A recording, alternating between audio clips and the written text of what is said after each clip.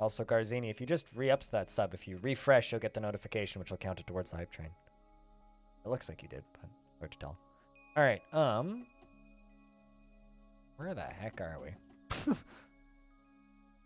Always a challenge. 6! Hey. 6, 6!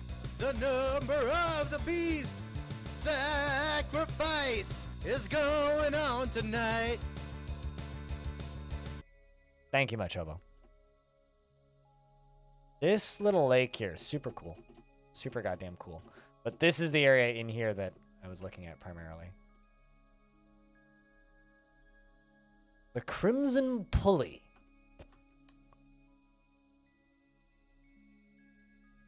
All these little lakes are completely markable. That's cool. That's cool. How about this right here? Because I don't want a note.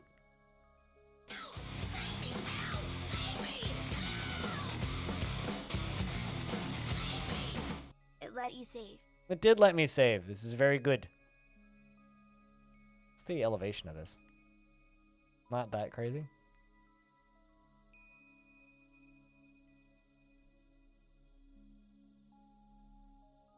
I'm looking for fun elevation. As well as also, like, fun materials and things.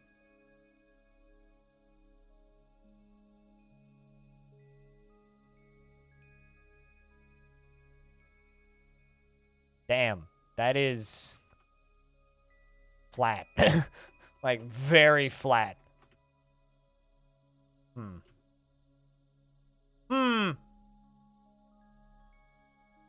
Back up in here, there's no neighbors, though.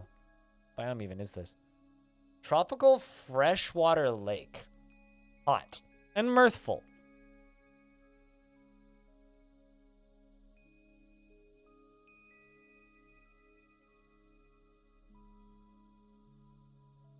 Very flat. What this? Yo. This is like the opposite of flat.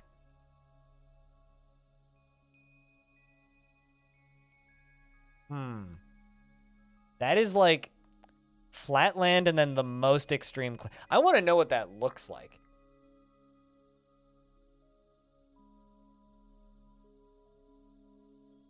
It's like the flattest possible Embark compared with the steepest possible cliff. It's got to just be like a fucking trench. There's also like nothing there. And it's Untamed Wilds. I kind of just want to like place a fortress here and have a look. What do you think, chat? Like theoretically we could reclaim it later. I don't even need to prepare carefully. We could just embark. Also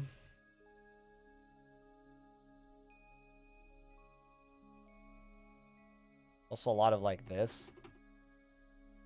Yeah, again, it's like really flat combined with very steep. And there's this haunted tropical freshwater lake.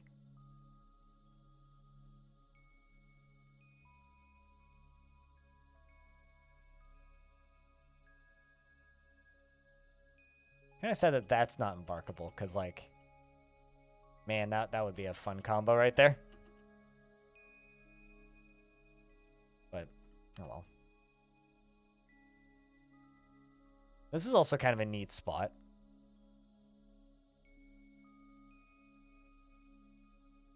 Is it even embarkable? That's not. It becomes embarkable right about nowhere along there.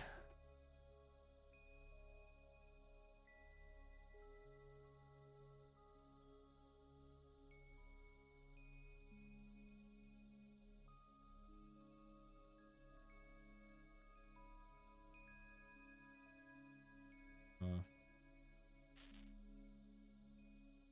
40 seconds left on the train. Thanks regardless, though. Yeah, I don't know. There's some neat fucking spots around here. Especially, like, some of these, like, little connectors here. My problem is like they're way flatter than I'd hoped. That's the actual issue I have. Because I kind of want like not super flat regions. But perhaps I'm being too picky. Like that looks really cool. Thanks for the hype train, chat. Cheers. Like, that looks really cool. But it could also be extremely fucking boring. That's interesting. No vegetate. There's other vegetation is thick, but there's no trees. 2 biomes. What's the other one? Okay, so there's woodland.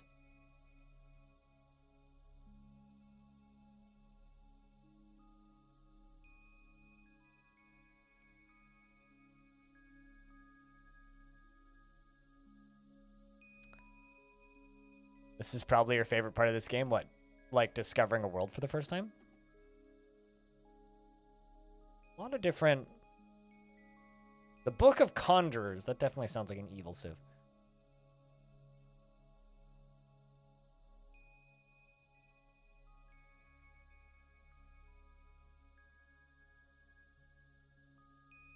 It's like I wasn't planning on embarking today, but now that I'm looking at this, it's like, what's neighbors here?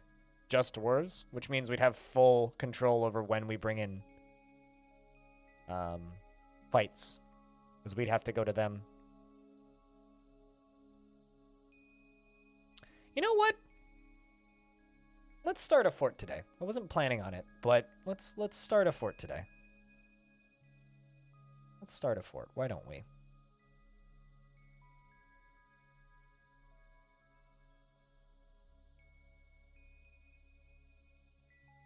So, I still don't exactly know what my plan for this world is. I think we'll do multiple forts in this world, probably. But for right now, I think we'll dive in here. Like pre-reading legends. We might abandon the world or clone it to be able to read some legends. But something I kind of want to do is I kind of want to bring in some adventurers. So I think we'll probably end up retiring this fortress and coming back to it a couple times anyway.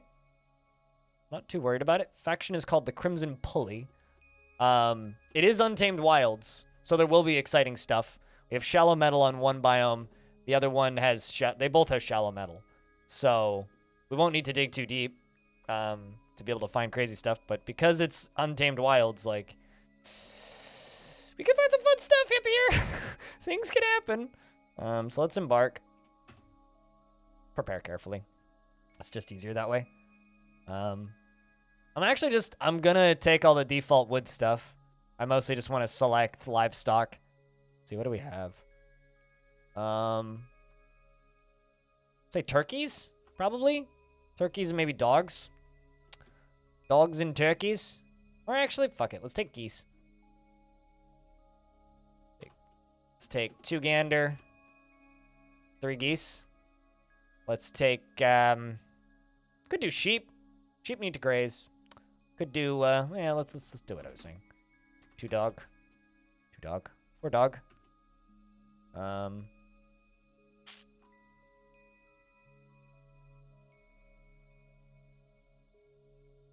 Could do a couple cats.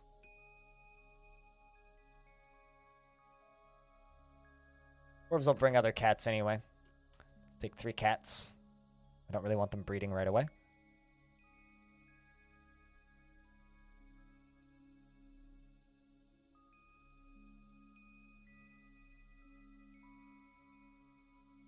Let's say bring an extra pick. And put the rest into beer. Was there unicorns on that list? Did not see those if those are there. I don't believe I've ever seen a Dwarven Civ that has tame unicorns, so...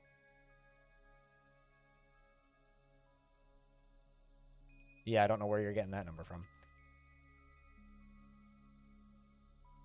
Feel like I'd need to modify my raws to have a civ with unicorns at the start. Knife fish, ooh. Prepared giant snail heart. I can't even, like, wrap my brain around what that would look like. Plump helmets. A couple extras. Because I don't ever embark with any skills, usually. Although we have a little bit of space for some skills.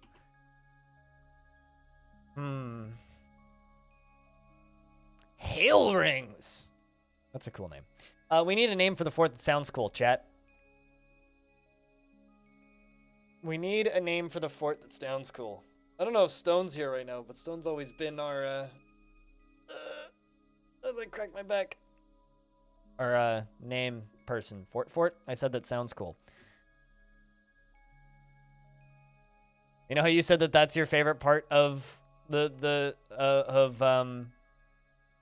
DF is, like, embarking for the first time in a new world? This is my favorite part, is, like, naming your fortress, because it's where the RP starts.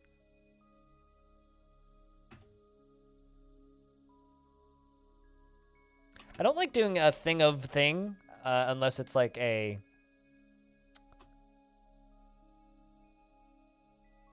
I don't like doing a thing of thing unless that's the name of the group. This feels weird to me.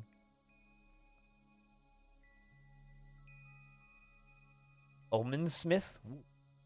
What omen do the Smith tell?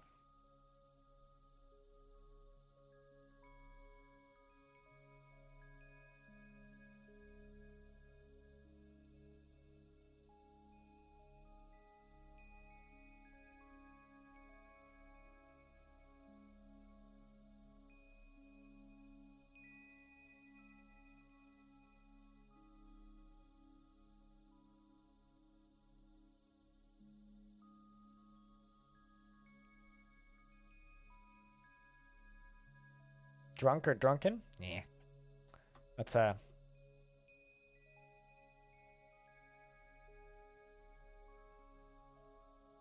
Aqua, I'm kind of surprised that you didn't tell me to make the fort called Aqua Aqua. Aqua Aqua, the Aqua of Aqua.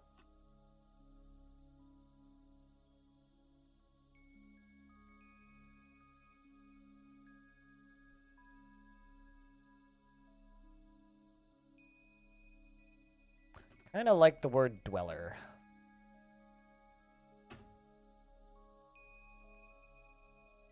Yeah, the humid balls, naturally. Isn't moist a word that you can use?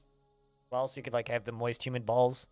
I've definitely seen people name forts like balls, the wise balls of balls. It's like, I guess if you have that sense of humor, that's funny, but... As somebody who doesn't have that sense of humor, I don't find that funny in the slightest. Huh. Pumpkin Dweller. There you go. Pumpkin Dweller.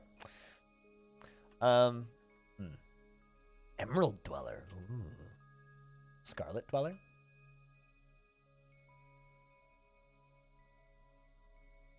Kind of like Umber Dweller.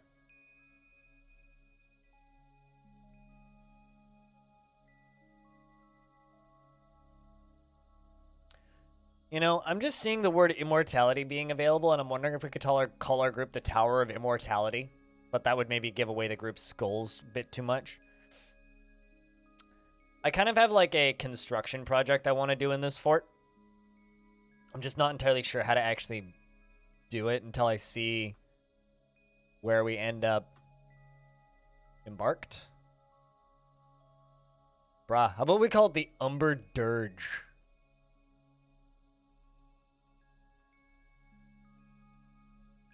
Or the Umber Bulwark. The Umber Bulwark. Sego Lyrithzam. How's that sound to you? Or is that like too many syllables, maybe?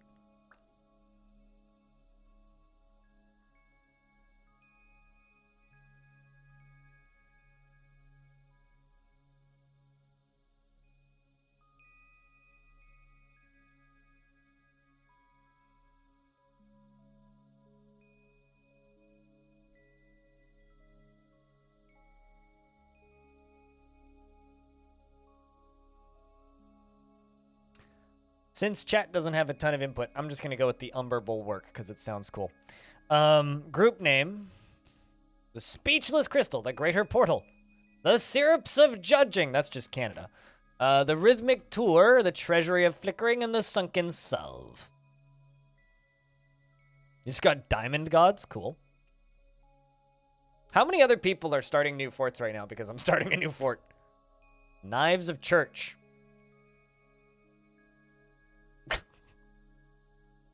Syrups of Judging. Yeah, we're the Maple Syrups of Judging. Canada. Naturally. We'd sit here and we'd judge everybody else in the world menacingly and then apologize.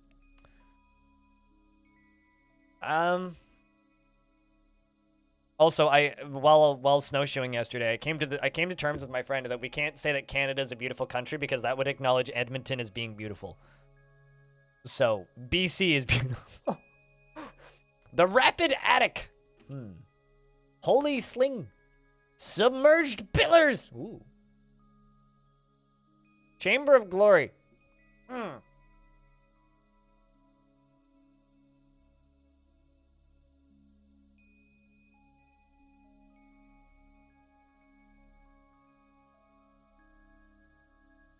Someone stole your gas cap there? What the fuck? Yeah, that's pretty standard Edmonton. Typical Edmonton. The Quick Gold. Stormy Mirror, Strapping Figure.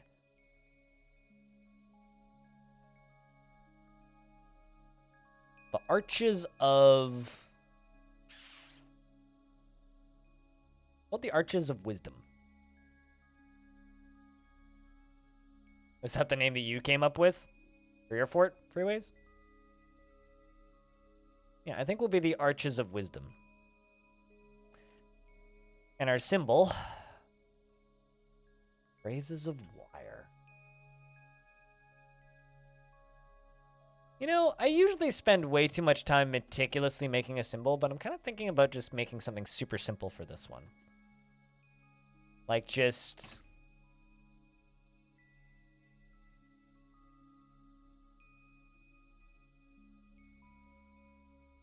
like just an image of a half moon.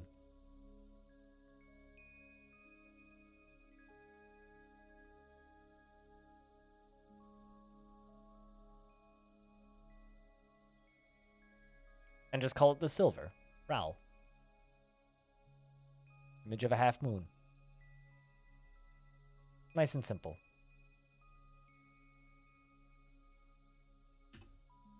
So, we are Umber Bulwark.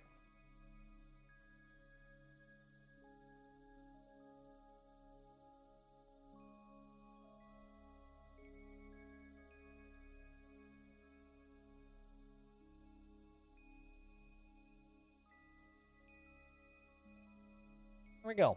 Umber Bulwark.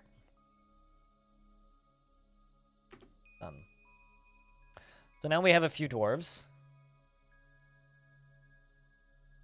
So, the way we're going to do this... Call dibs, chat. Want to be Domas? Any takers?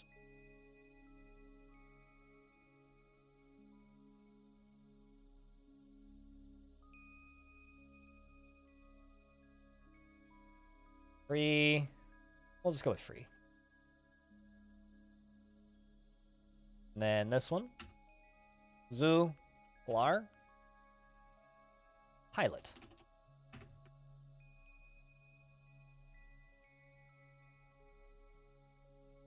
Rag. Goats.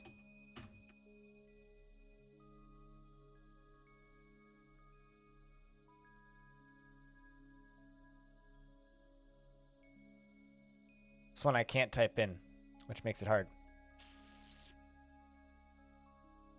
That's what, like a lowercase a with a circle, or it's an uppercase a with a circle above it, so, Bell.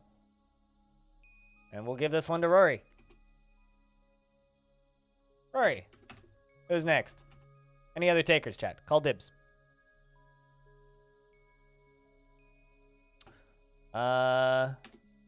Do Sim. Wessel. I'll say Wes. What's up? I think I spelled that right. If I spelled that wrong, please tell me. Bim. Oboe. And, Umber Bulwark's a good name. Thanks, man. And, Anonimo. Zuntir. Anonimo. There we go. There's our starting 7.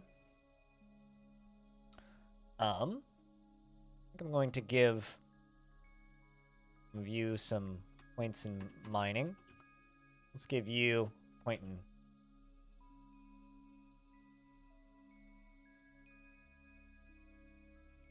We'll give you a point in point in wood cutting. And I can't do a point in carpentry. Let's do a point in wood cutting. And then we'll spend the rest of our points on beer. Ale, technically. Hey, Spec. What's up? All right. I love how I was saying, I'm not going to embark, and here we are embarking.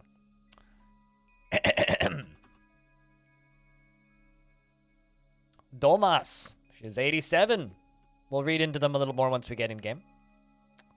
Zuglar is 63, which is pilot. Goats, aka Reg, is 52. Albel, aka Rory, is 79. Dusum, who is Westlim, he is 78. Bim, aka Hobo, he is 74. And Zuntir, aka Anonymous, she is 73. Well, it's been a while since I've done this, so, back the earth. You have arrived after a journey from the mountain homes into the forbidding wilderness beyond. Your harsh trek has finally ended. Your party of 7 is to make an outpost. There is almost no supplies left, but with stout labor comes sustenance. Whether by bolt, plow, or hook, provide for your dwarves. You are expecting a supply caravan just before the winter entombs you. Enough time to delve secure lodgings ere the Yetis get hungry. A new chapter of dwarven history begins here at this place.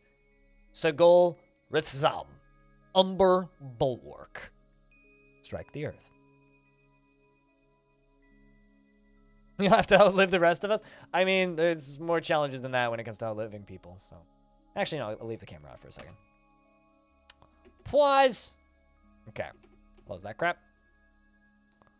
Holy butts. Yep, that's what we wanted. That's a fucky-looking river. Well, I wanted a big river. We got a big river. Kind of hoping it would be 2 big rivers, but...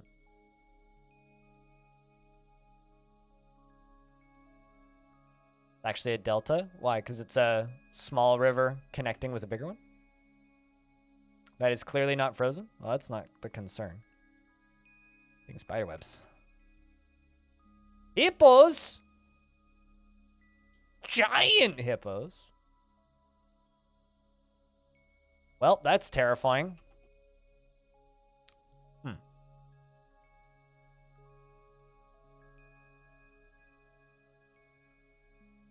It's also not very steep. It did say it was going to be very steep. I beg to differ, game. War-trained giant hippos. Currently, they're war-trained to murder all of us. What kind of spiderwebs are these? Brown recluse spiders. All right. I have no idea. Couldn't tell you if hippos can be war-trained.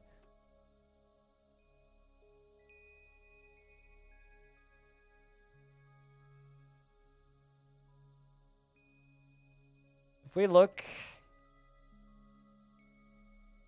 at the world map here, just check news and rumors. Plenty of stuff going on over here. Religion's going on. Don't know too much about what's going on over here. All right. Well, you can also have carpentry. Goats. We're going to get you to run down here and chop down some trees. Let's see how long everybody lives.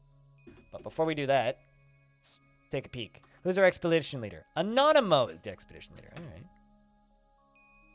Anonymo, she is a worshiper of Deller Diamond Crest, the Mountainous. The Mountainous, eh? Deller Diamond Crest the Mountainous is a deity of the Crimson Pulley. Most often takes the form of a female dwarf and is associated with mountains. Pretty vanilla. I respect it. I respect it. Bunch of close friends already, of course, naturally. She is short and not very strong. Her broad, tall ears have large hanging lobes, and her hair is clean shaven. She has a prominent chin, and her slightly sunken heliotrope eyes have large irises. Her lips are thick, and her nose bridge is slightly convex, and her hair is black. Her skin is dark peach. Dark peach skin, eh? She personally doesn't care about nature one way or another. Dreams of raising a family. She is quite polite, and she is not inherently proud of her talents and accomplishments. She tries to keep her things orderly, and she is cheerful. She can handle stress, and she is quite ambitious. She doesn't tend to hold on to grievances, and she likes a little excitement now and again. She is often nervous, and she rarely speaks when she's angry. She needs alcohol to get through the working day, and likes working outdoors, and only grumbles mildly at crappy weather. No to training hippos? That's kind of what I thought. Usually, like, when there's an animal like that, the answer is no, they're not war trainable. Hobo, over here, is a dubious worshiper of Deller Diamond Crest, the Mountainous. I thought I saw something popping out of the water. There's also giant alligators. So we've got giant alligators and giant hippos, both of which are kind of terrifying. And the alligators are, like, right there. Let's just let the game run for a second. Oh, one popped out over there.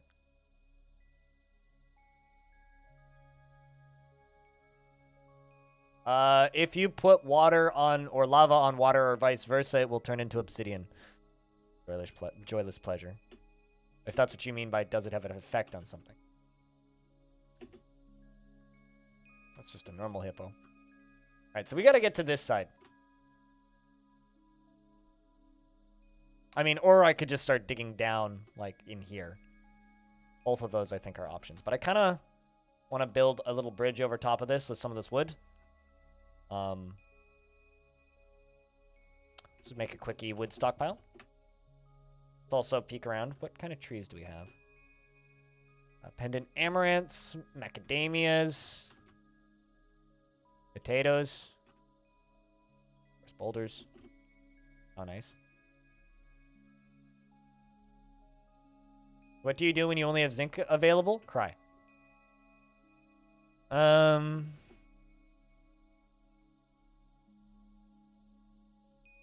Potato plants, papaya tree, lettuce. Okay, good amount of surface crops available.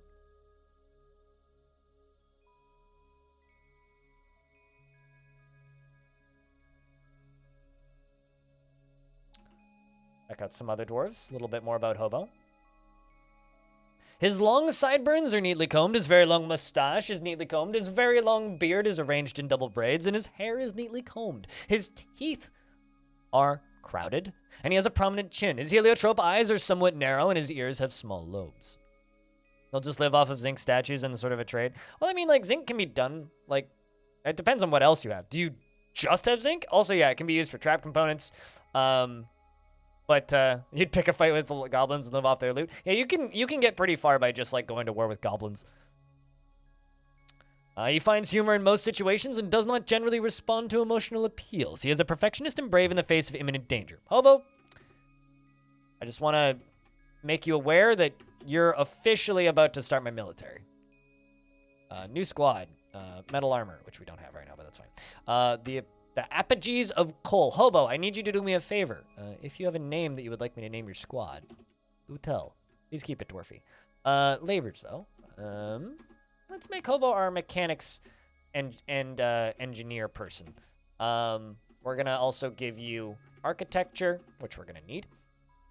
And, what else do you like, Hobo? He tends to have a narrow focus on the current activity, is pleased with his own appearance and talents, and he tends to not reveal personal information. When he gets excited, he often tells stories without any real point. He needs alcohol to get through the working day and likes working outdoors and only grumbles mildly at crappy weather. Wrench? What? I don't know what wrench means.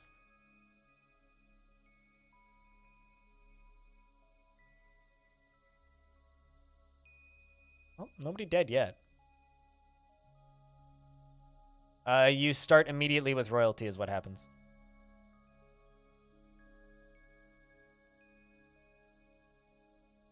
What else do we have? Check out Wes. Also long sideburns, also neatly combed. Very long mustache, neatly combed. Long beard, arranged in double braids, and a very long hair that is arranged in double braids. He is extremely tall, and his ears have hanging lobes. His heliotrope eyes have large irises, and he has a prominent chin. His head is tall, and his nose bridge is slightly convex.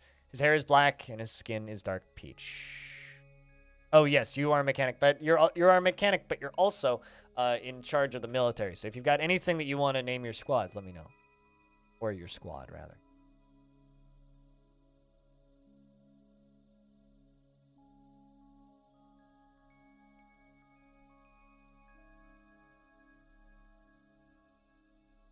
Yeah, that's fine.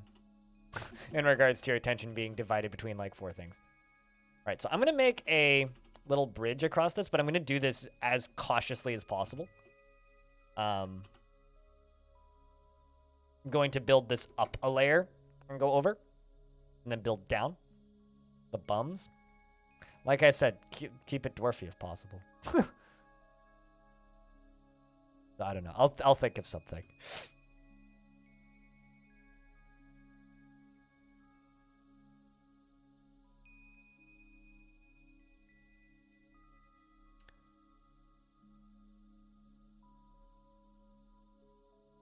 Jumping up to Rory. 79, of course. He is average in size. That's very inaccurate. And his sideburns are clean-shaven. His very long mustache is neatly combed. And his very long beard is neatly combed. His hair is clean-shaven. And his ears have nearly fused lobes. His somewhat narrow heliotrope eyes have large irises. And he has a somewhat prominent chin. His eyelashes are extremely long. And his hair is black. His skin is dark peach. He felt fondness remembering talking with a friend. Real good friends with Free. Close friends with everybody else. Kindred spirits with Zuglar, Goats, and Wes. Close friends with Hobo. Can we make you? Rory, let's give you mining. What materials do you like? You like plastering, gold, and moss, opal, giant stoat leather, and the colors sky blue and crutches. Let's give you... Oh, actually, hold up. Is medical any good for you? He has confidence in his abilities and is prone to strong feelings of lust. Dower is a rule and conflicted by this. He values parties and merrymaking as an abstract concept. Has a sense of obligation, doesn't insert himself into conversations. He's incredibly brave in the face of looming danger and perhaps a bit foolhardily. He is a friendly individual and he generally acts impartially and he's readily moved to mercy and he can handle stress. All right, you can join the military. You're joining Hobo's squad. Rory and Hobo fighting side by side. What else can we give you? Let's give you masonry. Need you to have a task for current.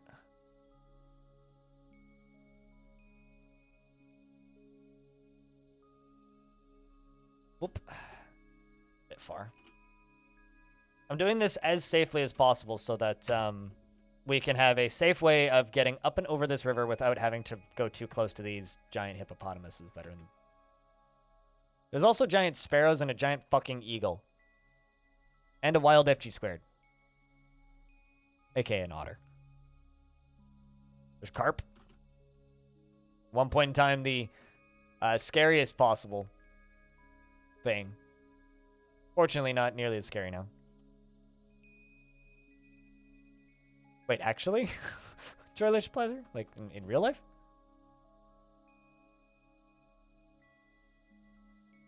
Never knew that.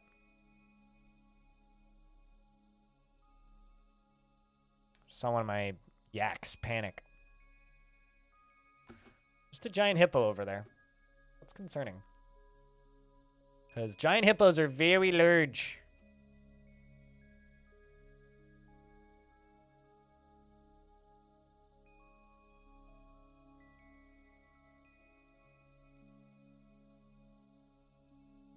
Like, as in very large.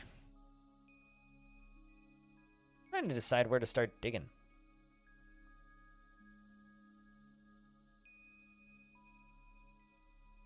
The thing that I'm disappointed by with this Embark was I was hoping that this would be like a steeper cliff, but it's really not. I think it's kind of disappointing. Did the world work out? I had to reinstall the game, but yeah. We managed to get a pretty cool world generated. So, built a fort in it. I didn't even notice this the first time. Look at this. I can't get to it because it's not embarkable, but that's a good mountain range. We do have this, which is part of what I wanted. Unfortunately, the elevation on this map is a little lame, but we have giant hippos and hippos. We have alligators and giant alligators. There's the occasional giant sponge. A couple of them. So, you know, this is a real good fort to, like, eat shit and fucking die, so it'd be fun.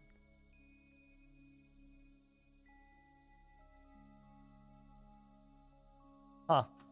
Yeah, I don't know too much about how anti-dandruff shampoo works. I use it. So let's build a downstair and an upstair right underneath it. Once the downstairs built, build walls underneath it, and then come back.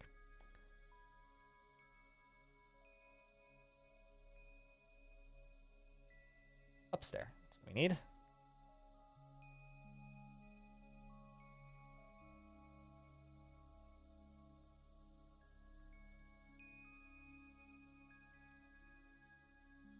There's a otter running in. What that O over on the right is. Alligators are kind of stressed about the fact that we are encroaching on their land. Kind of shocked we haven't seen a single combat log yet. Out of range of the animals in the water? Because in my brain, RP-wise, it's safer. Nothing about this Embark is safe. But as a roleplay thing, it's safer. And it looks cool. Having multiple layers of things. So I think we're going to start digging down here.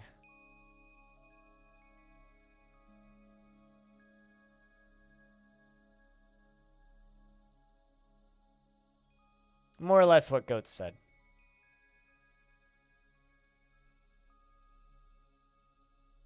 Kind of keeping an eye on those hippos.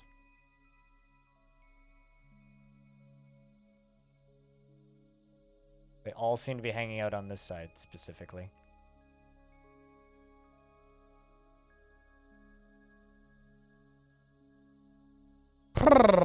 Oy vey.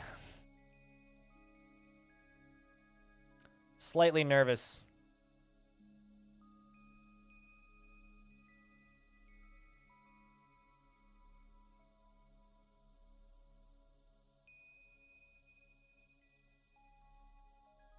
Yeah, I would say that more or less nothing about this Embark is really safe.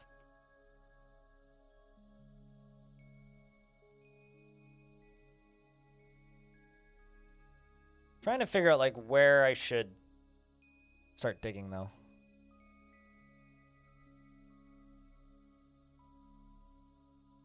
I don't think so, no. Unless that got changed.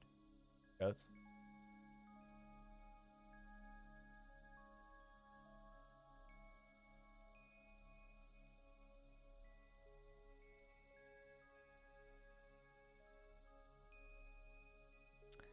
Like my cats are playing. Kind of curious. Nope, none of the cats have claimed anybody. All right.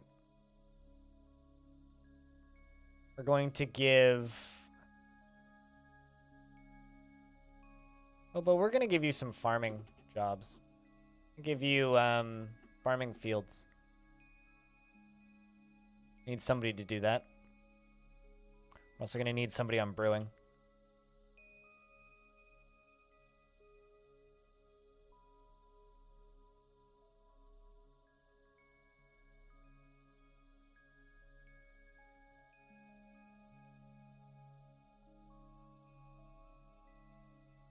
All right. Mining is beginning, or digging is beginning. I'm really curious to see what our outpost liaison looks like.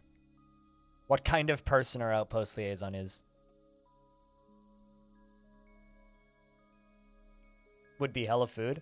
Yeah, part of me is tempted to set a bunch of dwarves as hunters for this map so far. But also, maybe just kind of go the traps route and build a bunch of cage traps and just scatter them around the map and live off of hunting. Like that. And then just train them a little bit and slaughter them. Go 15 Z levels down. Also, another thing I haven't checked is how deep is this actual map?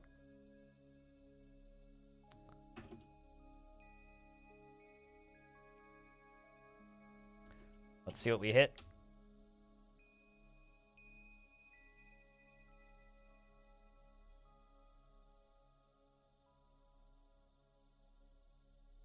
All right.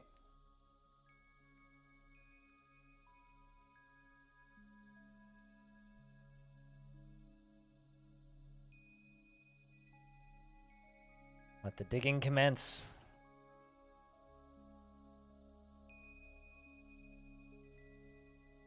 Goats is felling trees. What kind of stone is this? Oh, it's nice. Cool. That's nice. And I'm following a stray cat. Not really what I wanted to do, but I guess we're following a cat.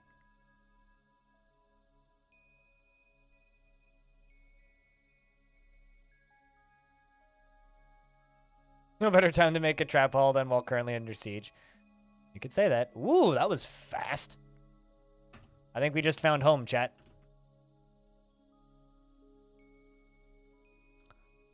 I think that we just found home. Let's pause for a second. Found Galena. We got silver. Silver and lead. Silver and lead it is.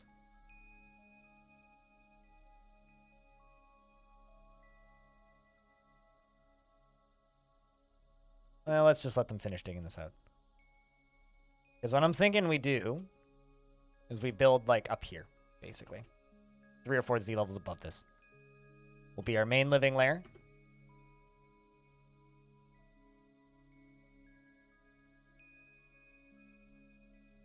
Although I need to dig these walls out to do that.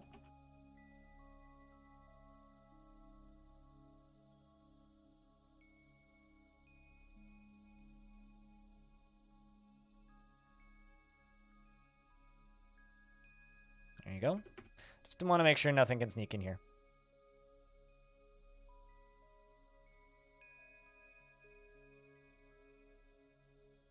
How much do I know? I have no idea. I know enough to play DF competently. About the real world? No idea.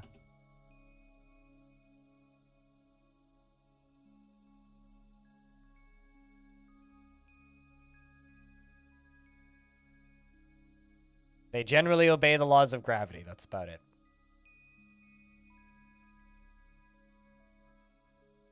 This game hasn't made me some sort of like crazy genius. And people seem to think it does, but it really doesn't. No combat logs. It's kind of crazy to me. What are the dwarves up to? Raining quite a bit. Satisfied at work.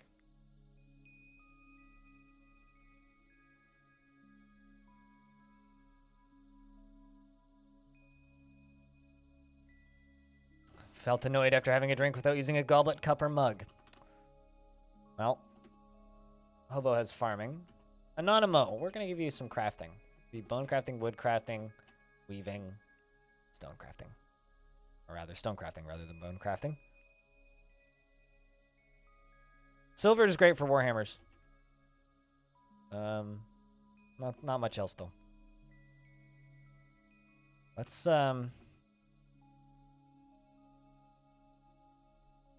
add kind of a lot of Galena too. Which, like I said, not great for much, but certainly fine for warhammers. Aquamarine clusters? Ooh. What else do we have there?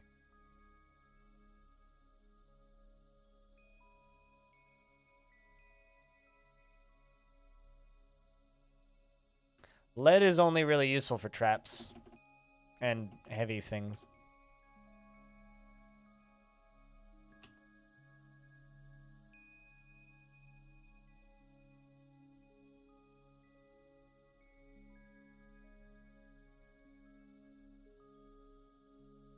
You can make ballista arrows out of lead? No, you can't.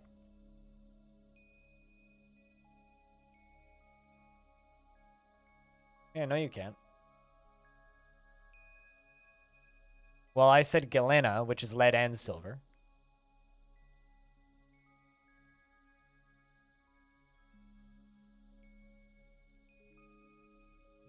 So that's why I was talking about lead. All right, well, I think. What do I want to build this fort?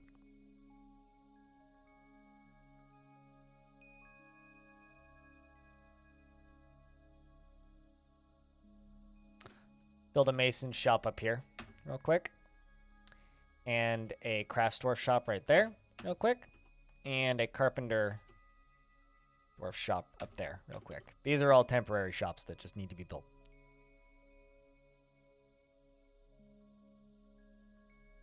Silver would make great extravagant furniture too. That it do. That it do.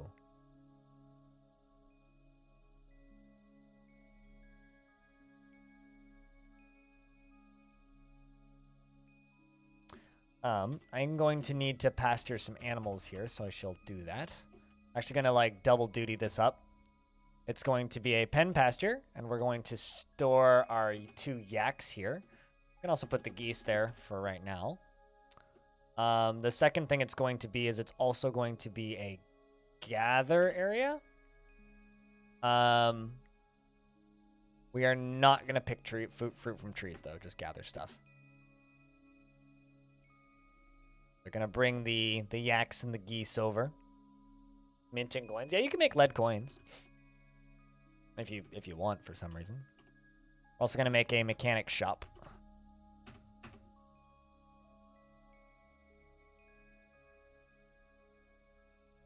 I forgot trees exist. Ow. Uh-oh. Wild boar woman. Oh, that's not good. How many of them are there?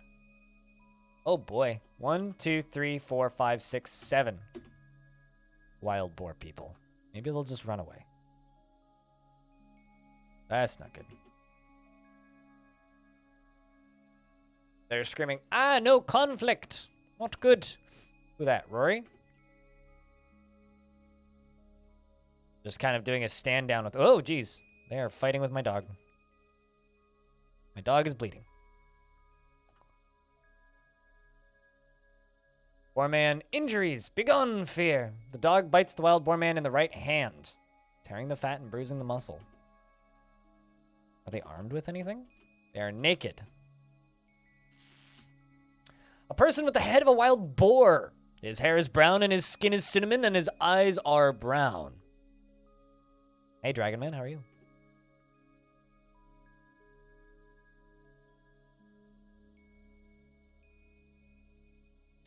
Looks like they may be passing through now. Poor dog. Having a rough day? Oh no. Well, I don't know if there's much I can do, but hope the rough day gets better.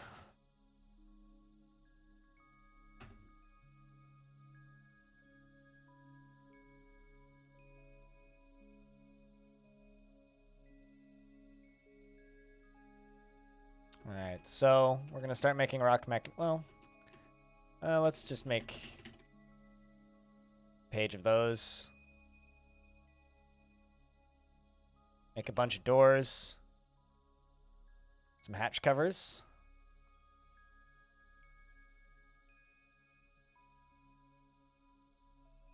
No. We're not doing a day fort. That show has been retired for a while and is not has no plans to come back. This is a new fort to run alongside of Long Death so that people stop getting bored of the stream. But also because, like, okay, I acknowledge that Long Death gets kind of samey.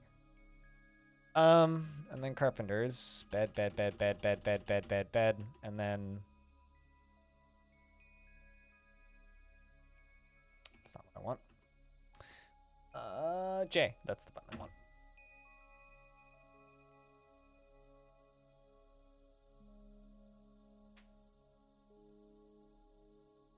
Dog 4 out of 4 limbs crippled. Yeah, that tends to happen. I'm worried that they're coming to try and cross that bridge again.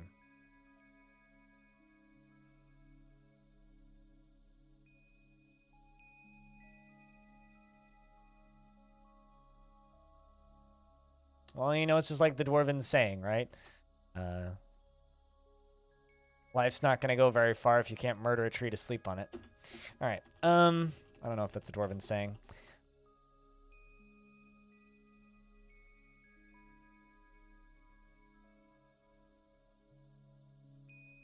I'm doing all right, Diamond.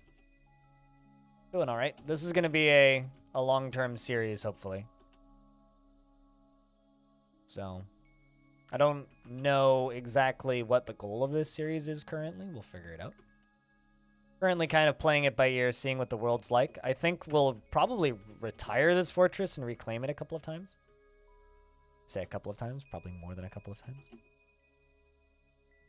Already found the cavern lair, which is just down here, which is pretty rad.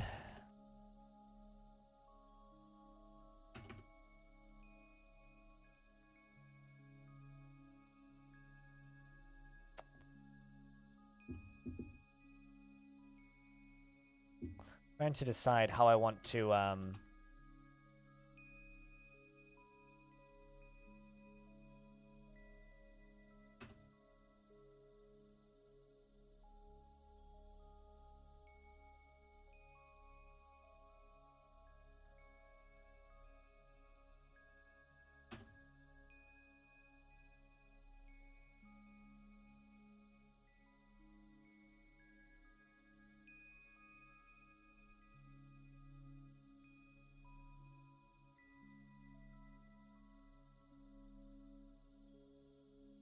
Yeah, I think that after messing with minecarts last time, I think the only real reliable method of minecarts for defense is minecart shotguns. Personally. I don't think that just using minecarts themselves as defense is particularly viable. Especially the way that horses just kind of, like, don't give a shit. As far as coins, I don't know how effective coins are these days.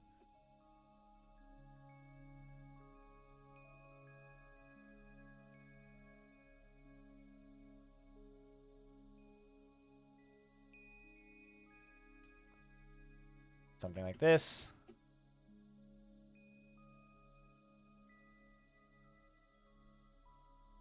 Let's go a little bigger on that. That. That.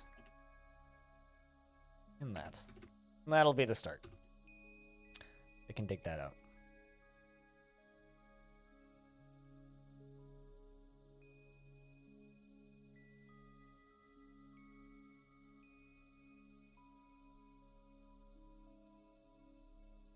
Oh, he delete the loading carts part, rip. Floor hatch. What have we worked on? Nothing really. Alright, well. We're bringing boulders up to work on things. I'm thinking we kind of just wall this off up here. Wall this area off. Let's just start knocking down these trees up here. We do have no neighbors. I think I want to peek at real quick. I'm looking for artifacts that are in the middle of goddamn nowhere, like that. What is in that field? Nothing in that field.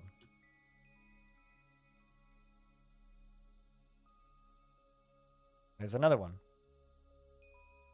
Because those are probably lairs. Like, that's probably a dragon.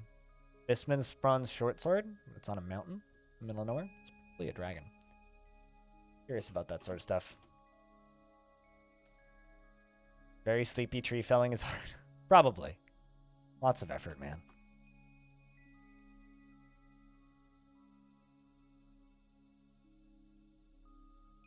Gotta pour some more coffee. Speaking of sleepy, you reminded me that pouring coffee is probably important.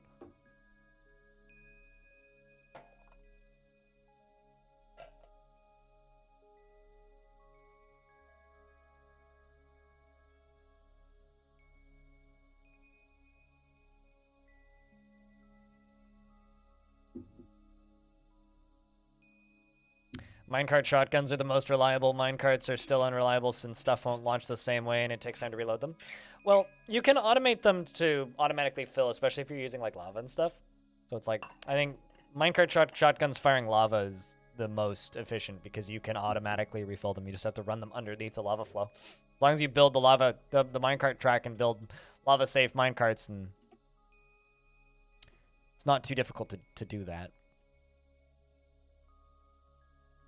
So this is going to be our starting spot. I think we're going to build off of this. Never managed to pull that off. Cupo is the best streamer to watch for that. You want to see, like, minecarts successfully doing that? Assuming you can watch ASCII. He generally runs through stuff pretty quickly. Those wild boarmen came back briefly. They seem to have made it across the river now. You know, I think I'm going to build a second bridge across the river. We're going to do it up here because I think that these wild boar men just want a bridge across the river. So, because they fought for my bridge, and now we're slowly crossing. Whoop. Human Spearman is visiting. Hello, you. Hello, Human Spearman. Where are you from? You have a bronze shield. Adorned with hanging rings of bauxite. Hello. It's got goat hoof. I want to know where this person's from. Copper chain leggings. Assuming they have a place that they're from. A human bone ring. A little dark.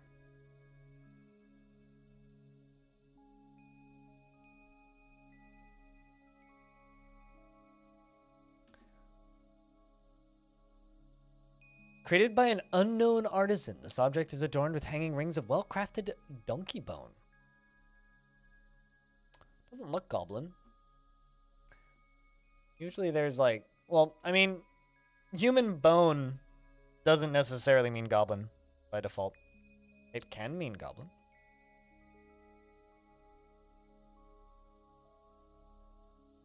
But, you know, they visitors. Mayhaps they bring us fun tales.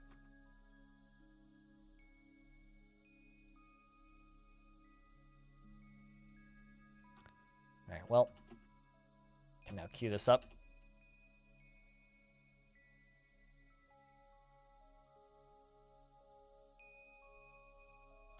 Looks like we also have some gems.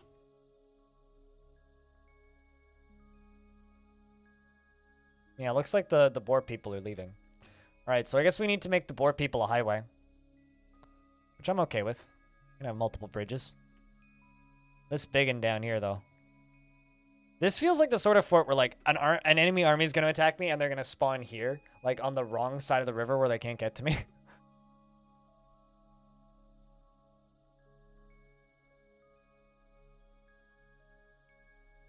So we're in late spring of the year 150. Take note.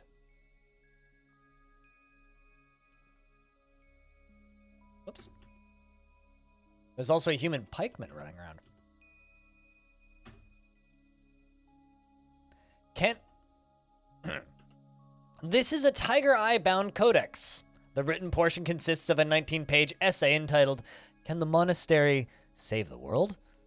It is authored by Ezum Clinic Guild, and it concerns the visit of the dwarf Ezum Clinic Guild to Workbrew as a pilgrimage in the midwinter of 83. The writing artfully indulges the author's fancies, and it is clearly organized. Overall, the prose is passable. Well, that's neat.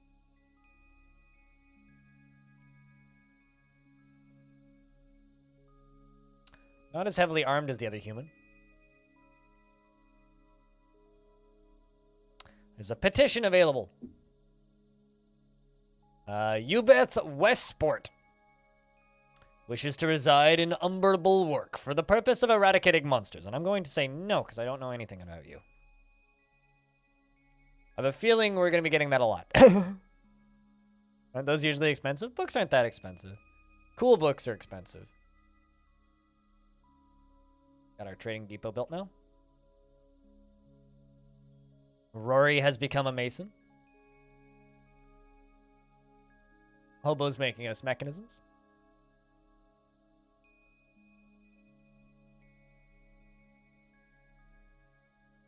Digging is not currently getting done, but that's okay.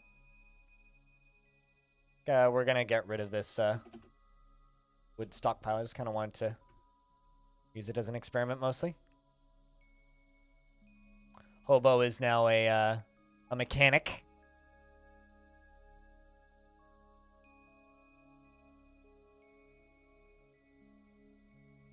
Also, 2 seconds here. I don't believe I've said hello to you properly. And I will be completely honest with you. I didn't realize you were here because your name is the same color as Goat's. And it just kind of blended together in my brain. I'm doing a bad job of reading names today and also a bad job of reading chat. So I just want to say hi, Goats. Hope you're doing well.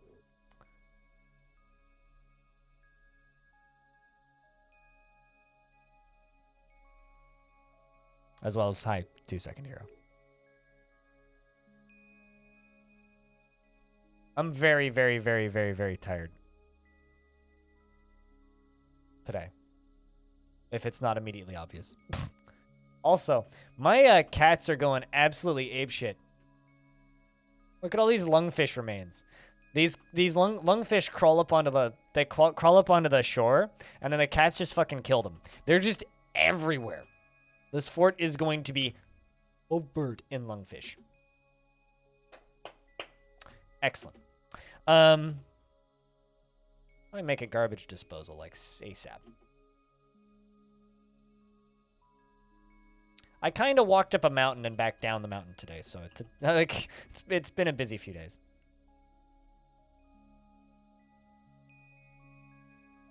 About your lineup of work?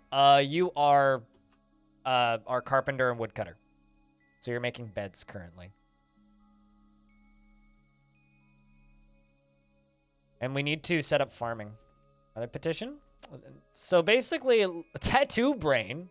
Multhuk tattoo brain. No thanks.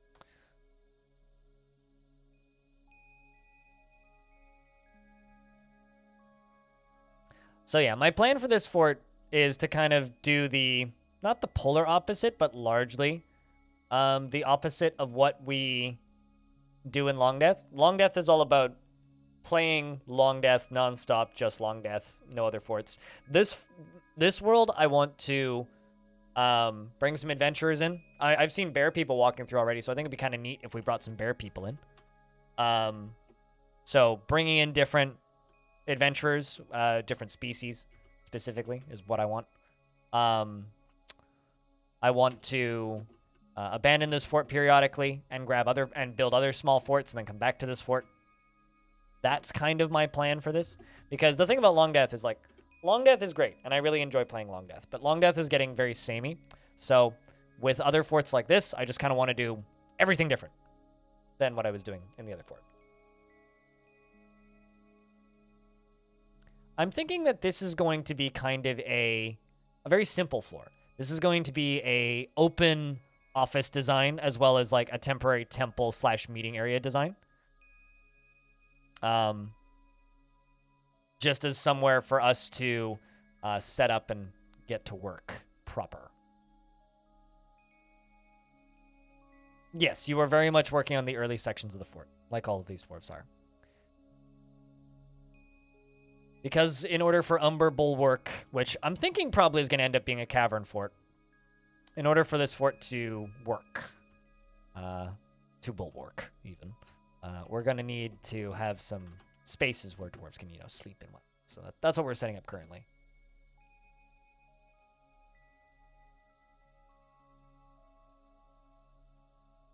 Here come the beds.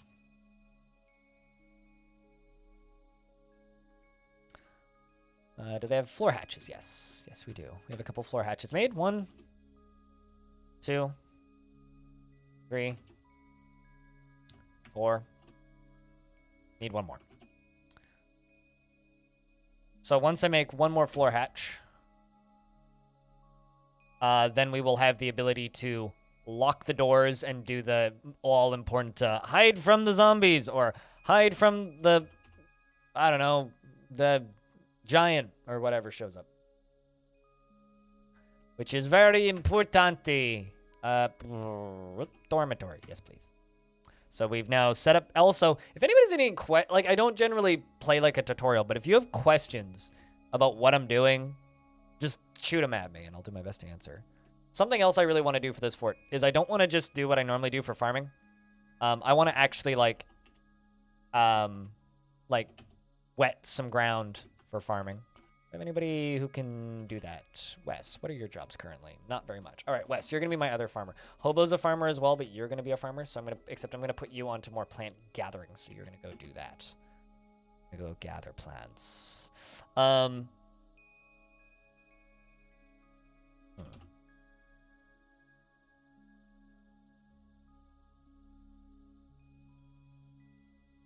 you go. You're making that hatch cover. That's what we need. Get that done, Rory. Hey, Avenue. Have a fun stream. I'll do my best. That's a lot of logs. No, it's not. I just had to clear some space. There are no elves within close distance of here. There will be elves once we start demanding they bring us tributes, of course. But currently there aren't too many, so we don't really need to worry about how many trees we're chopping down. These humans, on the other hand. Holy crap. Peaked staff, 2,000 people? The Bronze Group of the Safe Realms. I just say that the Safe Realms is a very funny name.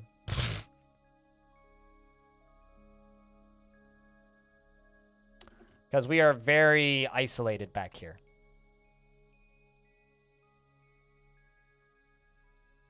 You know, I love the name of this lake so much, the Carmine Lake. I kind of want to just start building other forts around the Carmine Lake, too. Like, start one down here. Start one over here. Start one up here.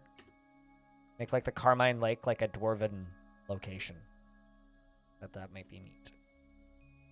Totally safe realms. Well, I mean, we're the arches of wisdom of the Crimson Pulleys. So, we're not safe. They are safe.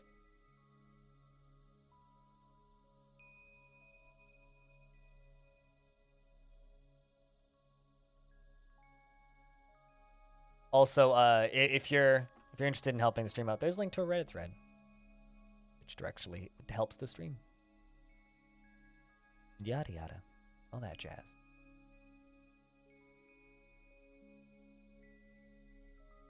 All right, something else I would like to do is if I get to Craftsdorf shop, right? Woodcrafts, nest box. Make some nest boxes. Safe as a banking settlement. Sometimes you got to bank in a settlement.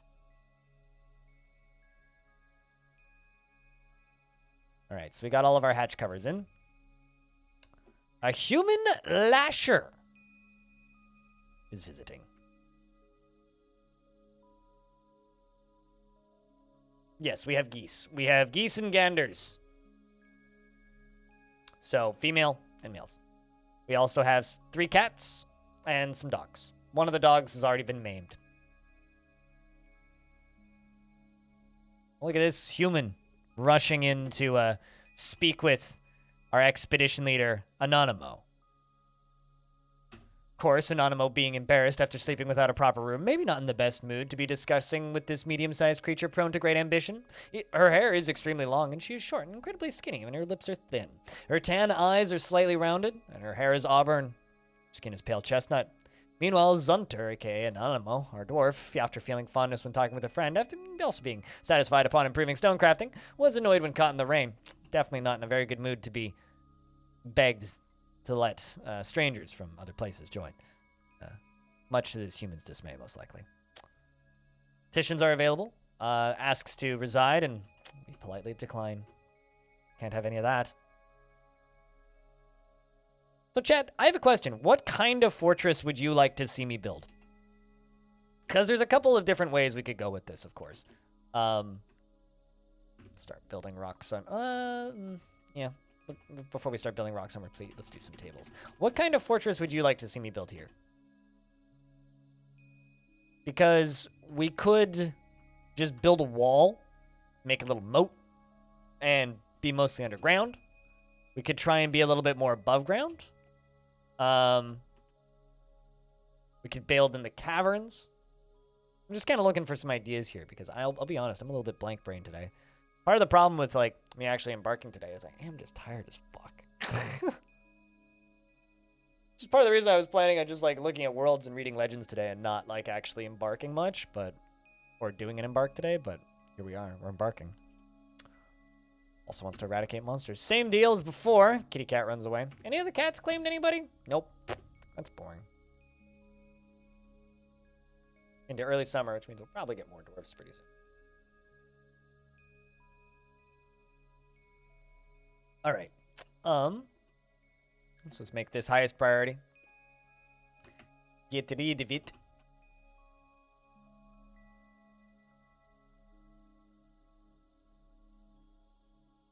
But yeah, looking for ideas here, Chad, if you got any.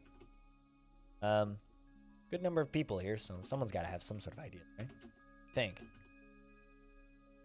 Also going to cut all of this out, although I kind of want to do this on priority 2 instead of priority 1.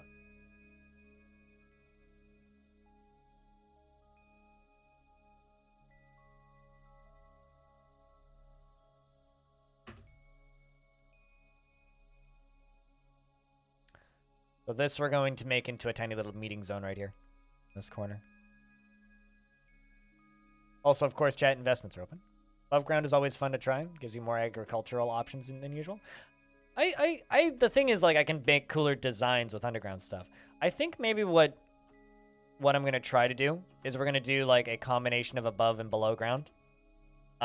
Focus on, like, most of the dwarven living below ground, but most of our manufacturing and work stuff above ground. That'll be our meeting zone. Which we will set up as a tavern currently. The Constructive Work Saffron. That's a terrible name. Location. The Constructive Work Saffron. Rename location. We can do better than that. Torrid Rag. Connected Pillar. Familial Rocks. Speechless Orbs. Scholarly Quake. Congested Machine. Iron of Matching. Plated Keys. That sounds like a name of a tavern. Citizens long-term residents only. Currently. While they mine back that. Hopefully there's no trees on that are going to collapse. Like there is, so. Get rid of those.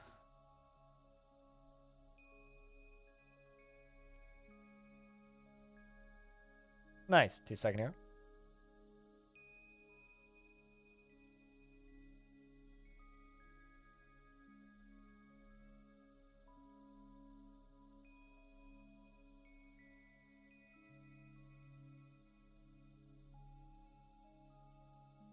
So then this area is just going to have more stuff grow on it.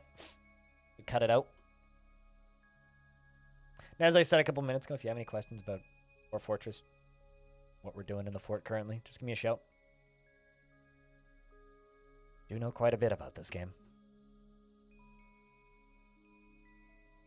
I'm thinking maybe we have like an above ground meeting area as well as a below ground meeting area.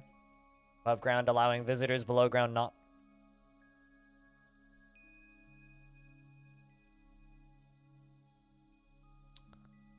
Rory is up here constructing tables for us. Doing a pretty good job of it, I would say.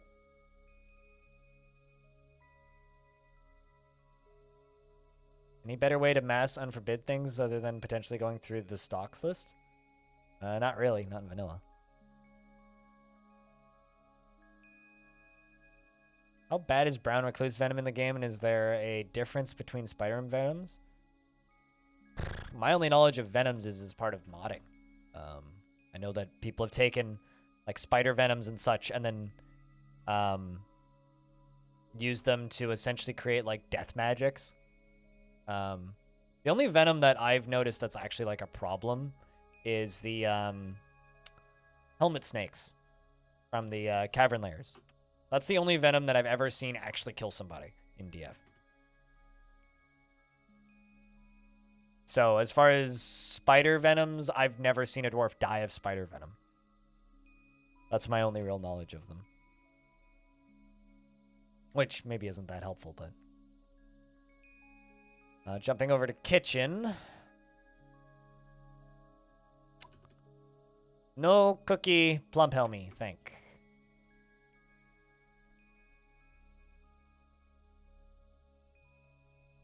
Yeah, but it doesn't kill them. They don't die to venom usually, Ocean Bug. If you're paralyzed by a giant spider, that's the venom is the least of your concerns. Ooh, they're dancing. What song we play? The Sun Sets on Wasps is an example of the Amethyst plays. The work has no particular subject, and the choreography is masterful. Cool. So it's one of our forms of dance / chants. Oh, interesting. The music that they're playing originates in the Occult Seduction. No idea who they are. But they're not dwarves, so it's not dwarven, whatever dances they're doing.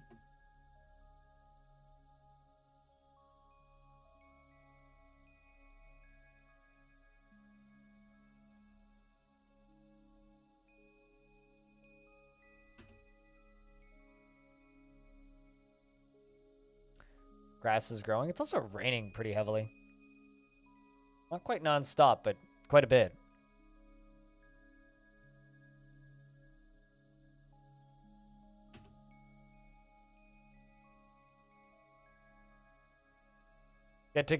Yet to break into caverns and run into venomous animals? Really? A pirate for the evening? Are you gonna go play like Sea of Thieves or something?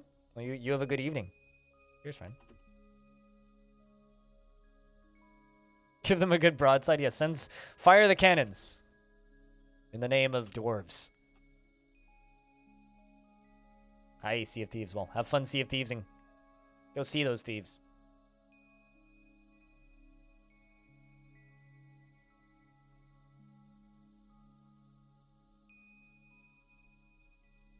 Also, something else I did over the weekend is I went and became a patron of People Make Games. People Make Games are too damn good. And their recent work has been way too goddamn good. Frankly, they fucking deserve it.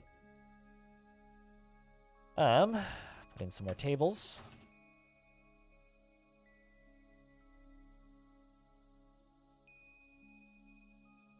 We're just waiting on thrones. Is anybody making thrones yet? Hey, take that as a no.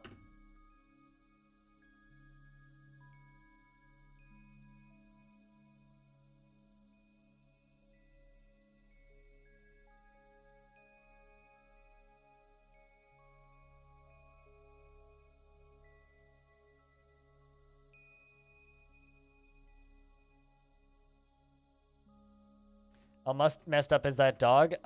Probably pretty messed up.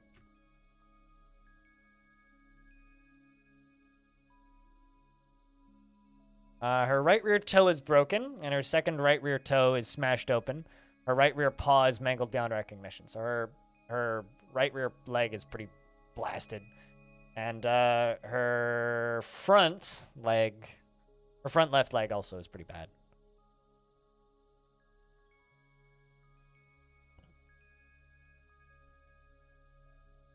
Called we're not financially stable or such? Yeah, no, they weren't making any income, which doesn't actually surprise me. Doesn't actually surprise me at all, based on my knowledge of how YouTube works. I know that they have a sponsor that gives them money called the Loading Bar, but considering it's 3 people, what they were making previously was like nowhere near stable.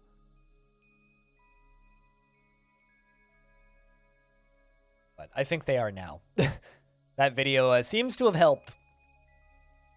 Myself included, so. Thought about getting the credits name, but it's a bit rich for me.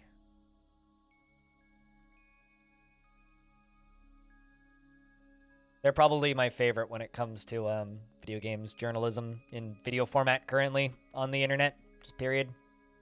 All right, so we've got the tavern over there on the right. Very small tavern. Doesn't even have chairs yet. Over on the left, we're going to make this into a little temple. This is the other thing that you really need to keep dwarves happy right off the start. Meeting place, location, add, temple. Ooh. Let's see. We have the Lens of Pregnancies. That's a name. For the god of inspiration and song. We have the defensive, Imaz, the defensive, who is the god of laws. We have Renewal, who is the god of thunder, storms, and lightning. We have Deller, the god of mountains. We have the god of jewels. We have a god of death, rebirth, birth, and creation. Nukkar, the something of something, which actually says Nikor, the fountain clean, the birth of yearlings. We have Sukzul, the god of metals and crafts. We have Limul, bronze oiled, the god of minerals. We have Stool, the superior covers, and Limar, the god of wealth and marriage. Of course, we have several different religions, none of which are required to currently make temples for. All right, so this is just going to be a, once again, a temple. I hit back for the wrong reason. And then the Clan of Streams, sure. That's the name of our general temple. And then we're going to hit L, go into this, and press R until it says long-term residents only so we don't get a ton of visitors. I pressed F12. F12 default sets to whatever your default font is, which is the vanilla font for me. And some migrants have arrived, naturally.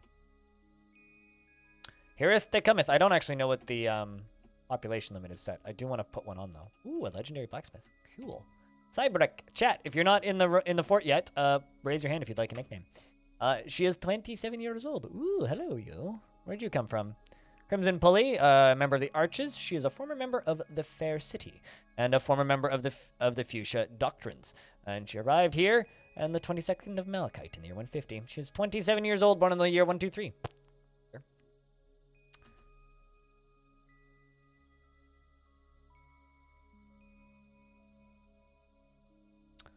And then we have a legendary blacksmith who's 94 years old.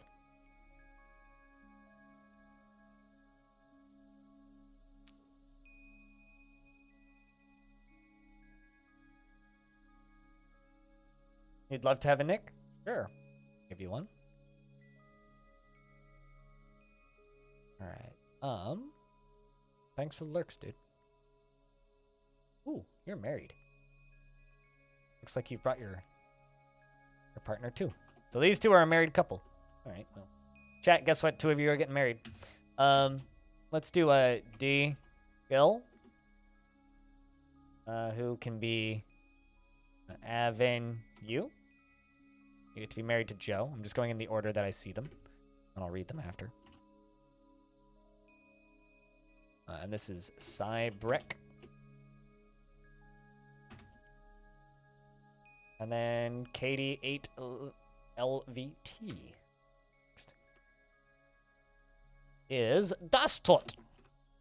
And a weaponsmith. Damn, we're getting all these. We're gonna have to get a metalsmith's industry up and running. And Tail Grandmaster, sure. So Dastot. KD8 LVT.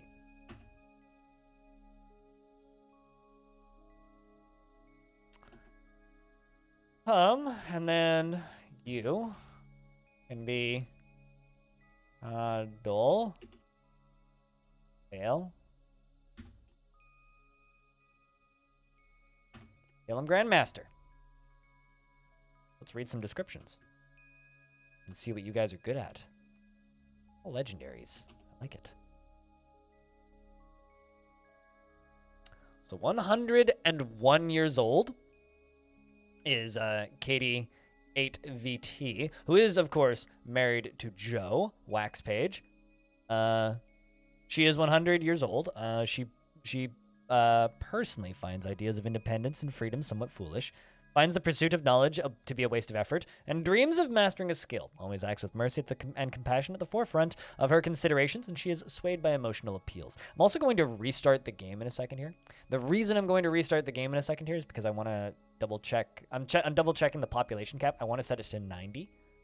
And then we'll up it to 200 once the fort is constructed. But 90 will allow for, yeah, okay. It's a bit high right now. It's currently set to 200. So let's do 90.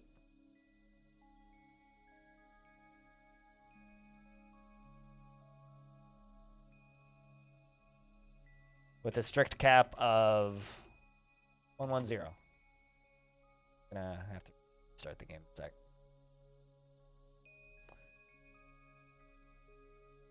You're ancient? Nah. 101? 101 is about 50, 55 for a dwarf. I mean, dwarves can live to be 170, right? Like that is like 165 is like ancient for a dwarf. So you've got like 55 plus years left, most likely, right? So for a dwarf, you're above middle age, right? So, I mean, in Long Death, which is the other fort that I have, frequently we'll have dwarves die of old age around 55 to about 165, 155 to about 165. So being 101 years old, like you're about 55, 60-ish. Like let's just say that maybe this isn't the average, but let's just say if humans on average died at about 70 to 90, you're about 55. So you're getting up there. You've been around. Her hair is clean shaven, her lips are thick. She is average in size, and her ears are tall. Her heliotrope eyes are slightly protruding, and her nose bridge is convex. Slightly convex. Her hair is black, mixed with gray, and her skin is dark peach. Also, you still have most of your hair color, which is pretty good, considering my hair in real life is brown mixed with gray. She personally finds ideas of independence and freedom somewhat foolish, finds the pursuit of knowledge to be a waste of effort, and dreams of mastering a skill. She likes ash, glaze, lead, and red diamond, high boots and quivers, and large gems and alpacas for their wool, tea trees for their leaves, and the sound of the sparkles of aquamarine, which is what we were playing earlier, and the embraces of lathering. And when possible, she likes the embraces of lathering. When possible, she prefers to consume fly, black bullhead, wine, and hemp seed oil. I actually have hemp seed oil in my cupboard right now. And blade weed seeds and pineapples. And absolutely hates brown recluse spiders. Well, we got those there, so you better leave. Hey, we got plenty of that. Yeah, we do. Definitely have plenty of lead. Plenty of galena. This is nice. She personally finds the ideas of independence and freedom somewhat foolish, finds the pursuit of knowledge to be a waste of effort, and dreams of mastering skills. Always acts with mercy and compassion at the forefront of her considerations, and is swayed by emotional appeals. Prefers to be alone and occasionally overindulges, and can occasionally lose focus on the matter at hand. Finds obligations confining, though she is, of course, conflicted by this for more than one reason, and isn't given to flights of fancy, and doesn't tend to hold on to grievances. She scratches her nose when she's thinking, and she gets distracted during conversations when she's excited. Needs alcohol to get through the working day. Welcome to the fortress, Dastot, the carpenter. Next on is Joe. Although, because Dastot the carpenter here likes lead, and like we pointed out earlier, we do have a lot of lead, we're going to give you blacksmithing, metal crafting, and furnace operating. Very important jobs. We also have a duckling and a reindeer calf. How delicious. We'll definitely eat that reindeer. Duckling, on the other hand, can live. We have Joe, a waxy page, who also appears to be a legendary metalsmith and a master persuader. Not bad. Is married to K8 LVT. How do you say your name, KD8? Is there like a way to say that? Because I don't want to just call you KD8 if I'm just like, you know. Good luck mastering a skill and gathering knowledge. Stupid. I mean, well, anyway, so Dastot is 94 years old, born on the 1st of Granite in the year 56. Katie works fine? Okay. Or KD or KD8 is probably what I'll go for. He is tough. Likes mudstone and iron and turquoise and cave spider silk, rope reed and paper and the color light blue. Millstones and ballista arrows and the sound of the poet of couples. And potato wine. And absolutely can't stand fucking moon snails to save their goddamn life because they're the worst. Fuck moon snails. I agree. His sideburns are clean shaven. His very long mustache is arranged in double braids. His medium length beard is arranged in double braids, and his hair is clean shaven. His teeth are tangled, and his extraordinarily broad ears have large hanging lobes. His heliotrope eyes have large irises, and he has a high voice. He has a prominent chin, his hair is black with some gray. His skin is dark peach. Personally sees introspection as as important, and dreams of raising a family. He is rarely jealous and has a calm demeanor. He is not inherently proud of his talents and accomplishments, and he can handle stress. Prefers everyone live as harmoniously as possible and can easily fall in love and develop positive feelings. Rarely feels discouraged and tries to do things correctly each time. Doesn't focus on material goods and is generally acts impartially and is rarely moved to mercy and tends to be passive in discussions and has a distinct laugh when he's excited and needs alcohol to get through the working day. So that, once again, is Joe, who is married, who has a master, who doesn't live here, worships a bunch of deities. Of course, Stool, the superior covers, a deity of the Crimson Pulley, most often takes the form of a male dwarf and is associated with victory-worn fortresses. Also, Matt worships Maz the Defensive. Imaz often takes the form of a female dwarf and is associated with laws. Renewal of the Crimson Pulley. Renewal takes the form of a female dwarf and is associated with lightning. Very feminine kind of god leadership here. And of course, the Nakor, the fountain clean. The birth of yearlings is a deity of the Crimson Pulley. It takes the form of a male dwarf and is associated with creation, birth, rebirth, and death. Seems to have cursed a few people with necromancy, or received the worship of several necromancers, and people have dedicated stuff to him. Actually, never mind. Doesn't seem like he's cursed anybody. So that thing. And then, of course, Unip. Next on the list, we have good old Tail Grandmaster, who also is a new arrival. He's a legendary weaponsmith. Damn, dude. Might as well, like, keep you on that job. Sounds like a nice person. Could probably be a worse person. Also is married. And their husband is here. Has an only son who is not here, as well as quite the family tree. Look at that. A bunch of half-sisters and tons of cousins and a billion gods. Would you look at that? Worships a whole pantheon. 1, 2, 3, 4, 5, 6, 7, 8 of them. Anybody want dibs on Tail Grandmaster's husband? Tail Grandmaster, on the other hand, is sad after being separated from a loved one. My dude, they're literally right here. And also, it's your fault for not bringing your kids. 94 years old, born on the 16th of Timber on the year 56. Dreams of attaining a rank in society. Well, would you look at that? That's a fun one. That is a fun one, because we could give you a rank in society. She has low cheekbones, and her Actually, question, Tail Grandmaster, how do you feel about being a manager? A manager or a broker? Or maybe that's not enough of a rank in society for you. We'll see. What kind of name is Rory? Thanks for the host, my dude. She has low cheekbones, and her heliotrope eyes are incredibly close set. Her hair is clean-shaven, and her somewhat narrow nose. And she has her nose is somewhat narrow. Her nose bridge is somewhat concave, and her hair is black with some gray. Her skin is dark peach. She is rarely sick, and she likes ash glaze, silver, red pyrope, loon leather. Loon is in like the bird loon. Pigtail and paper and bucklers and quivers and flasks and cavies for their adorable call. Old men for their gills and the words of the musical poem and the sound of the adorable lark. Prefers to consume yellow bullhead, quinoa beer, and bitter oranges, and cannot stand fire snakes. Fuck 'em. She personally believes that a peaceful and ordered society without deceit is best, and values honesty and doesn't care about nature one way or another. I don't know that loons produce very useful leather. So there's a regular in this chat named Cyrolac. He's does taxidermy as a career, and it's very fun asking him. So like, what's this leather like? Falls apart, useless. I'm making my armor out of it. Interesting. Like apparently skunk leather, not the sort of thing you want to be making into armor. And at one point I was making giant skunk leather armor. Anyway, she often finds a chaotic mess preferable to the boredom of harmonious living, and is conflicted by this since she values harmony as an intellectual concept. She is sometimes cruel, and she can be very ambitious, and always is looking for a way to better her situation. This dwarf seems like a sociopath, which is fitting as she dreams of attaining a rank in society. She's a friendly individual, and she can occasionally lose focus on the matter at hand. Doesn't mind wearing something special now and again, and has a fast-paced life, she lives a fast-paced life.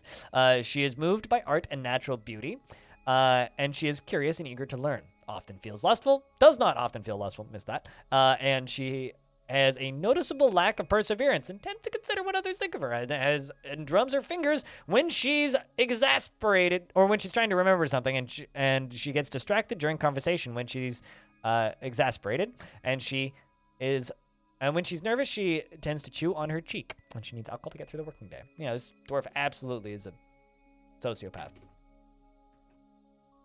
Up here, we have a peasant who, anybody want to be this peasant, chat? Named Edom?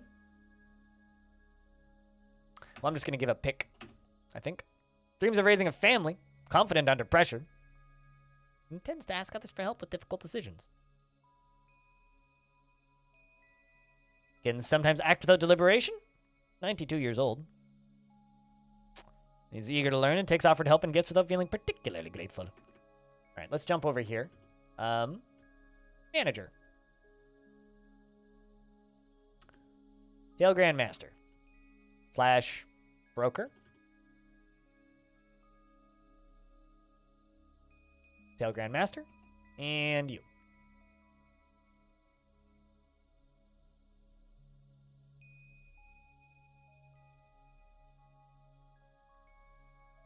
Why can I not find you? There you are. Settings. All counts accurate. It's not really a rank in society, but it's something.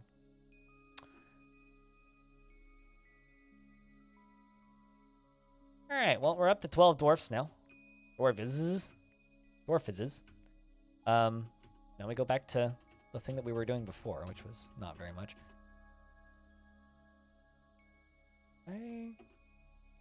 Mason's workshop. There we go. A set of thrones. You give people ranks. You can have mayors. Well, I mean, currently we have the ability to have an expedition leader, a militia commander, sheriff, hammerer, which is like basically the beat cop. Manager, chief medical dwarf, and then broker and bookkeeper. And broker and bookkeeper and manager are kind of like your most important basic starters. Without them, you kind of can't do anything. Quite literally.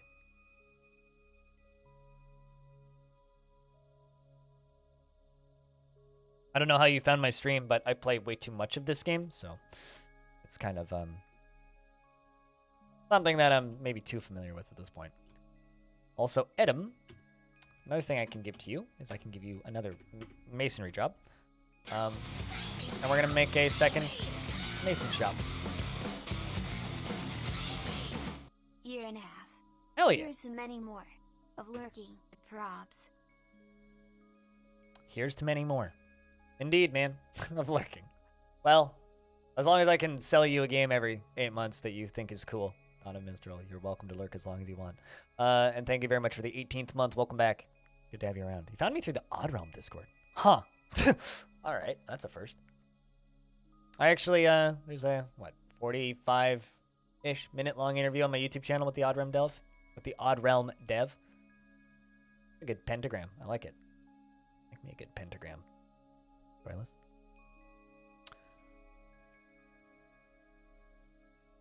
Also, Odd Realm. Good game.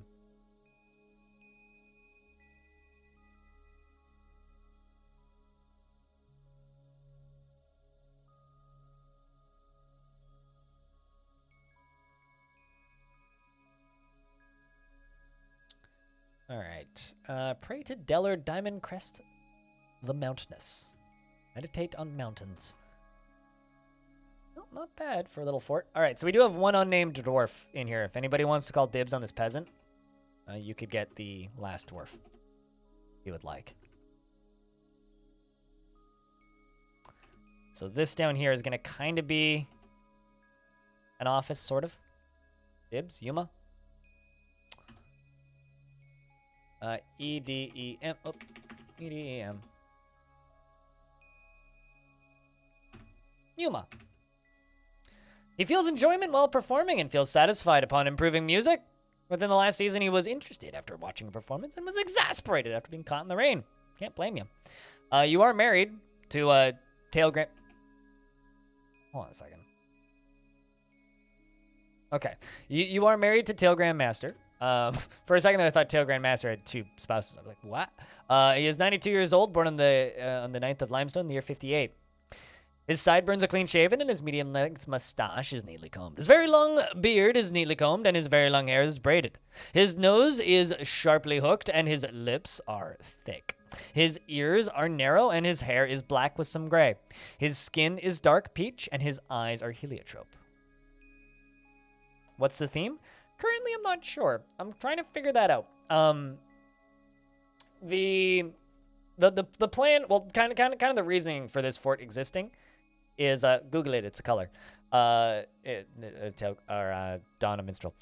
This is a so Long Death is struggling as a fort to stream currently. I think it's become a bit too much of the same for a lot of people, so people don't tune in for Long Death like they used to.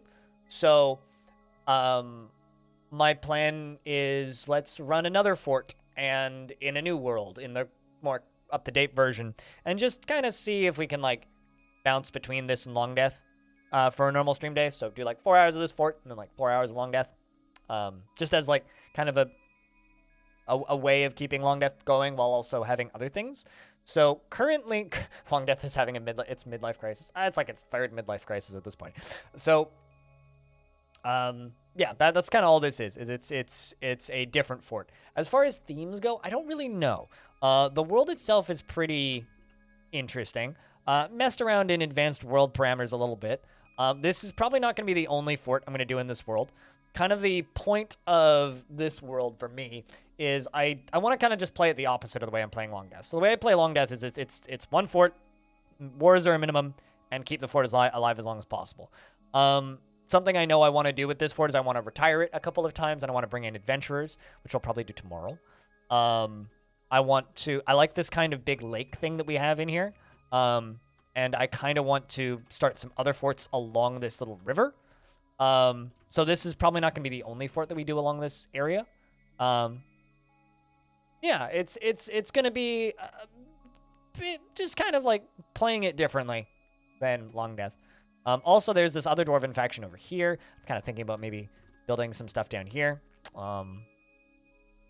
Yeah, that's what people were saying earlier. Is it kind of looks like that, like an old volcano with water in it. But you know, we've got a lot of really cool areas in this world. There's also a lot of like haunted lakes. Like this is the Sooty Gulf is a haunted lake, and then there's also like these areas, which is like a good lake. We have a haunted mountain range down here next to a haunted glacier. Like, there's some pretty cool shit in this world that we can fuck around with, I think. So, yeah, it's basically just like an alternate world that I'm going to be spending time in. As for current themes, I don't really know yet. I haven't gone in with a theme. I was originally planning on just reading Legends all day today, but I don't know. This Embark looked too cool, so I wanted to check it out. So, we're now in it. Yeah, play the Civ a little bit more. So the world here, which I'm like blanking on the name of now. But I'm not sure if like we're gonna name this playthrough after this fortress in particular, because this fortress is Umber Bulwark. But I'm thinking about just naming it after the faction, which is the Crimson Pulley. It's like Tales of the Crimson Pulleys or something. I don't know exactly what we're gonna call this, but I want to do a couple things with this faction. As far as the faction itself, I haven't actually done too much research into them, but having a quick glance, it looks like everybody in charge are dwarves, more or less. Yeah, they all look like dwarves. Fisher Dwarf, we got shearers, people in charge. Outpost liaison is named Rith. A diplomat, a general, plenty of barons and baronesses. I don't see a king though. So, we'll see.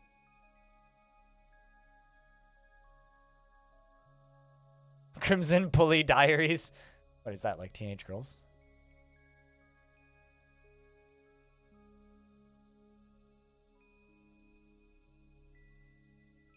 So, yeah, no, Long Death's not going anywhere, but the stream needs some variety of other dwarfy content. And, you know, at the end of the day, my stream is a business. So if people seem bored, you gotta change it up. So, Tailgram Master.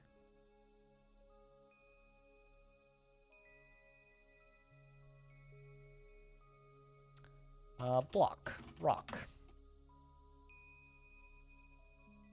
Oh, looks like all I've got is slate. Cool. Well, make a bunch of slate blocks. You weren't sure what a pulley is? It's like a thing to lift things on a crane. Okay, so you're updating our stockpile records. Excellent. And Yuma's working on slate blocks.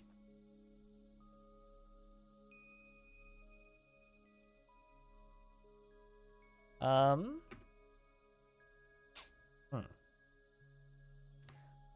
going to make a real quick hut. This little hut is going to go up here. It's going to be made of wood. Going to have a little bridge in it because we really need something to dispose of all of this vermin.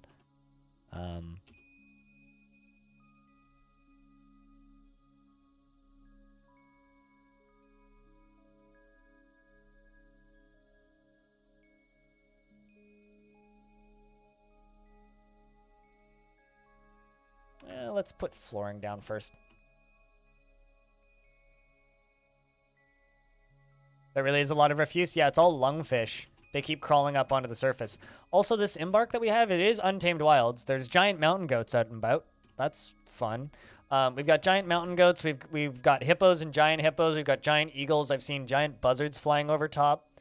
There's giant sponges and carps in the river, tigerfish, and lungfish that keep crawling out onto the surface. Lungfish are like a weird, like, aquatic, only partially aquatic fish that can survive on land. So they climb up out onto the land, and then my cats kill them, which is what all that refuse is.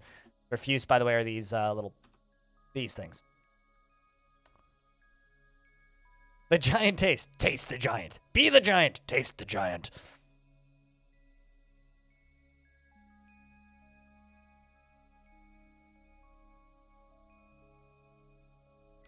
I would not want to get headbutted by a giant goat, though. Just gonna put that out there. Really wouldn't want that to happen. So this is going to be a raising giant bridge. TL lever. And we're gonna start dropping cage traps around.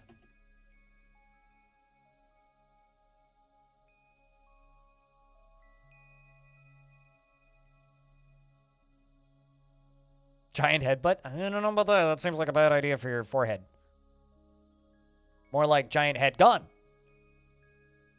I've been headbutted by a normal-sized goat. I can imagine that wouldn't be fun, yeah. Goats are good-mannered? Some goats are, well, good-mannered. Goats can be good-mannered. They're not always good-mannered. I'm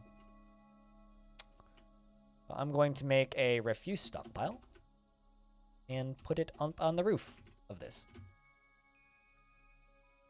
This is a weird way of doing things. Yeah, you know what? Yeah, why not? Let's just do it this way. So I'm gonna put a little refuse stockpile up here. Rather, that's a weapon stockpile. Need a refuse stockpile up here. Okay, let's make it just a whole roof. They put the refuse up top. Link up to bridge.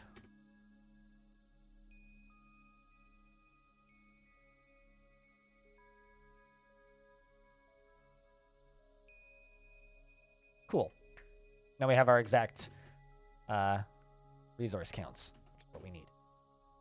Goat decides it doesn't like you, which sometimes they do for no discernible reason. They can be absolute bastards, otherwise they're lovely. Yeah, no, I had a friend growing up whose family raised goats, and they were like a very mixed bag, where either they were lovely little critters that were super mild-mannered and very pleasant to be around, or they were absolutely fucking obnoxious, and there was no in between.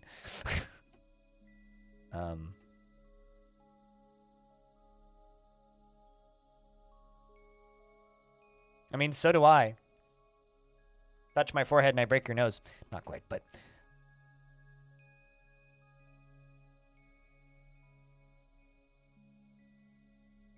I don't know what I'm doing down here, currently. I need storage, though.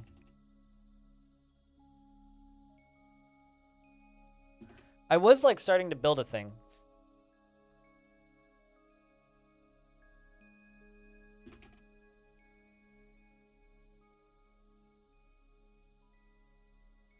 And then I just didn't get around to it, so...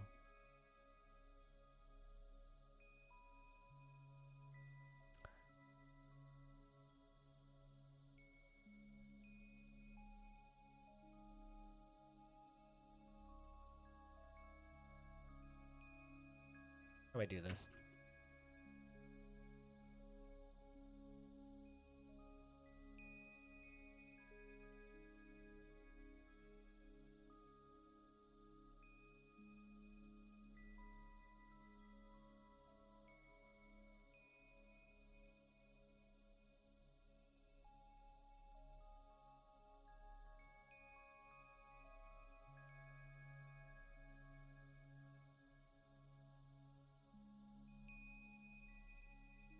Since it's going to drop below 26 in the northeast and North Florida, guess you have to cover up your tomato plants? Yeah, I would. If you have like a cloth blanket or something, like a potato sack, that would do real well. Or just put a tarp over them. Or just dig in currently while I lay out a pattern.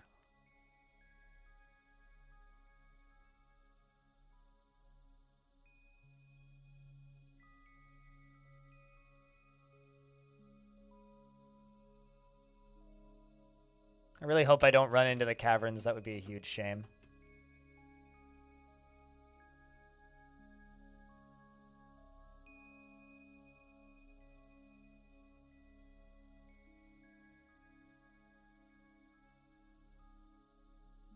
Okay.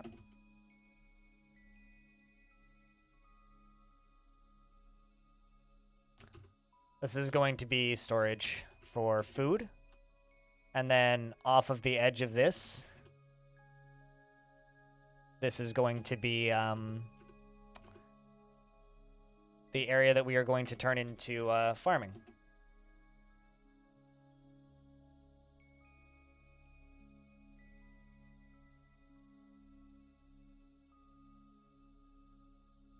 Let's let them dig it out first.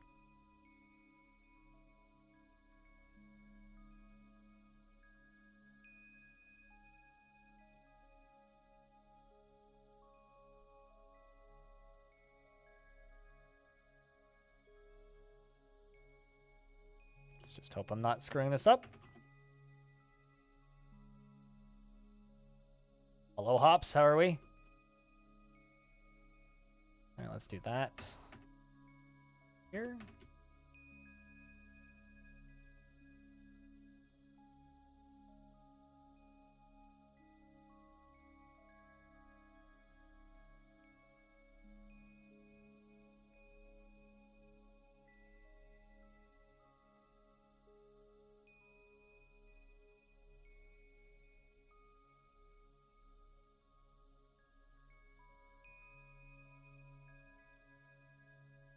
And there we go. That is very late. Damn. That's fun. Well, hell yeah. It's not a moon, it's a Star Destroyer. Or a Christmas tree.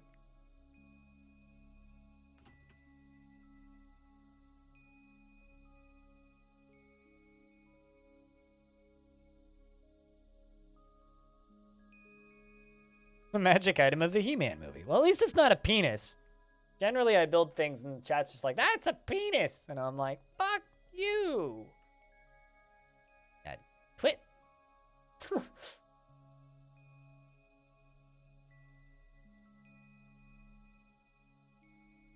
That or a pizza slice.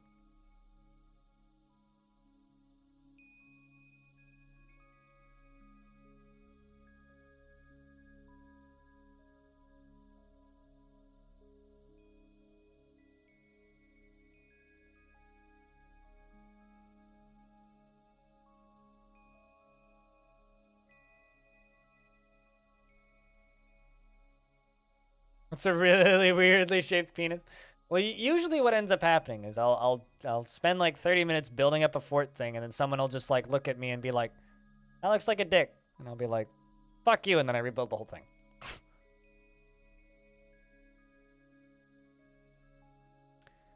I've said this before elsewhere, but I believe that dick should be promoted to the regular shape along. Wait, so are you saying that kids should learn about the shape of dick in geometry?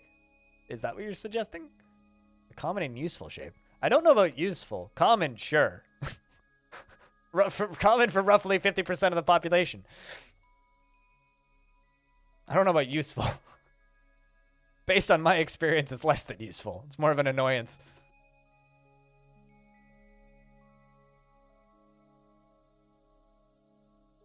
Although Van Dyke is a particularly good use of dick.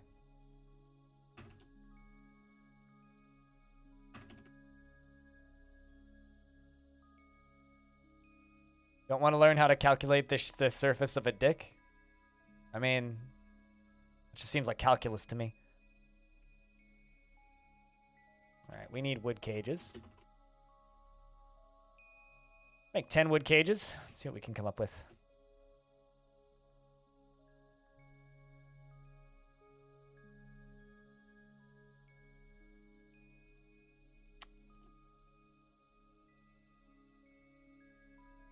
All right, so then over here, I'm going to make a zone, set it as a garbage dump. I'm going to now go to orders. I'm going to go to refuse. I gather refuse from outside. And also, I'm just going to go to stocks. There's a corpse.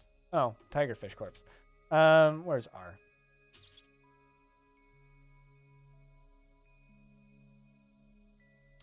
Remains.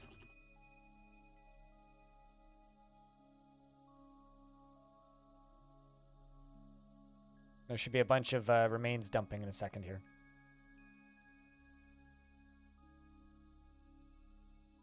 We've made our 10 wooden cages, so we can now get our wooden cages set up. I'm also going to rock. Whoop. 10 rock mechanisms. Rack. Rock.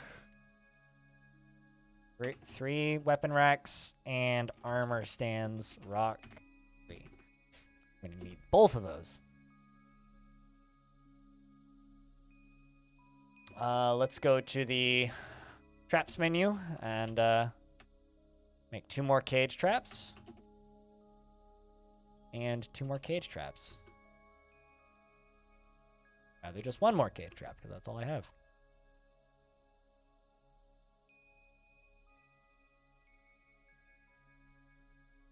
Any big plans for this fort? I'm kind of playing it by ear currently. More big plans for this world. Less big plans for this fort. I'm also going to start digging away at this corner because I want this river to just flow straight into this big gulf here. Basically, I want to cut this off down here. I don't want this here. It just looks weird. That curve is going to bother me.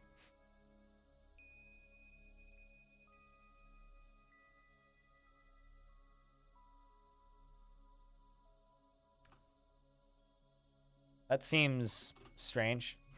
That's as a Canadian, that seems very strange to me. Katie.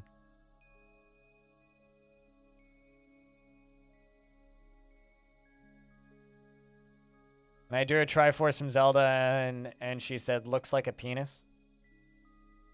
You know, that reminds me of Pigfinite. That reminds me of somebody that I used to know around the age when I would have been in elementary school. And if you said pencil or pencil sharpener, she would just start uncontrollably giggling. Because she thought that the concept of a pencil sharpener sharpening a penis is the funniest thing on Earth. I still to this day think that she was a very strange child. Who was probably exposed to Family Guy at too young an age.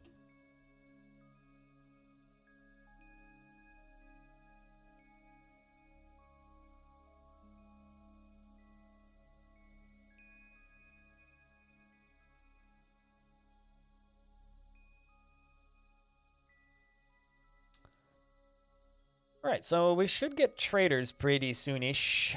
Soonish.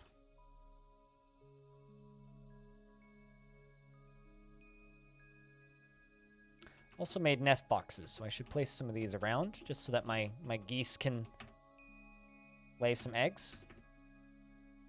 Don't need too many of them. Made more than I need.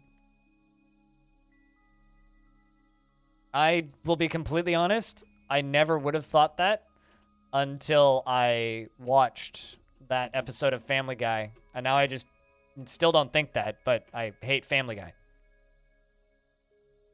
You didn't speak English at that age? You didn't think that in your native language?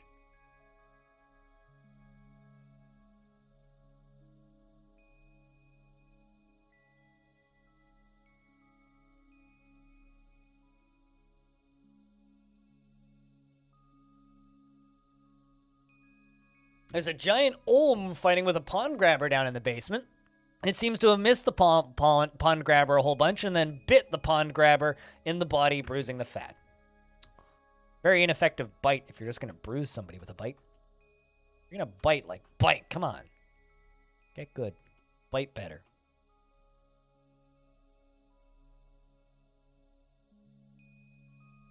Grouchy when caught in the rain.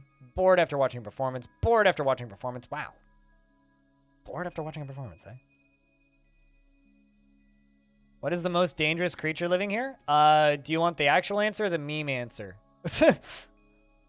Because, yeah, chat already spoiled. The actual answer is the giant sponge. You touch it, you die. Done. The meme answer is probably the carp. Giant hippopotamuses, that's like, which they're not around right now, but they were here earlier. A giant hippopotamus is like, imagine a hippo the size of a semi-truck. Maybe not like truck and trailer, but like at the very, like the front of a semi. It's like, imagine like a hippo like 3 times the size of a hippo. Those are pretty dangerous if it tries to bite you. Any giant creature is generally pretty dangerous, but the giant sponges are very dangerous. They don't really move much, but if a dwarf touches it, it'll just... You'll no longer have a dwarf. Somebody modded one of the more popular tile sets, I think it was Obsidian, so that all giant sponges are SpongeBob. That's all I have to say to that. Looks like that Olm fight is still going on. There's blood up there, but it looks like Pond Grabber's winning. Hey, dwarves have arrived to trade. Look at this. Wonder what they brought. We need to buy some cloth and leather in case we get an artifact. Also, Yuma is no longer a peasant and is now a mason. Wonder how you feel about this, Yuma. Annoyed when caught in the rain, but satisfied at work. Felt satisfied upon improving masonry. Better. Hippos on Earth are already pretty dangerous. Yeah, imagine just like that, but embiggened a lot. It's like someone took a hippo and went, man, that's pretty scary. Enhance! And then just kept saying enhance really loudly. Rith says, I am a liaison from the mountain homes. Let's discuss your situation. Olms, like when Axolotl goes through puberty? Yeah, giant Olms. They live in the basement. They're very common in DF. One of the more common cavern creatures. They updated my maps, so I now have the local news, and they want to know what I would like. Not sure, so I'm just going to request steel anvils right now. Yeah, I think that's all that we're going to request. Maybe let's... Zat! I want Zat. I'm going to request some instruments. Because those are kind of a pain in the dick to make. Because instruments are all randomly generated. We have finalized the import agreement. And we are willing to... Well, let's discuss what we are willing to offer you for your Craftsdorf ship. And we have finalized the export agreement. And then Rith says, farewell, Zunter Anonimo. I look forward to our meeting next year. Our fortunes will rise and fall together. And we will just jump over here and take a peek. See what's going on. Any wars? Any things that we are familiar with? I kind of don't expect us to be super familiar with what's going on around. Lots of armies stationed over here. Lots of kidnappings. Lots of kidnappings.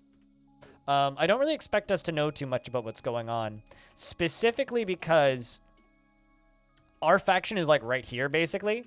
So we are super duper duper insular and not very active outside of here. So there is this one necromancer tower over by our faction mountain home, right? But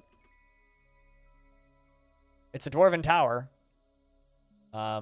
It is skirmishing with us. So that's like priority number 1 is kill this tower. Basically. So maybe that's current goal. Rid us of that tower. Now we need some trade goods. That's tricky.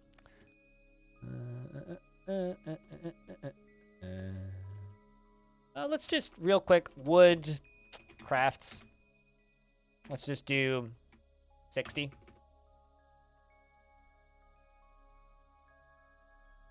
Let's make a second crafts workshop.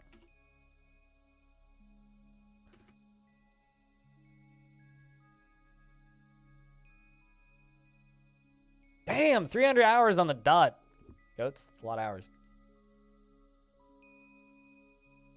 And I'm going to quickly place an animal stockpile up here. So as things get caught in cages, we'll see them pop up over there. Also, I need to make a butcher shop, which I'm not actually sure I have the materials for. Make a farmer shop, because we'll need one of those. Let's make a... This is very unorganized, and we'll get organized later. Currently, they're just being scattered outside. We need a tanner shop. We need a kitchen. There's already a thing there. And we need a still. After the still, we need a move. The carp has given birth to more carp. Oh, no. I carp barely believe it. It was a terrible pun. It wasn't even a pun. It was terrible.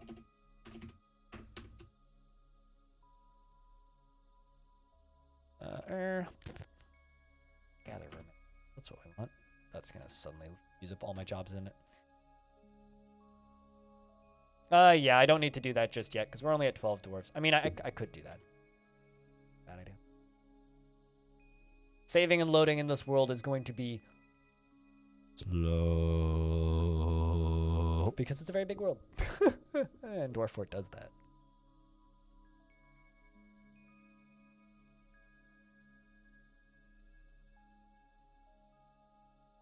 You know what's funny is I'm very hopeful one of my teammates, Jess, is going to get into Dwarf Fortress when the Steam version comes out, because she really likes games where she can just build a big cool base and tell a story, and always gets frustrated when she has to fight with things. And I'm like, you might like dwarfs. All right, let's quickly give this a restart. A restart. What do we want? Restarts. When do we want them? Now. Hold down. Grab that. Fair game. Their game do be popping up. How does a carp give birth? They lay. Well, it says it's giving birth to carp fry, meaning probably laid eggs and they became birthed very quickly. Because in real life, it doesn't take that long for the eggs to actually become baby fish. And in Dwarf Fort, time moved real quick, so I wouldn't question it too much. Loading Yamu. And boom, pop cap fixed. Done. Okay, cool. Speaking of giving birth, a dog has given birth to puppies. I'm actually going to give somebody a gelding job, I think. And, I'm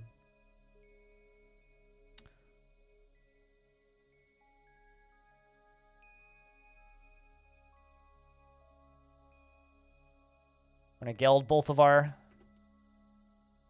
male dogs. And this one is just so sad. I'm just going to slaughter you because you make me sad. Reg, goats, you're going to get a new job. We're going to put you a little bit more into the farming. We're going to give you butchery and tanning.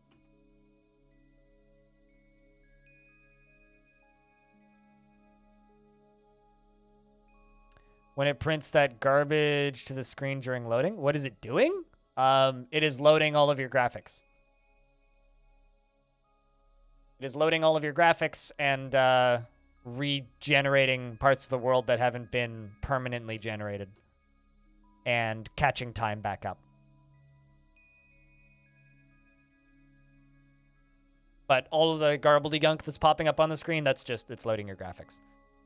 Because the tile set is literally just a PNG. Or maybe it's a bitmap, I actually don't know. So if I go to desktop... this, grab this, go over to this, click on this. This is the graphics for DF right here. This is your graphics folder. So this is the tile set that I'm currently using. So it's loading all of this. But, you know, we could use a different one. And we'd load this in instead. Or, you know, the square one. Or the rectangle one instead of the square one. What? Square is better than rectangle anyway.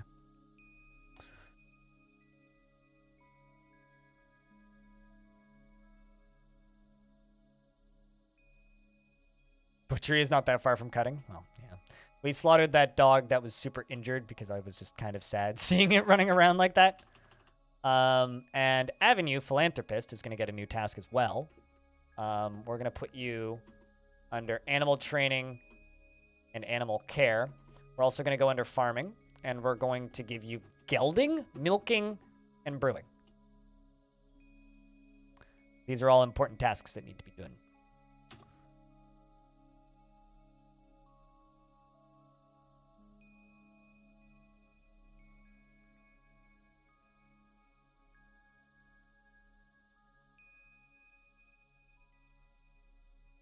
So I have a question. If you found me through the Odd Realm Discord, are you just interested in DF passively and don't play it much, or is it a game that you play infrequently? Just kind of curious about how one comes in contact with Odd Realm but doesn't play DF a ton. Most people that I know who played DF also are already familiar with Odd Realm. All right. Anything else I need to geld?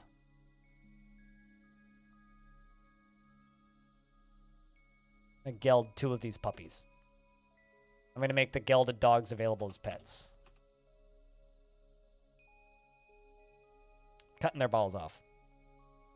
Gotta maintain animal pops. Well, you guys dig.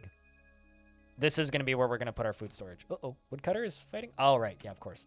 The stray dog scratches the woodcutter in the left lower leg, bruising the muscle through the bobcat leather robe.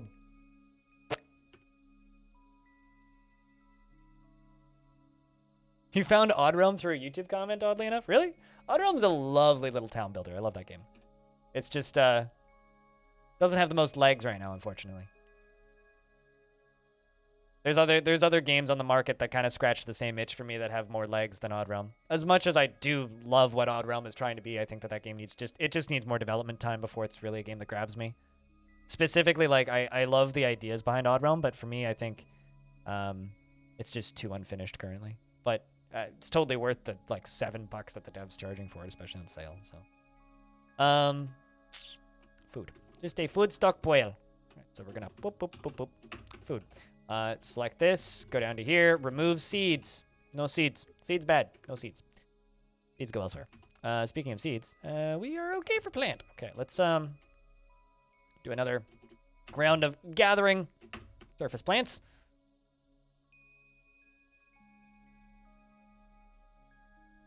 Play each day 12 hours. Yeah, I know, Sal. I unfortunately have physical disabilities that don't allow me to stream those kinds of hours these days. I stream pretty close. I just stream 5 days a week. 7. Can't really compete with that, though. She uses too much DF hack, though. Cheating. Sal's good people, though.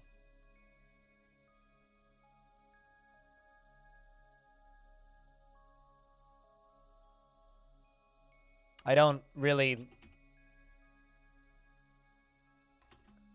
I try to not glorify streaming long hours because I think it's obsessively unhealthy. And every channel that I've ever known that's done that only lasts so long and eventually they just kind of snap. Crafts are what I want. That. Bring you up. You watch me play. Yay! For you, playing DF always was... not played for a year, got rusty, go read the wiki. Later, you need to embark, pick embark, play several hours, then play for a couple of days, and then you required a week to get into the game to be fun. Yeah, I understand that. Let's do some quick tradings. Olin says, greetings from the Mountain Homes. Your efforts are legend here. Brah, we only just started.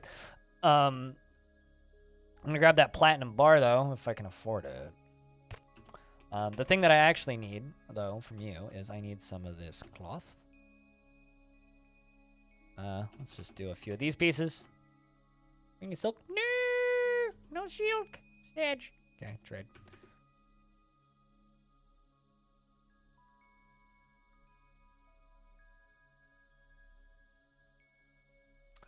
Yeah, I'm just hoping that the premium version of DF will fix that, because, like, this game is ridiculously replayable. It just... Getting to the point of game knowledge where you can play it consistently like, is not quick. So I totally understand that feeling of just like, eh. So I don't normally do this, but I'm gonna buy more plump helmets because I'm trying to put off farming for a bit. I'm trying to prioritize construction and make farming feel a little bit more real to a degree.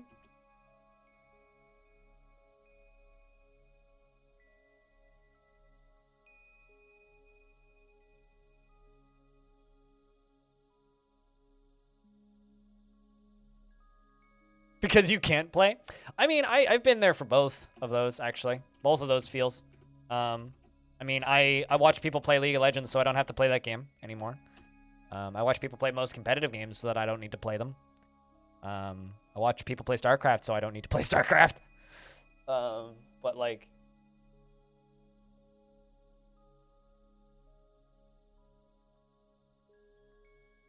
Always wondered why fantasy and sci-fi doesn't make rare earths more common. Rare earths? What do you mean by rare earths? You mean like just rare earth minerals specifically? I mean, for Dwarf Fortress, it's a slider.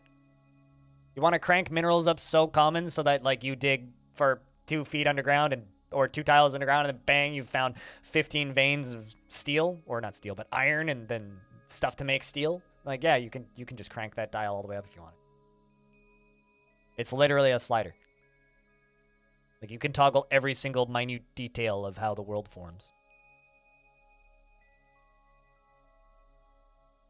Yeah, I want to do some of that stuff. Some adventure mode for this world. Like platinum and gold. I've had forts with so much gold in them that I have to build like my flooring out of gold. Speaking of flooring out of gold, another weaponsmith has arrived, and she dreams of mastering a skill. She almost never feels discouraged and has an overbearing personality, but is somewhat uncomfortable around those who appear unusual or live differently from herself. Would anybody like some dwarves? Because we've got more showing up. Ed, let's make 20 more. See, we've got a weaponsmith and a bookbinder. Well, that's useless. Bookbinder, nobody need that. Not currently, anyway. What can I give you that's actually useful to the fort currently? Let's see. Well, we need probably a cook. Definitely we'll need another gelder. And we'll give you farming. Yeah, maybe tanning.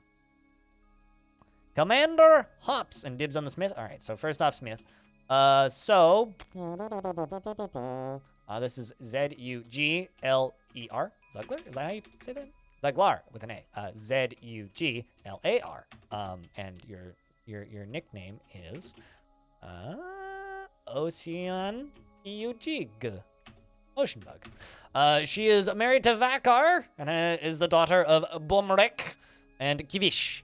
And she is romantically involved with Locum and an ardent worshipper of Stul and a casual worshipper of Imaz and a casual worshipper of Deller, and the Mountainous, of course, and a worshipper of Alron, and she is an apprentice to Dastot. Wait, really? Oh, she has an apprentice who is Dastot KD8, and she used to be an apprentice under Cole. So your apprentice is our carpenter, and you have a pet puppy, and is married and has a lover. Interesting.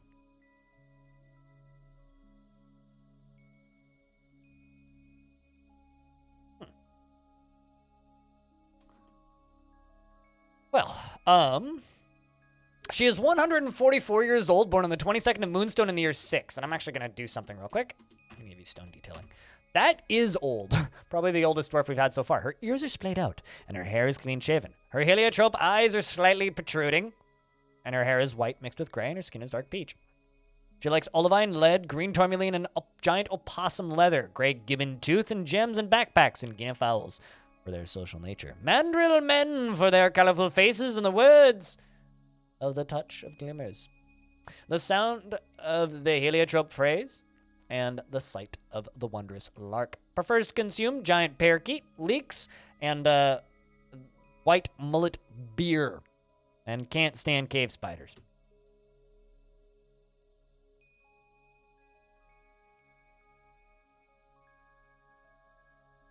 You like turn-based stuff? I sometimes like turn-based stuff. You started with Alpha Centauri and Civ 3. My first Civ was Civ 2. I bought it used from I bought the disc used from a friend of mine's older brother who just got Civ 3 when it came out. She almost never feels discouraged and has an overbearing personality, somewhat uncomfortable around those who live unusually or appear differently from herself, slightly racist, and can handle stress. I think it's kind of funny. This is the oldest dwarf in the fort right now, and is slightly racist. It's like, man, old mama ocean bug, just like, she's like a little bit says the things that you don't want her to say when the family's around, and then like it makes it all awkward and stuff. It's like there's a human in the tavern and she's just pointing going, they look funky, you tall people. She cracks her knuckles when she's angry. Needs alcohol to get through the working day. Man, I'm just like imagining just like Grandma Dwarf just like in the corner of the tavern, just like glaring at the fact that there's a goblin minstrel in the tavern, just like, you bloody green boys. You look so funky. Nah, give me another ale. That's basically what she's doing. It's just like, everybody has the politically incorrect uncle, you know what I mean? Her first Civ was 1, you played the majority of it. I played Civ 1 after Civ 5 was out, so... Who played Dune 1? I did! I never played Dune 2, though, ironically. I had the disc for Dune 1, like the weird adventure game RPG strategy thingamajig. Never really figured out how to play it because I never had the manual. I just had the loose disc. It came in a paper sleeve. Never figured out how to fucking play that game, but played a considerable amount of it because I was a kid who liked playing games and had no idea how to play it, but played it anyway. The other dwarf that we have here is, does anybody else call dibs? I saw that Ocean Bug did. Ocean Bug did. Commander Hops. All right, Hops. Hopsy, Hopsy, Hopsy. Bukar. Is that how you spell it? I think so. Why? That's my nickname. B-U-C-A-R. You and your nickname is Hops. Virgin Whipped is your last name, Hops. What's funny is your wife has a lover. I don't think that has anything to do with it. I think it's just funky coincidence, but I would just like you to have that information. Sideways, it's good to see you. How are you today? He is 116 years old, born on the 1st of Granite in the year 34, and has no kids. Maybe is actually the virgin who gets whipped. He is short and very skinny. His sideburns are neatly combed. Oh my god, this poor dwarf.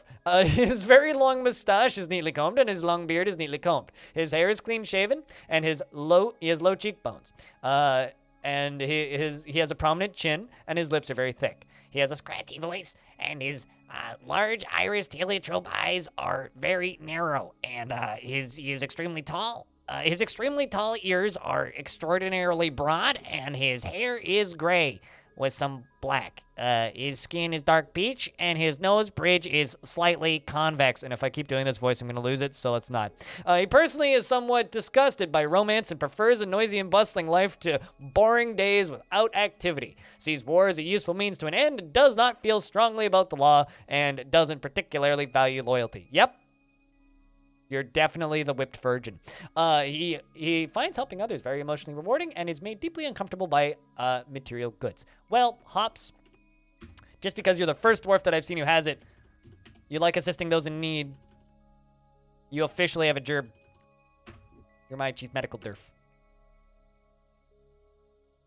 Are we sure he's not a goblin? Maybe a house elf, maybe a goblin, maybe a house goblin elf dwarf. That, or maybe as a child, maybe as a child got bullied a lot, and they would pull on his ears, and his ears just kind of grew that way.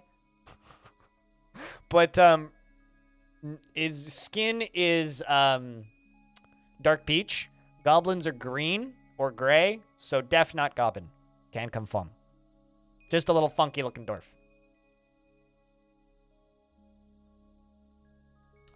You are allowed to post literally whatever you want in my chat as long as it's not porn or blatant self-promotion. So go nuts, Anton.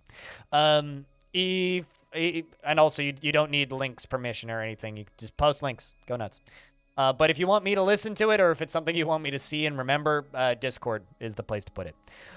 He finds helping others very emotionally rewarding and is made deeply uncomfortable by differences in culture or appearance. So even more racist than his wife, is what you're saying. He enjoys the company of others and doesn't focus on material goods. He is, of course, assertive and isn't particularly ambitious.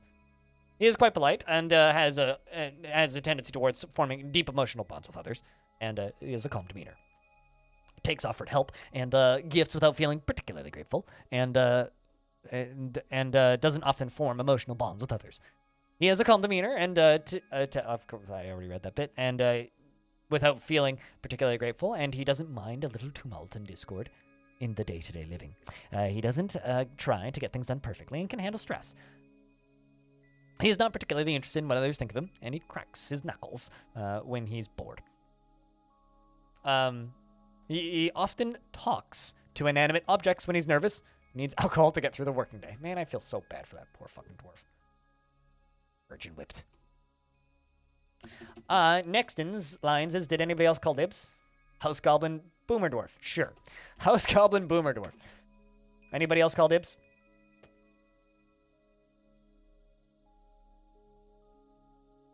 Because we've got Ineth.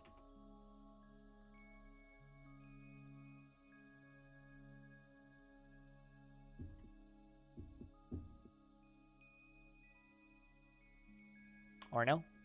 Because if no, that's fine.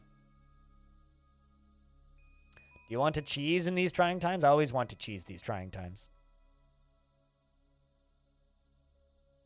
If I want nuts, if you want.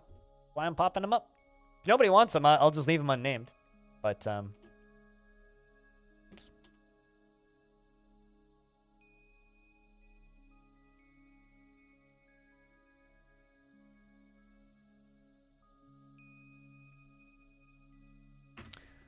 Piranha Pearl, I think is how you say that. I could be totally wrong. She is the daughter of Besmere, Geared Steppe, and Kuldal Copper Caved, and is romantically involved with Odom Island relics, and is a faithful worshiper of Imaz. She is 83 years old, born on the 8th of Felsite in the year 67. Her very long hair is braided, and her lips are thick. Her wide-set, protruding heliotrope eyes have very large irises, and her nose bridge is slightly convex. Her free-lobed ears are somewhat short, and her dark peach skin is slightly wrinkled. Her hair is black with a touch of gray. She is incredibly quick to heal, dreams of mastering a skill, and personally sees competition as wasteful and silly. Cleaves to an austere lifestyle, disdaining even minor immodesties in appearance. She is greatly pleased by her own looks and accomplishments, and is very ambitious, always looking for a way to better her situation. She is often nervous, and she is quite comfortable with those that have a different appearance or culture, and thinks that she is fairly important in the grand scheme of things. Doesn't mind a little tumult and discord in day-to-day living, and she tends to hang on to grievances. She blows her breath out when she's annoyed and needs alcohol to get through working days. You're also going to join the military. All right. So that brings us up to what? 15 Dwarfs? 15 Dwarf? Dwarf number 15. Looks like foodstuffs is being brought down. Wood. Rock pot. 15.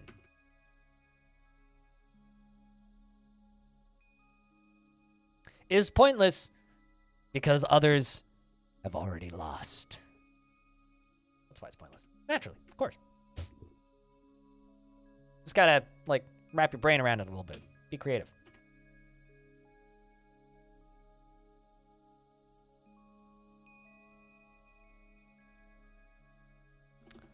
Late blocks, eh?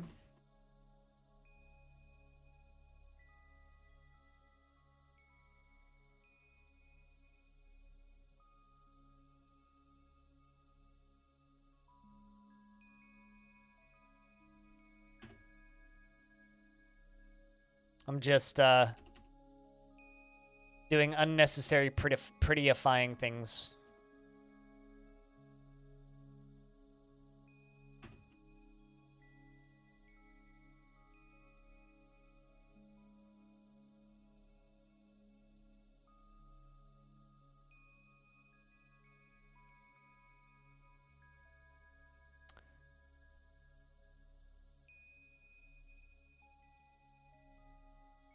Don't we all, Dawn of Minstrel? PC speakers allowed much more than just bleeps, but almost nobody went to the length to use direct I/O into it. There are games that use PC speaker as real PA. Doom 2D was... Doom 2D? I don't even know what Doom 2D is. We're making papaya wood beds. Papaya wood snoozing zones.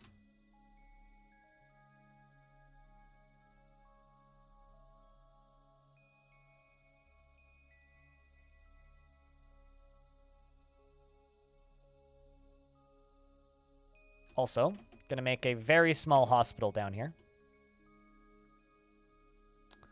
So this is kind of my... Well, we've got everything in one small space.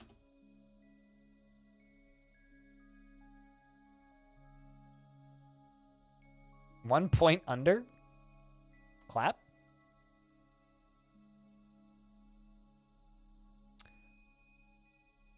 Alright, so we got a bunch of dogs available. Looks like we've neutered all of the animals that needed neutering. Which is good. And we got 67 drink. Brew drink from plant. Let's do 30.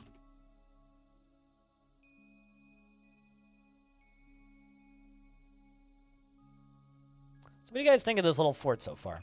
Is it a nice departure from Long Death? Kind of hoping that we can make it into something kind of neat. I'm gonna need to move all of those shops eventually, though.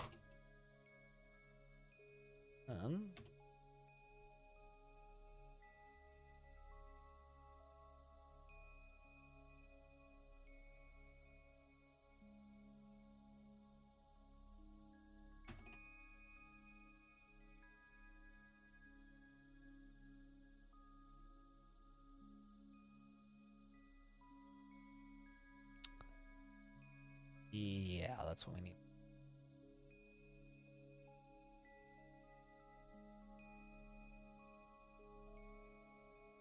A wedge? What do you mean by wedge? I can't tell if that's a pun or not. It could just be a pun. I'm not totally sure.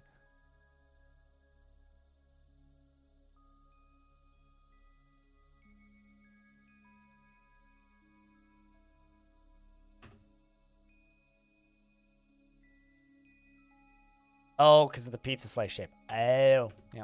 No, went right over my head.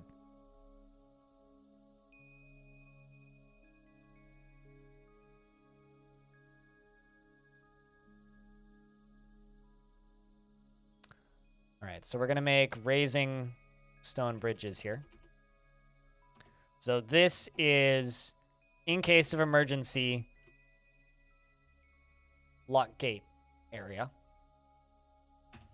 Because, you know, we're still dwarves, so we gotta be careful. So I'm building a little structure around the base of where we live currently, which is going to be sealed and have bridges around the edges so that with the pull of a lever, we can seal both sides and have a safe place to run to in time of peril. Be that a titan, a dragon, a twisted night creature, or a very pissed off hippopotamus. Doesn't really matter, but if it can kill us, we want to hide from it. So that's what we are building preparation for.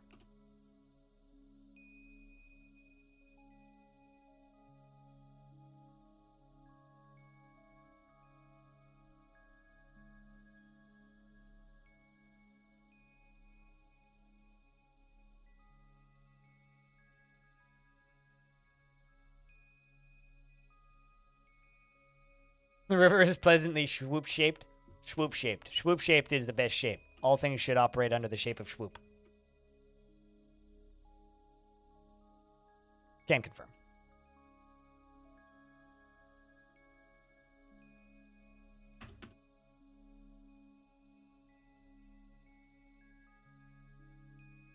Man, I remember installing a new sound card in one of my first computers, and it was one of the coolest things I'd ever done. I was like, oh my god! All of the sounds I can hear! Swoop-shaped? It kind of does, doesn't it? Matter a strain of weed. What are you vibing on today? Oh, you know, just this shipment of swoop-shaped I got in.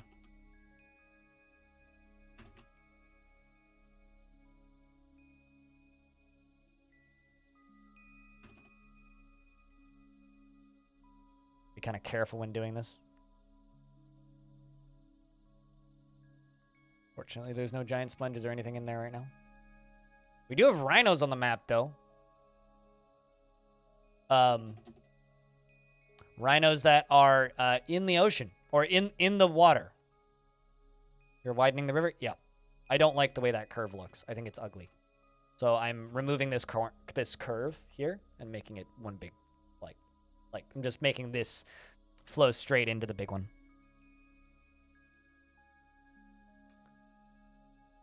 And Shadow Kestrel, thanks for the host. Thanks. Cheers. Why are the rhinos in the river? Guess we'll never know. Dwarf pudding? Not like shot put, but dwarf put?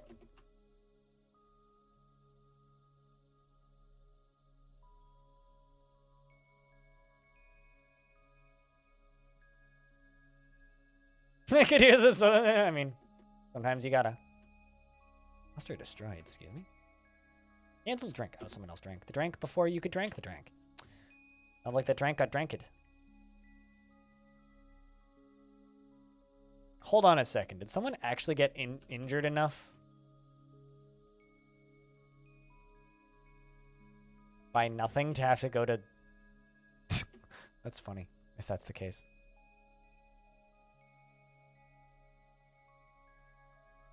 Because I saw for a second that someone had rescue wounded.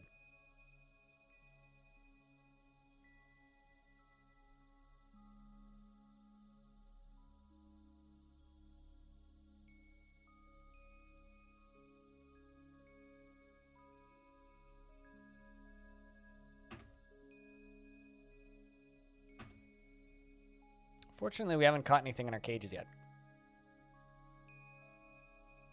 Is that FPS thing or something? Yep, well, the game operates under FPS, right? So the fort only just started, and the world is young. Frame rate will naturally slow down, but we'll try and keep it above 30.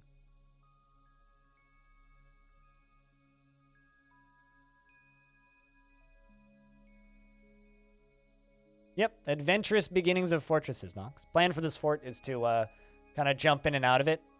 Tomorrow we're going to retire this fort, and we're going to make some adventures based on chat's ideas, and we're going to probably walk from like down here or maybe over here, not too far, and go on various short adventures and just deposit them all here, and then we'll pick it back up.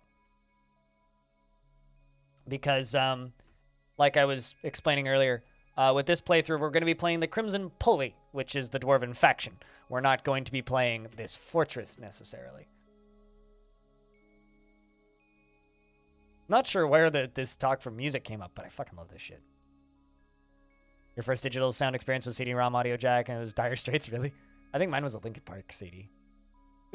I'm pretty sure it was, like, In the End by Linkin Park was the first CD I ever heard. It was either that or Metallica. One of the two, actually. I can't remember which one happened first.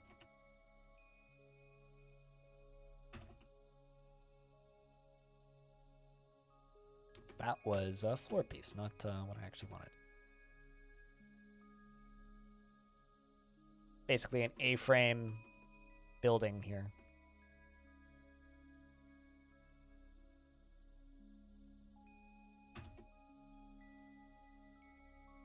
And then once this is up, it'll be all sealed off. And there it goes. So we now have a safe place to run to. Once I hook up a lever to those two bridges. So once this bridge and this bridge gets hooked up, we'll have to test it.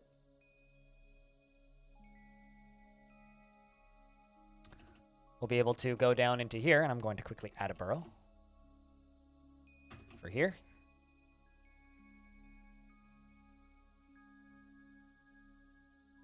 And a burrow for here.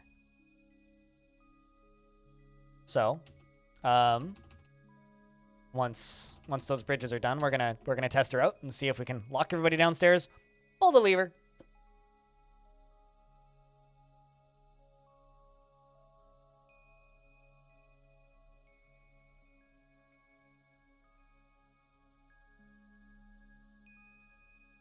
Your first listening experiences? No, digital specifically. I mean, I had cassettes before then. A lot of my first music was cassettes. Vast majority of it was cassettes. Like, I was listening to and recording cassettes off of the radio for years. Before I had a digital music player.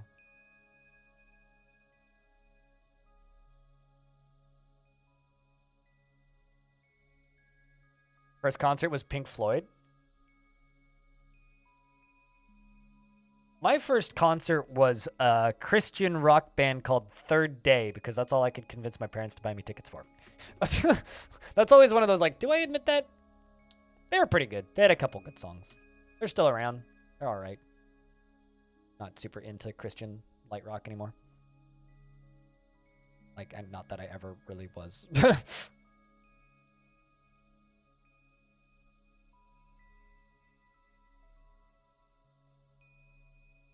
Start some process plants going.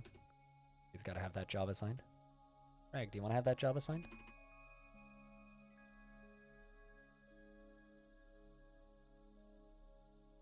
What plant are you grabbing? Rope reeds, yeah, that's good. Start making some plant cloth.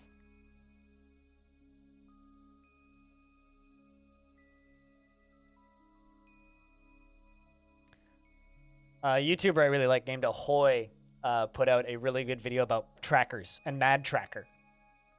All that stuff relatively recently. Just on the subject of chiptunes and sample music and all that stuff.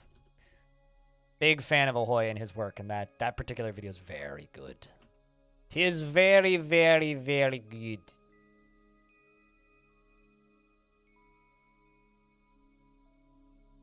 Is it gateway to music? Well, I mean, I allegedly have tickets to go see Under Oath. Yeah, I want to say the 14th of next month, assuming the show actually happens and doesn't get canceled. I think it's the 14th. I don't actually know the date. It's next month. Or that, or it's March. It's either like early next month or it's in March. Can't remember. I need to look at the tickets. But they were a Christian metal band for the first few years. Early electronic music and WoW. Like, look up what Aphex Twin was doing in the early electronic era. Some of that shit's just nuts. Absolutely bonkers. I mean, I messed around with Mad Tracker for a couple of, for a while there, and it was a good time. Love to do that shit again, but I unfortunately don't have as much time to write music as I have to spend working. And working is playing video games for me.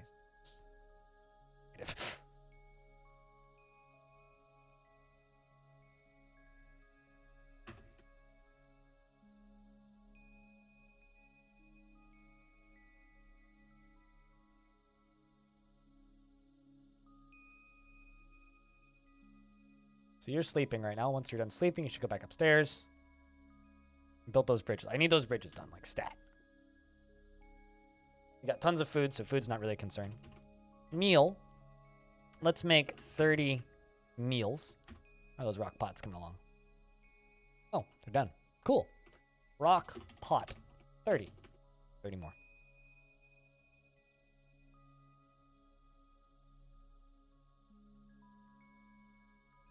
Oh, you mean like the guys that were building their own synthesizers? Like, Kraftwerk and stuff like that? Trying to think like what era you're referring to exactly. There's a dwarf sleeping on that. Does that mean that you're going to cancel?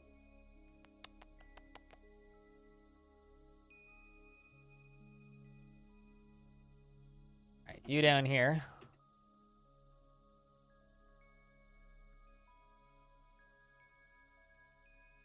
Oh shit! The same person. Am I correct in thinking that it's the same person who also did the soundtrack for Clockwork Orange?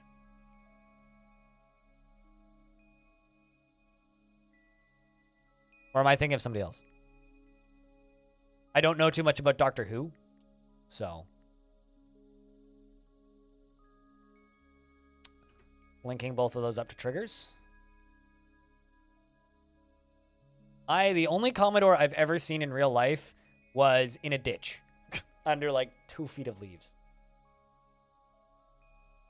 They never really made it out here much. Should all be dead. Yeah, okay. I have a couple of her albums, actually. Because she also did a whole series of switched on versions of classical music. So it's like switched on Bach, switched on Handel, switched on Bach, I think, is probably like the most famous one, which is the one I have. But hold on, I'll grab it.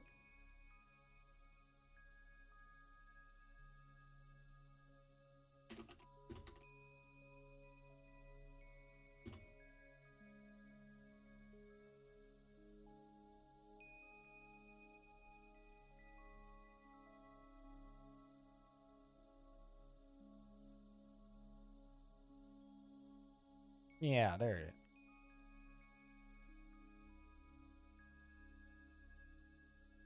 I'm just gonna stick a video in documentaries on Discord. Very short though. All right. Or here, also plop it in there.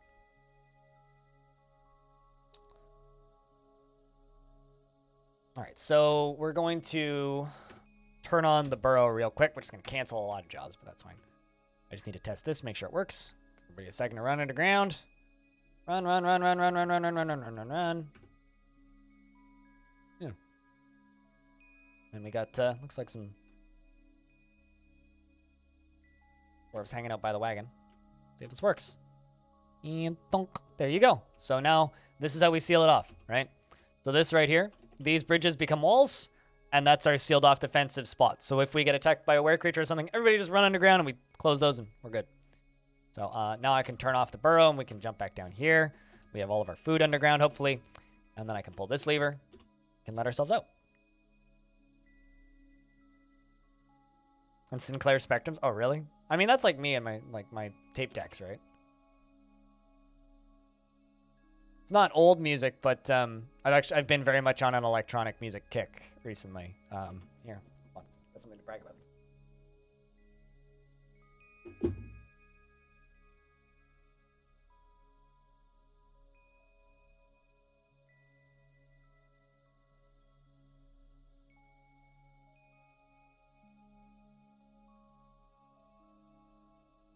I haven't talked about these at all since they arrived, because they arrived like the other day, but got this. There's no tape in it currently because it's in the tape deck, but that's Country Girl Uncut is the name of that album by Boy Harsher. And then the other album that just arrived by them as well, The Runner original soundtrack, which is very much a concept album. It's just like they wrote a fake soundtrack for a fake movie and then made the movie for the soundtrack.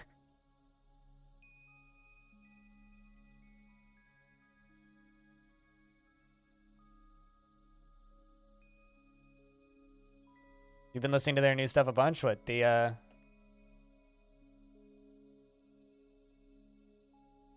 Is it almost not safe for work for you? You just love those machines? Yeah. Hey, Dragona. Is the soundtrack still fake? Well, I don't know. Good question. You tell me. Hope you're doing well, Dragona. So I do have a dwarf fishing. I don't really want them fishing. The reason I don't really want you fishing is because there are giant sponges and giant hippos in that water. So until we have a safer way of fishing, I really don't want them fishing.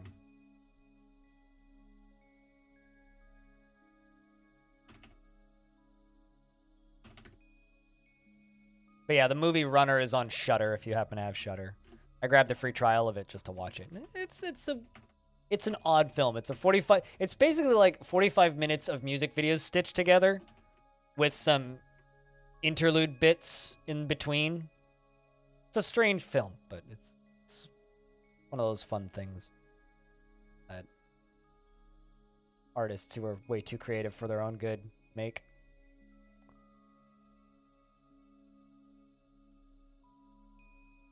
So that sounds like the kind of movie a band would make. I mean, yeah, it's a way to just like listen to the album, basically.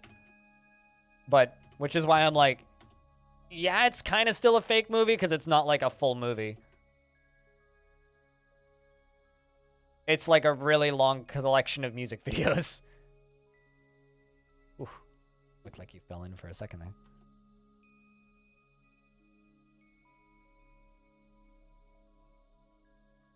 Which is why, like, I'm hesitant to say that it's not still a fake movie.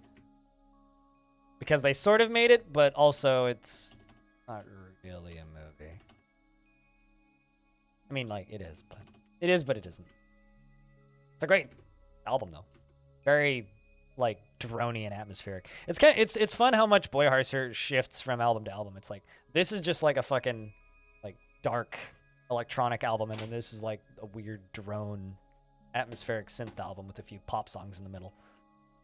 But I don't know. I like weird. I'm very much in the electronic music kick right now. That, and I get to see Holy Fuck next Friday, assuming that show actually happens. Yes, a big river. We got what we wanted, and I'm over here making it bigger. We're connecting the two, because this corner is a little bit too jagged and sudden for me. But got our defenses set up. I haven't done any farming yet. We got plenty of drink and food. We're just working as hunter-gatherers right now, or just gatherers, I guess, right now.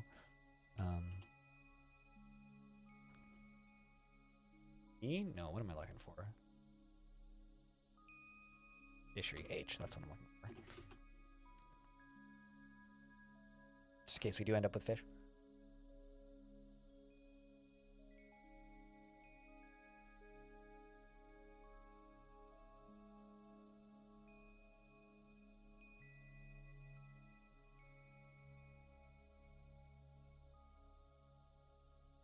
Have they really, like, not started smoothing that at all?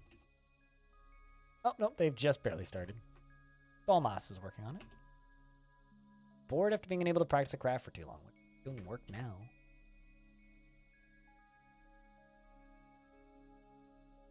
So I'm going to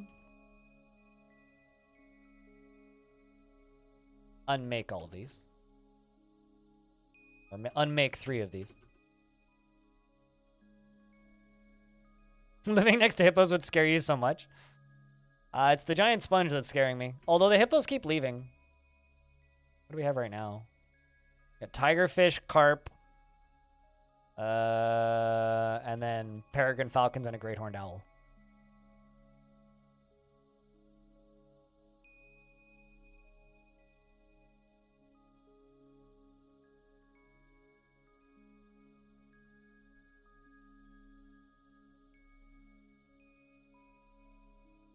I think that's right. Be right.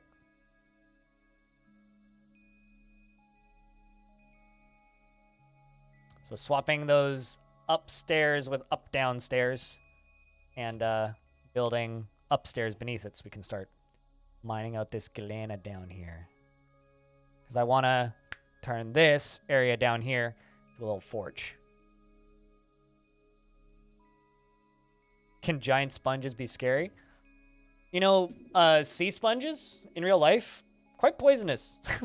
Like, you don't really want to go poking a sea sponge in real life. So I would argue just, like, sea sponges in general, pretty scary.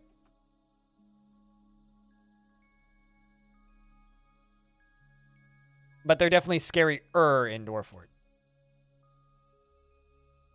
All right, let's start mining this stuff out.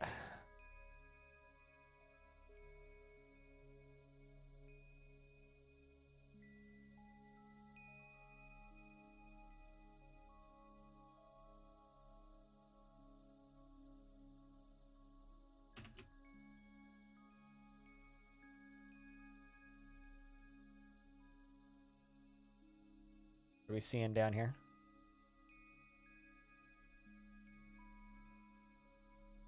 Not too bad currently. Just seal off the bits that we dig out.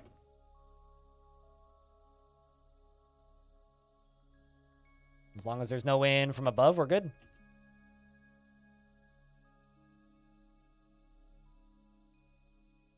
Are basically just water cows not as dangerous as the real life counterpart? Same thing with any wild animal though. Like, if they bite you, We also have alligators and giant alligators, and I saw a normal snapping turtle once. And because it's untamed wild, it's like hippos, not that full-on aggro. You still don't want to get bit by one, though. And dwarves have a tendency of just picking fights with wildlife sometimes, so. Depending on what the said wildlife is, you still want to be careful, you know?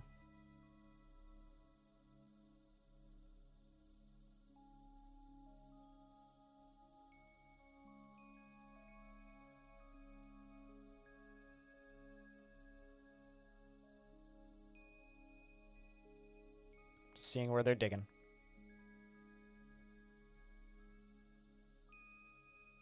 This is all lead and silver ore.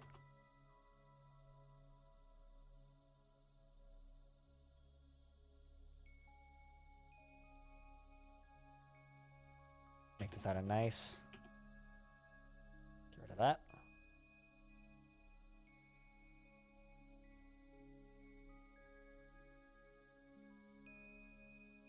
Since there's a lot of people talking about synthesizers in the chat right now and like digital music, I'm just gonna shout out the Centaur YouTube channel. It's spelled like a centaur but with synth meaning, so Centaur.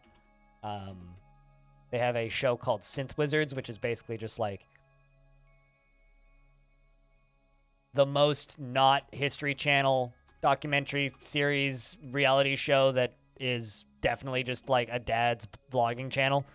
So if you ever just like want a good fake like reality show that is actually just some dude vlogging, that's about synthesizers, it's fucking great. Hey Taylor, how we do? Things are all right over here. We've started a new fort today.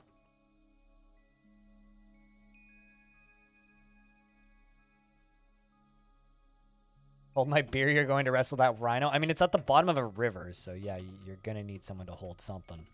Probably your beard.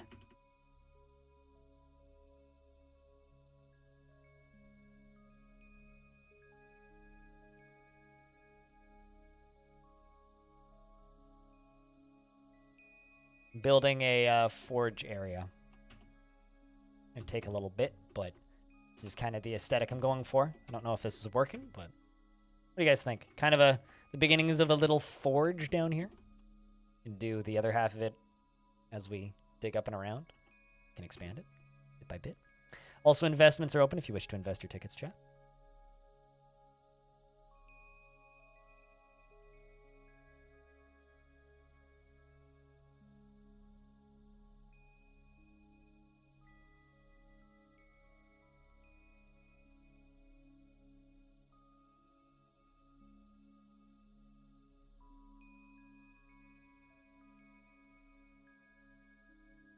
My God, are we almost at the end of January already? When the heck did that happen? Almost a genuine question. When in the world did that happen? Good Lord. We're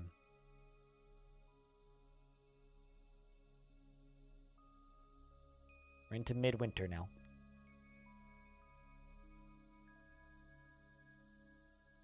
I think we'll get some charcoal going down here.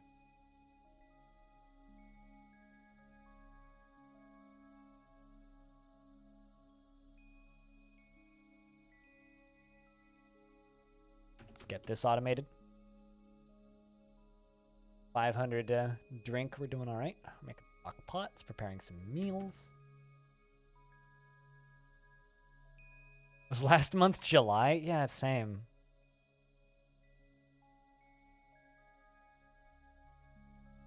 To me, it's actually just kind of a, oh fuck, I have to do taxes.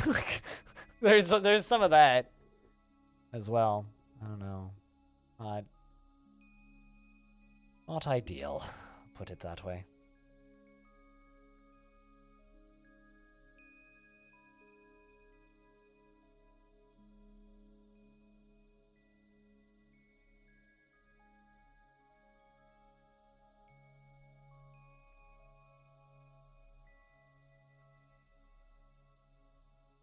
So while they're working down here, up here on the main level, things keep spawning from over here on this. Ooh, what are you? Giant chinchillas? Why do I feel like giant chinchillas would be delicious? I have to throw that out there. Like, they have to be tasty. You know what I mean?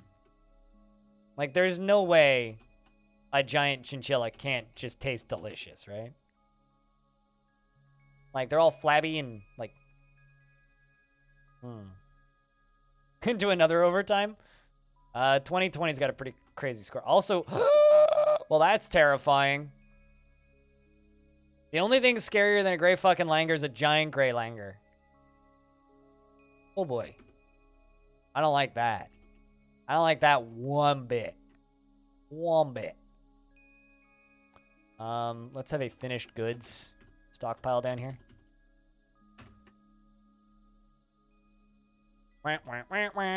So we got giant chinchillas and giant gray langurs. Gray langurs like to throw dwarves, and they also like to steal stuff. Meaning they're probably going for my, like, everything right now.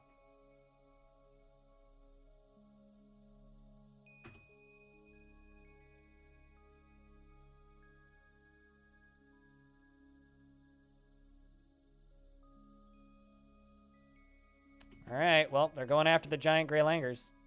They may end poorly.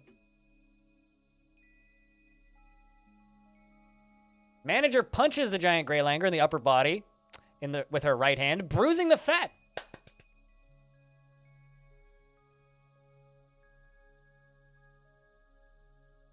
Come on, boys. Get him. That's what I'm talking about. Look at that blood. Oh, yeah. All right, well. Those two won. Terrified when caught in conflict. You okay there, Tail Grandmaster? How about Hobo? Terrified while in conflict. Vengeful, joining an existing conflict.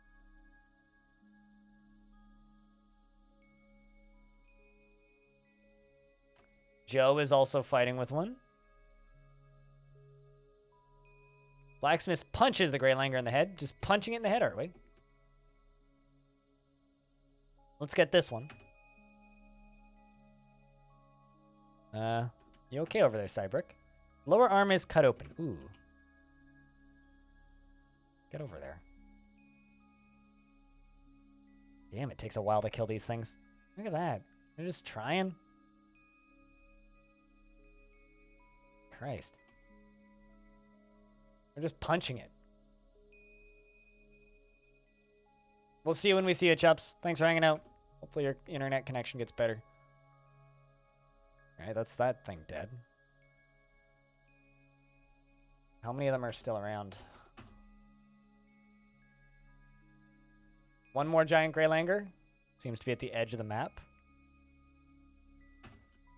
Let's just go to corpses real quick and see what corpses are around. Where did you dump all of those giant gray langurs? One's coming in, hopefully leaving the map.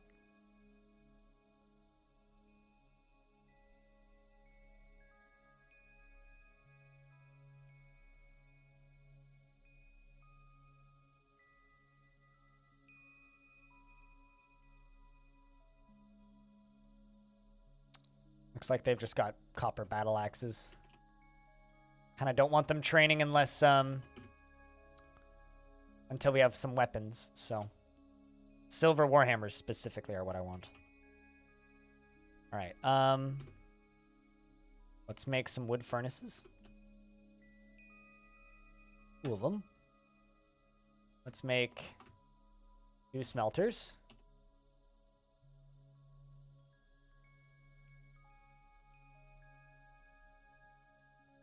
I don't actually know if I have any wood burners. Probably don't.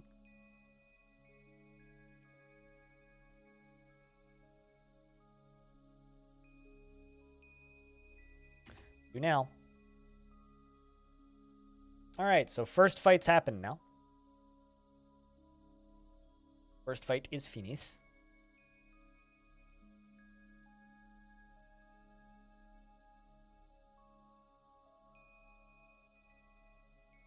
They're still working on blocks.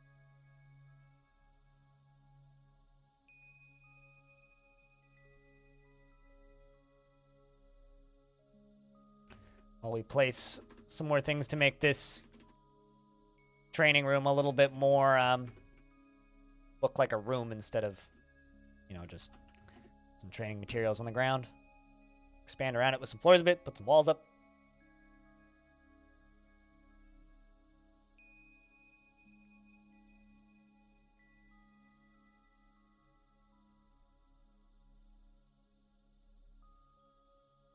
But currently, dwarves are very busy just hauling stuff inside.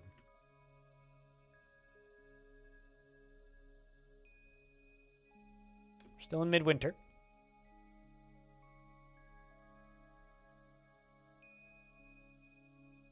Our stupid wants me to read the last Discord story. Oh, I do have some things to read. Okay. Let's see. Learning the soapy alphabet garnished with numbers. Honey Pot Mountain stole sentences. Snow way over the limit will cause children to get. There we go. All caught up. Speaking of caught up, Zycrum, how bees things be doing for you today? I hope you guys aren't too sticky because there's a lot of honey on that. But we're starting a new fort. We're fighting with giant gray langurs apparently. The reason we started a new fort is Long Death's a little bit samey for some people, so we're mixing it up by doing some different things. Anyway, how you been, Zycrum? What's up?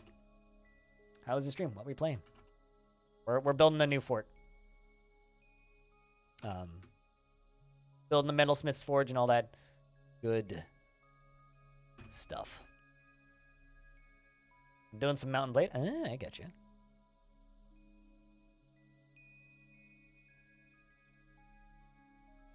$59. That's a shitty number. 60. Galena. Oh, smell.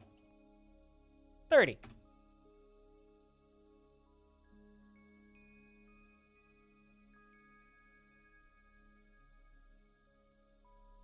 Finally found the ones that you were searching for. Stick it in the documentary section of my Discord if you're in there. Or someone else can. Also, Zycrum. It's our first anniversary.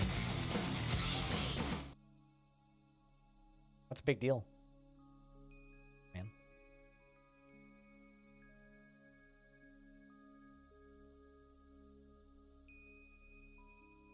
It's a whole goddamn year worth of subscriptions. You've clicked those buttons 12 times. You've never felt so loved? That is vastly doubtful. Oh, yeah, no, the documentary you're talking about is a Hoy video. Of course, I've seen all of those. I've literally watched every single video that man's ever put out. Fantastic work, too. Absolutely phantasmalic work. Needs refined coal? No shit, game.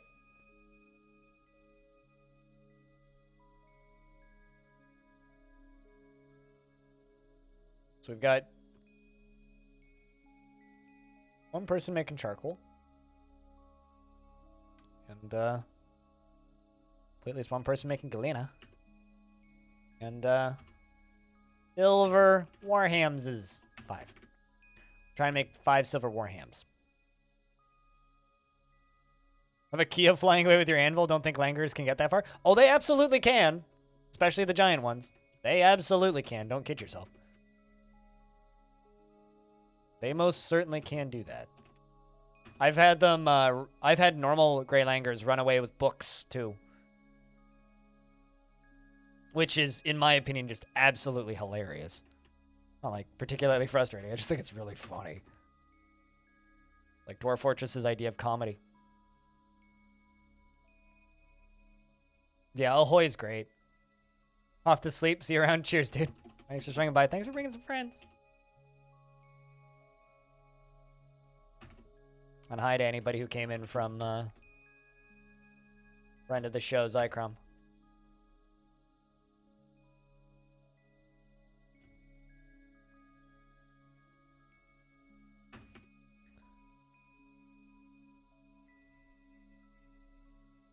Also, speaking of raids, it's the double raid. Animal brings a couple friends in as well. Were you Minecrafting today, Animal? What's up with the animal derps?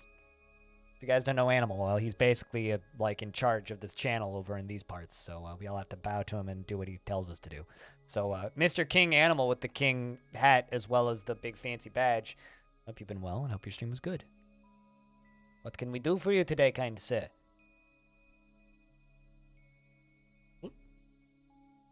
This is our very small, burned new fort thing. Let's squish some Grey Langer corpses. Giant Grey Langer corpses, nonetheless. Honk. Bad.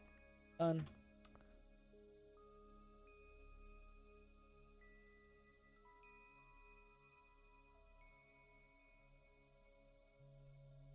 We are currently making charcoal and doing a few other things. Well, wood burning as well. It's a useful job.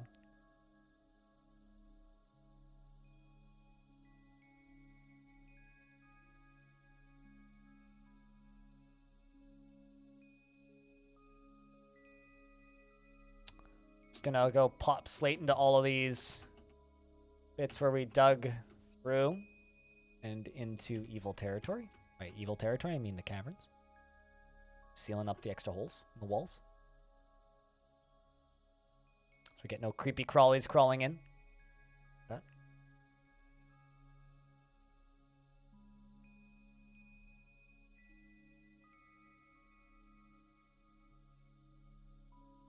How goes the new fort? So far, so good. We got to fight off a bunch of giant monkeys. There's giant sparrows and giant cave swallows floating around. There's some sponges in the water, and there was rhinos earlier. We had hippos. Kind of hoping for elephants. A lot of fun stuff. Fought the dragon on a server today. Managed to get it to respawn 19 times. It was quite the event since we waited until we beat the dragon. Since we waited till now to beat the dragon bastard. Sounds fun. I know very little about endgame Minecraft, so just know that there is a dragon that can be fought at a point.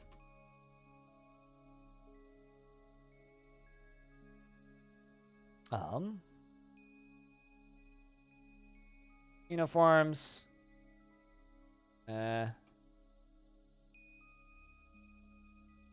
Say, no, not actually.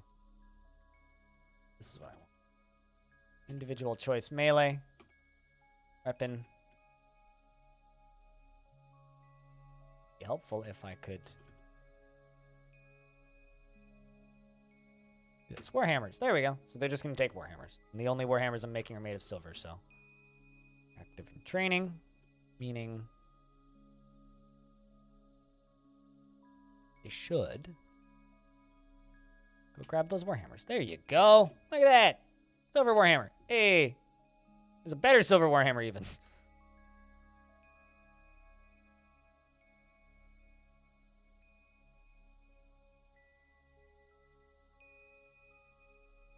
we're gonna go up here and train.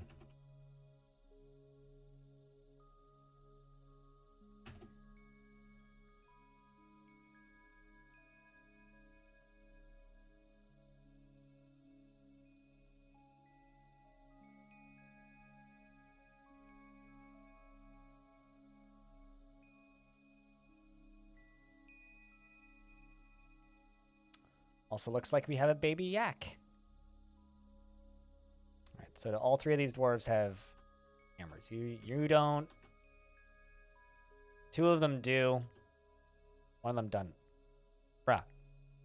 Hobo. I need, maybe, actually, hold on. Nope, you don't have woodworking assigned.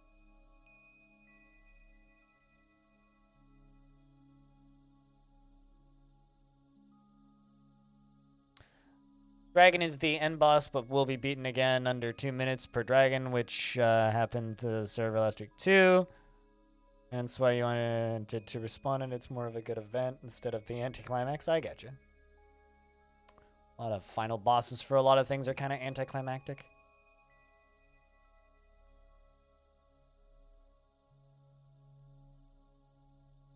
Let's make 5 more silver warhammers. Okay, so you have that.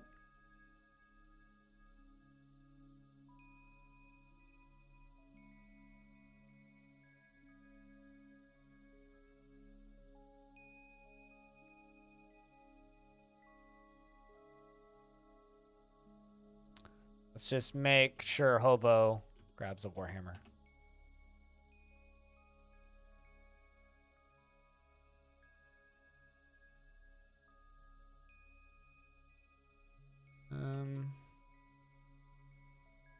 Warhammer. You too. Apparently they are getting too much option.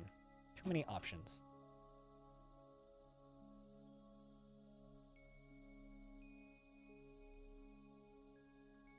Watch time. I think exclamation point tickets be what you're looking for. Yeah, that. I have a exclamation point watch time. I do have an up time. You're looking for like the amount of time I've been live today. All right, there we go. Now everybody's got those Warhammers.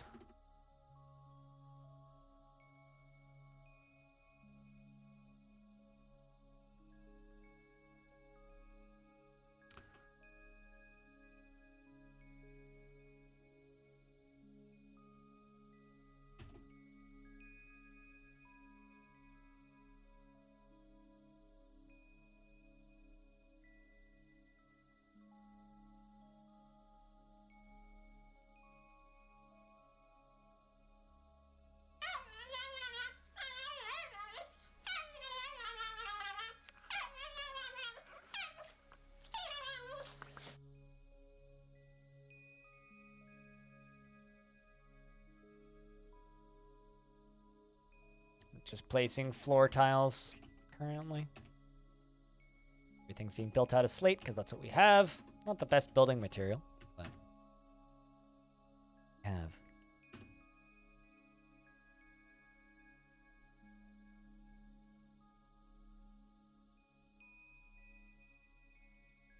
These are fine coal. I'll get it in a sec. They will get it in a sec.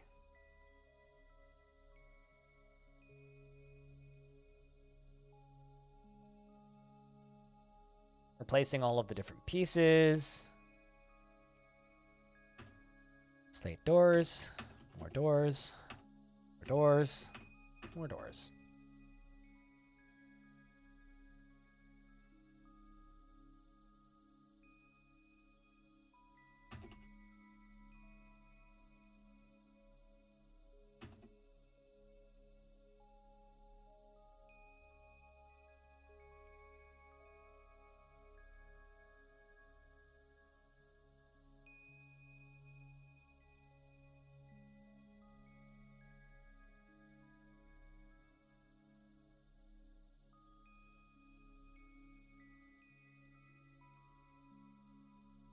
So this is going to be where we're going to train the military. I'm kind of thinking about building this into a tower.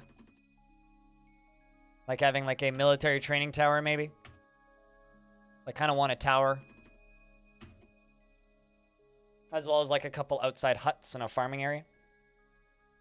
We'll see what we're able to end up pulling off with this, but got a few ideas. But currently this is what we got. There's all the wall pieces getting put in place.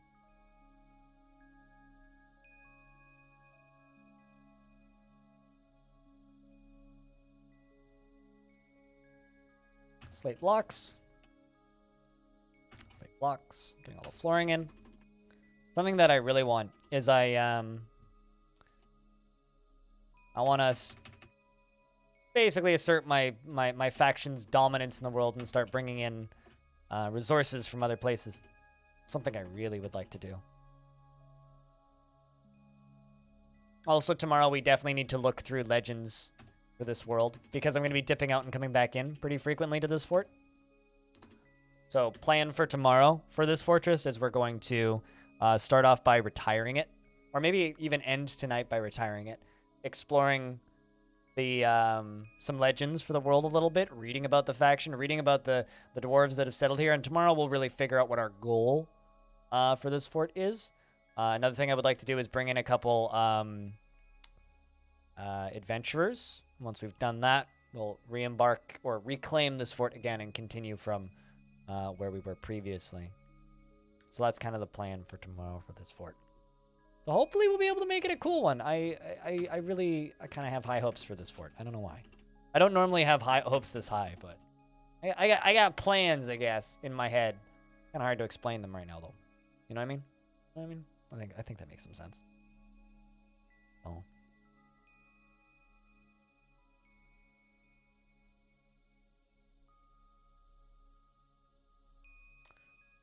I'm going to make a nice weapons stockpile. A very small one, but...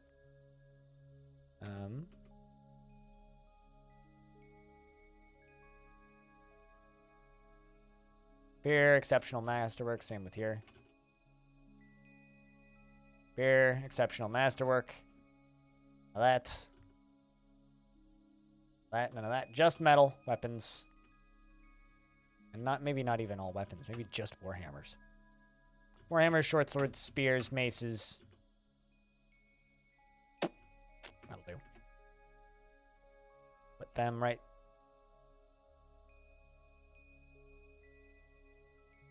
there and right there.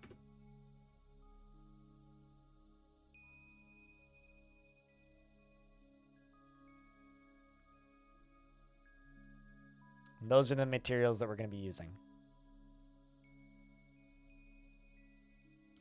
Actually, just going to kind of dump everything that's in here.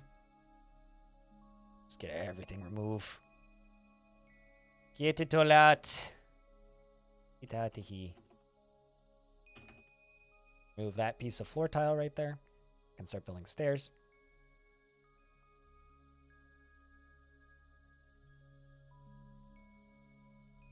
Not a bad little set of dwarves we've got here.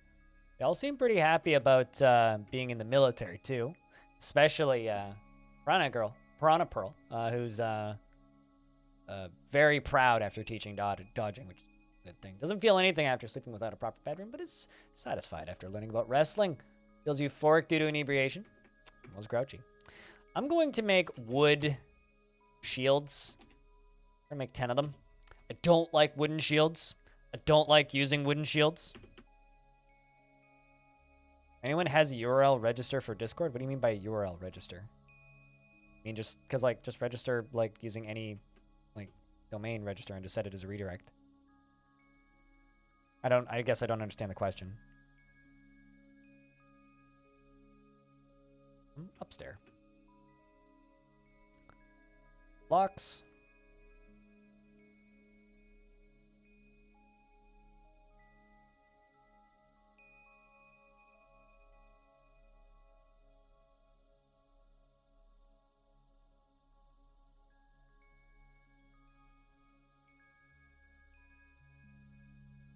Plate blocks. How come? Also, do you know how to assign leather shields and uniforms? Yes. We've been able to find it.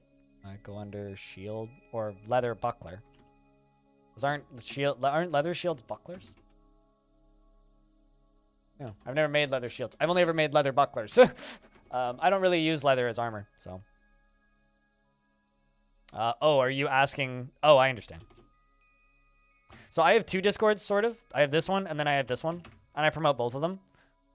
Mine, it's literally the URL to join my Discord is just like discord.gg/blind.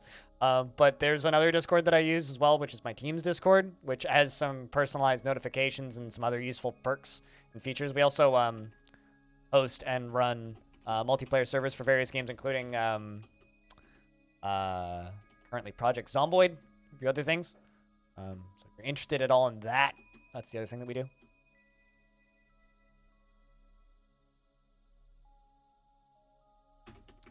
Let's make 30 lead mechanisms, lead pot. 30 of those. I've got a bunch of lead now. We still smelting galena? Yes, we are. Excellent. So we're getting lead crafts up and running. But my personal Discord is obviously the one that's specifically about my channel.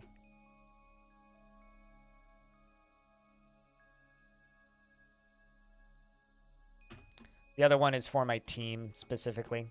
Speaking of my team, me and my team, we have a podcast, which I actually have to finish editing an episode for tomorrow because there's a new episode dropping tomorrow. But that's another thing that I have as well. And If you're new here and like haven't seen any of the stuff I do, I have Tarn Adams on the channel once every 4 months or so. Those VODs are all on my YouTube channel.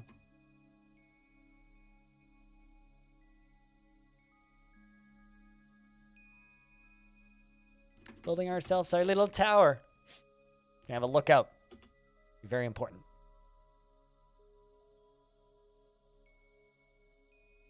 We'll do a little overhang on that. But we're making wooden shields because wooden shield is better than no shield. And no shield on a military dwarf is an instantly dead dwarf. Actually, one of the best ways to have a wrestler is to have a wrestler with 2 wooden shields because they're super light.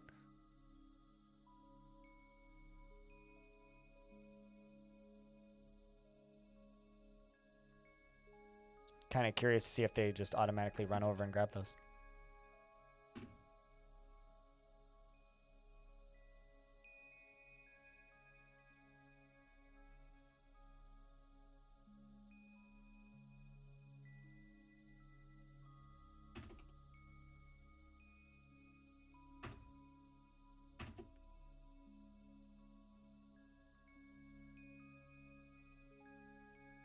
No, because I don't really watch Dark Souls stuff, but I believe it. I believe it. Any game that lets you equip 2 shields, having 2 shields, probably busted. Just like in Dwarf Fortress, if you play a spider person, and then you have a shield in almost all of your arms except for one, which has a sword or a whip. It's like, how to be busted. Yeah, exactly. Five shields and a whip. 5 shields and a whip. Spider Adventure, 5 shields and a whip. It's my Artist Coolers build, I think.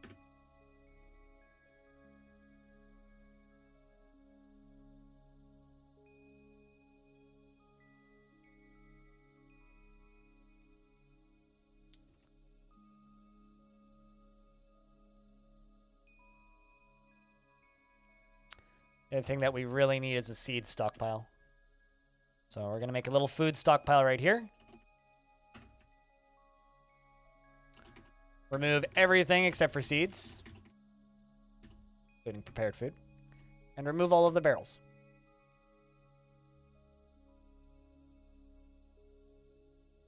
That's going to be a lot of seeds going right there. Avoid when caught in the rain. Well, hopefully this will keep you from being caught in the rain. Funness when talking with a friend. You don't feel anything, do you? Rory. Rory. This dwarf might be real good in the military sooner rather than later. Like, look at this. Doesn't feel anything after seeing things die. Very good. Very good. I also haven't decided what our main defensive system is going to be for this fort. We could potentially do a big old drowning chamber. Got lots of water. Don't know yet, though.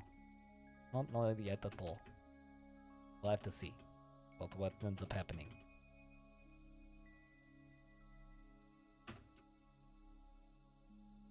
Super excited about the silver and copper whips you got from your last siege. Ooh, just keep in mind, dwarves don't use whips by default. You have to make a slight edit to your game's raws to make them work because they're technically human weapons. I kind of don't like using whips because or human and goblin rather. I kind of don't like using whips because I think that they're completely, totally, and utterly busted. And there's enough like busted weapons in Dwarf Fortress already. I don't need another one, but they are cool. Like like whips as a weapon are really cool. I won't deny that. Did you guys equip those wooden shields?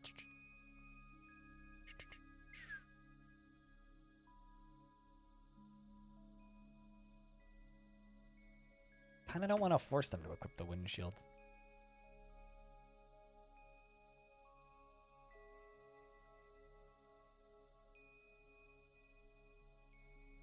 Oh, absolutely. I mean, they'll work in weapon drafts. It's an easy edit, though. It won't affect your saves, if that's a concern. It's not going to affect your saves for an individual run or anything, so don't need to worry about that. Whips are ranged? Whips are not ranged, but you do need to edit your raws to make them usable. They're just overpowered as fuck. Because they're basically lightsabers. There's a reason that Star Wars mod I played a while ago renamed whips to lightsabers. Literally identical to normal whips, just called them lightsabers.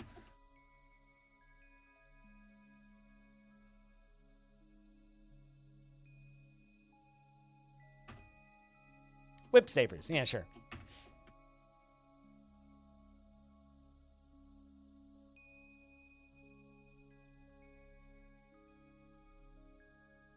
Kind of thinking about making this tower into our prison.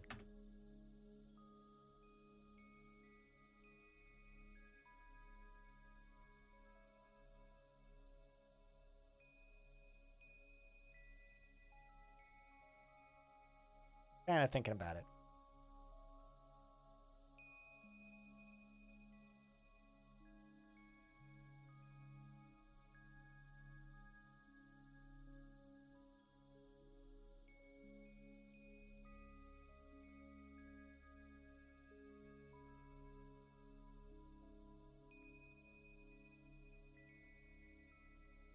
Bellinair, thanks for the raid. Cheers, man. How's Eco? You guys don't know Bellinair. Member of my stream team. Fantastic Finnish lad. Very entertaining. Recommend giving him a follow.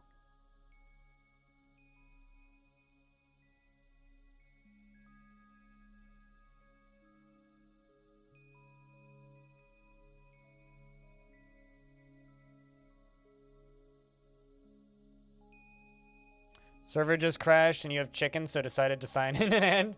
Yeah, I'm fucking dead today because I walked up a mountain yesterday. So I don't know if you saw pictures, but I'm tired. So starting a new fort because the other one's kind of stale for a lot of people. So we're gonna see if we can figure out a way of balancing two. But so far it's been chill, getting the fort up and running. Roughly 1 year in, generated a new world, did a bunch of things. Gonna do more stuff in the world today. So.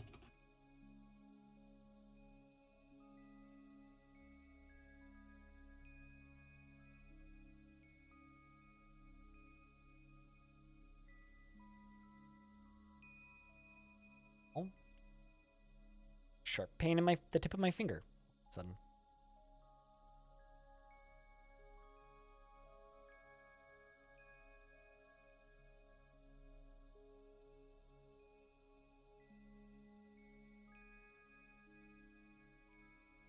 But we're building just kind of a very basic setup so far. Kind of got this little room that's dealing with all my major needs, and then down here is a tiny little forge. There's not much in it currently, just silver. But hey, at the very least we have silver. Silver and lead. So working with those materials. Can actually mine out a little bit more down here. Keep an eye on it, see where it digs out to. That kind of stuff, so. Protect the stream from the raids. There you go. Diamond knows what's up. Today's a raid blind day, apparently. I'm okay with this. Nice. Only problem is Blind has a podcast he needs to edit tonight. But, you know, it's all good.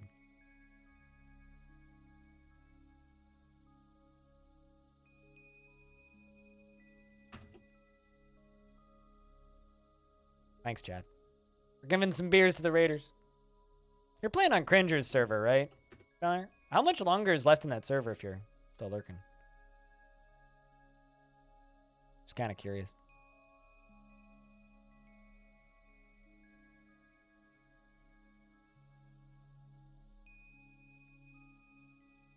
Smooth this front door so I can put a doorway in there. Unforbid that.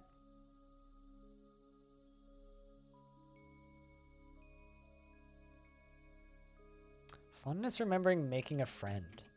Your friend. Obo and Anonimo. Bastot. Making friends. Look at you. Feel tenderness. Remembering talking with a spouse. Long time, Smiffles. How is thing? Time to pew-pew. What are we pew-pewing exactly?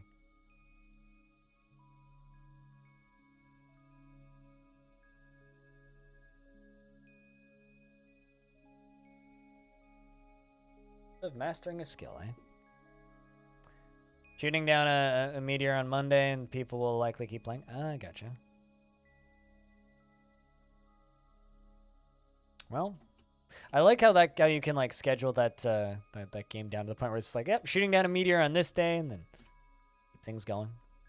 Are you guys causing the heat death of the planet, climate apocalypse, or trying to keep things balanced?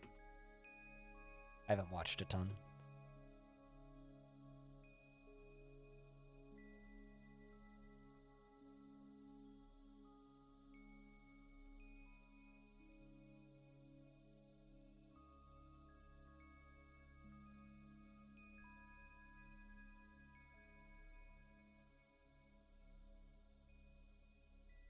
And looks like some more migrants have arrived. Well, let's let them walk onto the map a little bit. Does anybody want a dwarf? I got a couple. I don't need fisher dwarves, I can tell you that. So let's change that job. Water is orange? Oh, that's fine. That's fine. Generally, water is supposed to be, I don't know, or pink, right? I think, usually. You know, generally.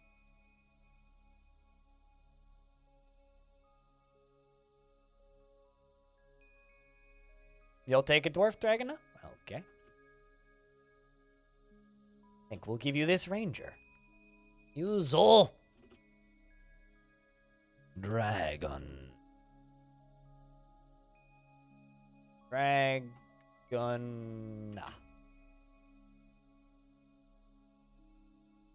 There you go. He is married to Stodia, blunt-channeled, and is the son of Tun and, Cog, of course, and is romantically involved with Thob, and an ardent worshipper of a billion gods in the pantheon, as per usual. 68, almost 60 nice years old, born on the 4th of Obsidian in the year 83. He has long sideburns that are neatly combed and a very long mustache that is neatly combed. His long beard is arranged in double braids and his very long hair is tied in a ponytail. His ears are somewhat narrow and his heliotrope eyes are slightly sunken. His hair is black and his skin is dark peach. Did you bring your partner here? Yeah, you did. A farmer. Would you look at that? Also, your older half-brother appears to be in the fort. Seems to be the Mark's dwarf that's a little, or one of the Mark's dwarf that's not on the map yet. Where is you?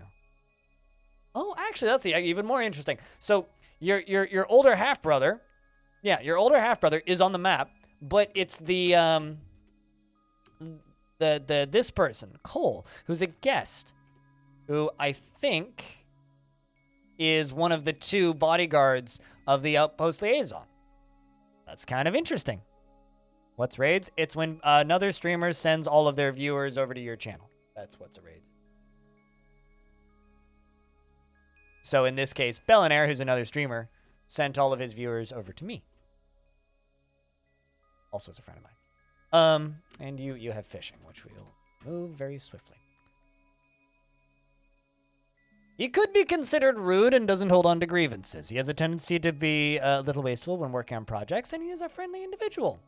Tends to share his own experiences and thoughts with others, and he is trusting. He does not have a great aesthetic sensitivity, and he is conflicted by this as he values artwork in his creation. He likes to take it easy and often feels discouraged. He has a greedy streak and is quite comfortable with others that have a different appearance or culture.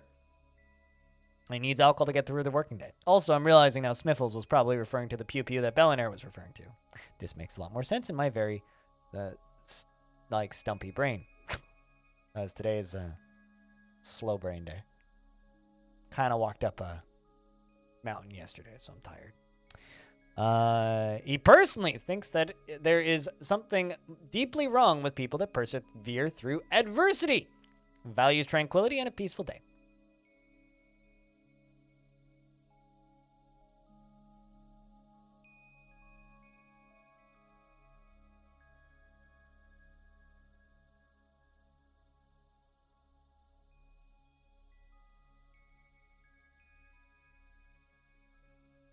So does anybody else want a dwarf chat? We got space? This one seems interesting. I'm really enthused about the fact that their older half-brother is just already in the fort sort of, but not actually, just the bodyguard of somebody else. They'll take one? All right. How about Dragona's cousin? Who probably definitely doesn't want to go bowling. Moldath. who is officially last gunslinger. He is the son of Itur and Cadol, and is a worshipper of a pantheon of gods. He's 123 years old, born on the 28th of Limestone in the year 28. His long sideburns are neatly combed, and his medium-length mustache is arranged in double braids. His very long beard is neatly combed, and his hair is clean-shaven. His nose is extremely short, and his nose bridge is convex. His lips are thick, and his ears are somewhat narrow. His hair is gray with flecks of black, and his skin is dark peach, and his eyes are heliotrope. He personally has a great deal of respect for worthy craftsmanship. Sees guile as cunning, and cunning as indirect and somewhat worthless, and dreams of mastering a skill. He is very greedy, does not easily hate or develop negative feelings, prefers to present himself modestly, and he is a friendly individual. He can be considered rude, and he is moved by natural beauty. He's troubled by this since he dislikes the natural world. Starts to drone when he's exasperated and needs alcohol to get through the working day. Let's also jump back over to you, Moldath, aka Fisher Dwarf, because I'm going to remove your fishing and give you armoring and stone detailing.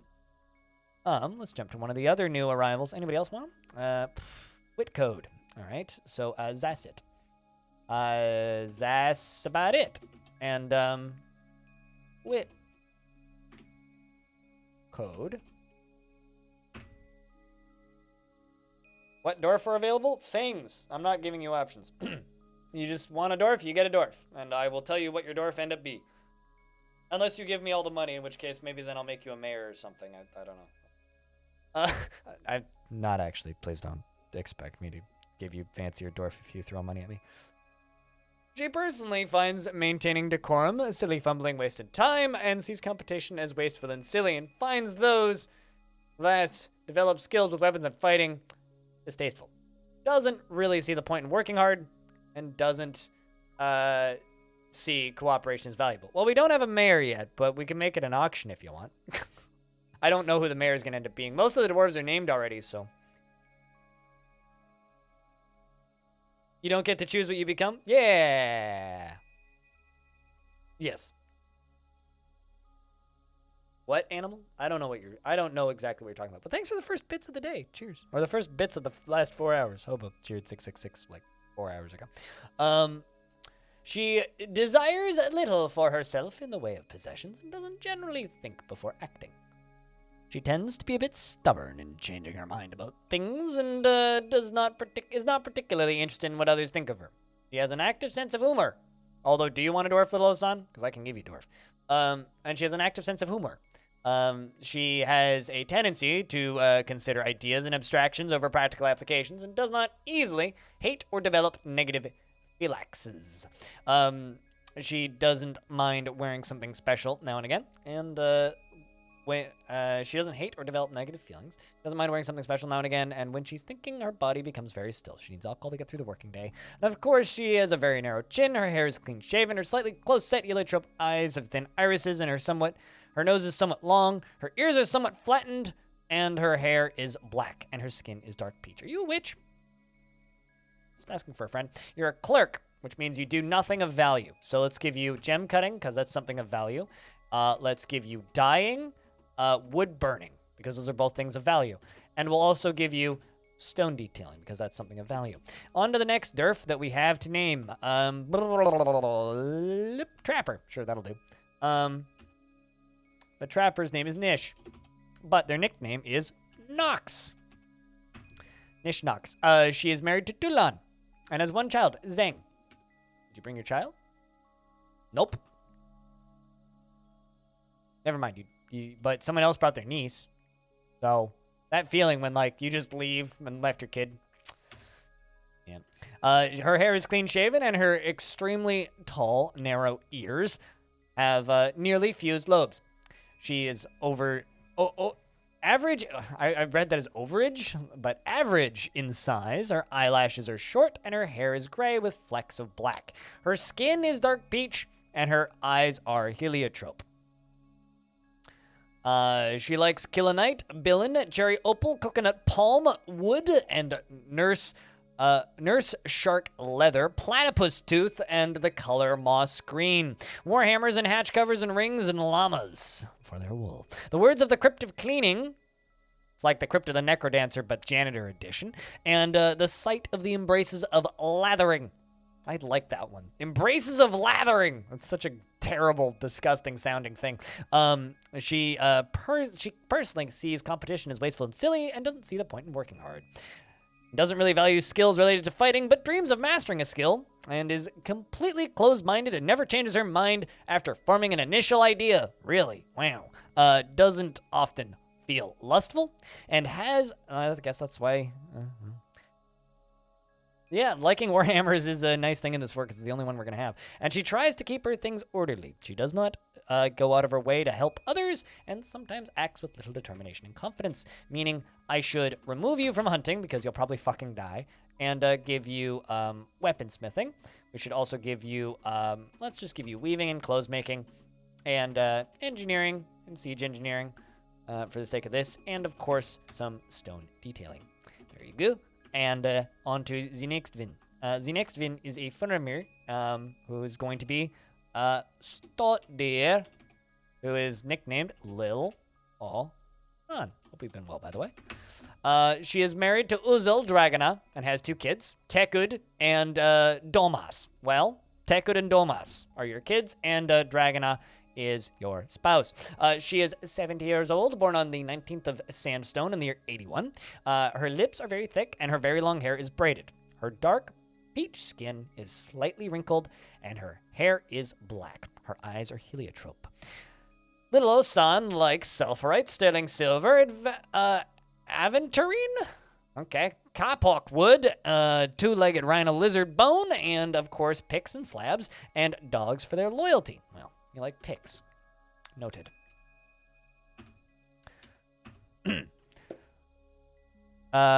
She prefers to consume horse cheese and bayberry wine, split flour, and abso-fucking-lutely hates, can't stand them. Those bark scorpions, disgusting.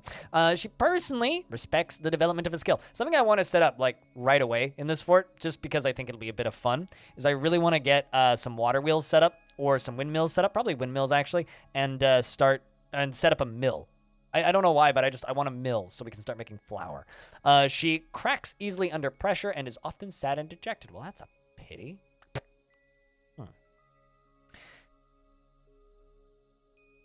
She is often nervous, and she rarely is happy or enthusiastic, and is conflicted by this, as she values parties and merrymaking as an abstract concept. She can occasionally lose focus on the matter at hand, and she occasionally overindulges. She chews her lips when she's nervous, and she needs alcohol to get through the working day. That's often. Well, let's jump into here. I'll give you milling and lye making. Why not? There you go. Get into the fort. Who else do we need? Who else needs naming? Toulon. And there's a baby as well. On to the next one. Toulon. Wait, no, that's not Toulon. It's Moldath. Toulon is this one. Toulon can be also spooky. We see your text loud and clear, I think. Let's give this to Animal. Animal is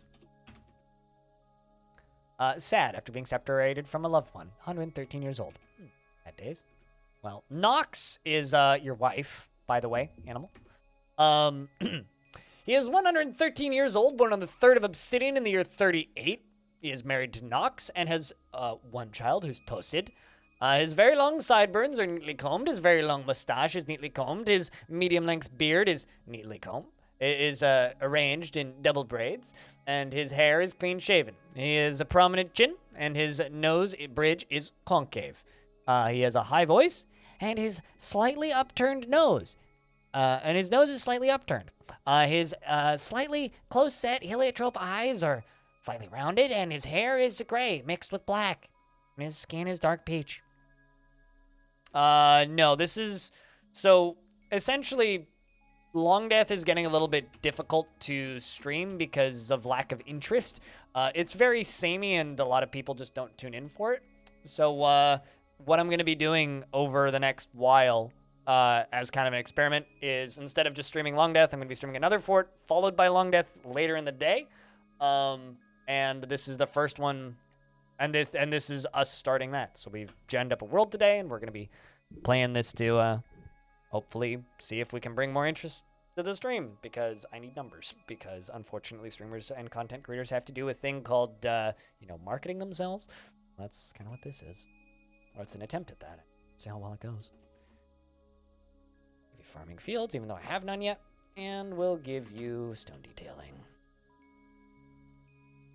Zasset, the stonecrafter, dreams of raising a family, is impeccably curious. You're still confused as to why you left your kid? I'm also confused as to why you left your kid.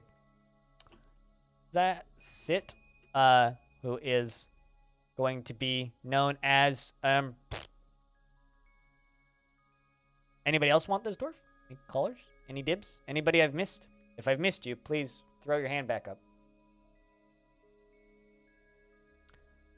Dibs? Tay! Lay! B!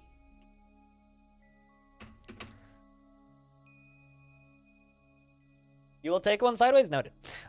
He is 70 years old and is married to Shortast and has one kid. Any other relations? Nope. Just wife and kid. Both here, though. Personally values loyalty and has a negative views of those who exercise power over others. Values artwork and doesn't particularly care about craftsmanship. His medium-length sideburns are neatly combed, his very long mustache is neatly combed, and his medium-length beard is neatly combed. His hair is clean-shaven, and he is short. Well, he's a dwarf, so.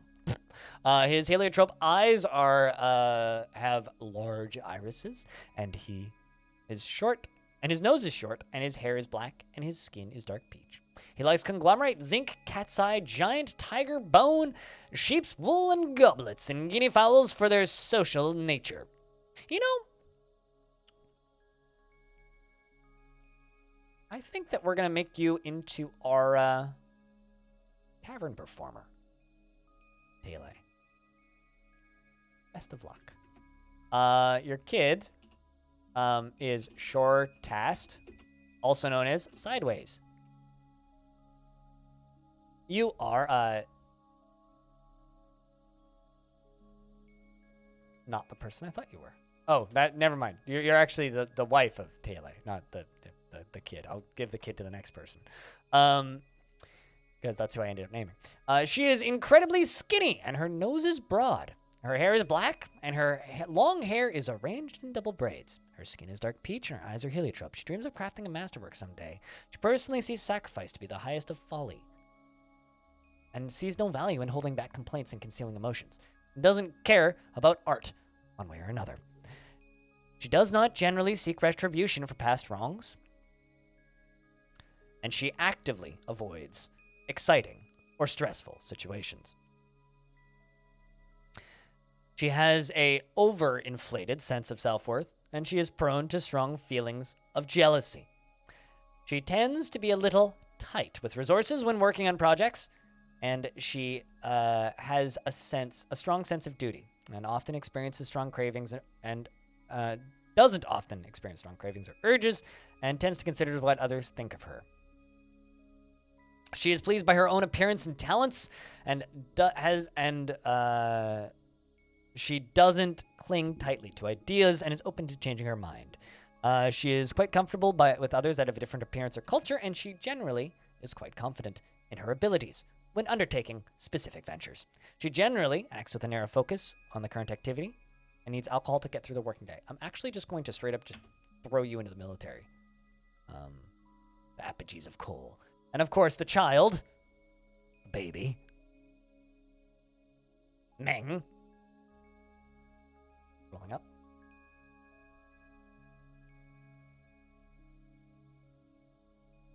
Meng. Anybody want to be the baby? I don't see any dibs. If I've missed a dibs, yell at me. Any dibs on the baby, chat? If nope, I can just assign it or leave her blank. Bella, here's the baby. Baby Bella. Baby Bella. Baby Bell. She is 1 year old, born on the 9th of Opal in the year 150. She is the daughter of Shortast, Sideways, and Zasset Telebi, and is a worshiper of the lens of pregnancies, which, of course, is the deity of the Crimson Pulley. The lens most often takes the form of a female dwarf and is associated with song and inspiration. Inspiring song. She dreams of mastering a skill, and she personally sees family as one of the most important things in life and hates those who wield power over others. God damn it, Mom, says Baby. She says, my gal. And her very long hair is braided, her heliotrope eyes are narrow, and her eyelashes are extremely short. Her ears have small lobes, and her head is somewhat broad.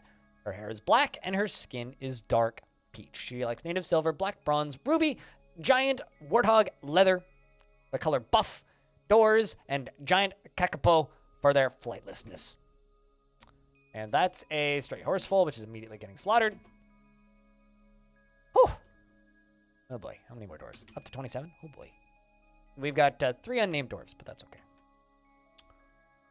4, 5, 6, 7, 8. It's a lot of dwarves. Horse full. Gray lamb. Peachik. Slaughtering all these. Gosling. Sorian Gosling.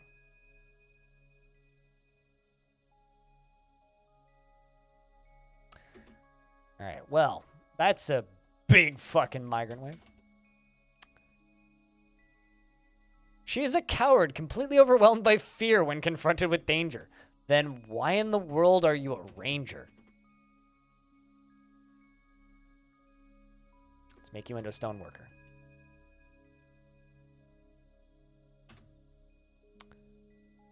Really feels discouraged, tends to avoid physical confrontations, tends to spread spreads. Okay.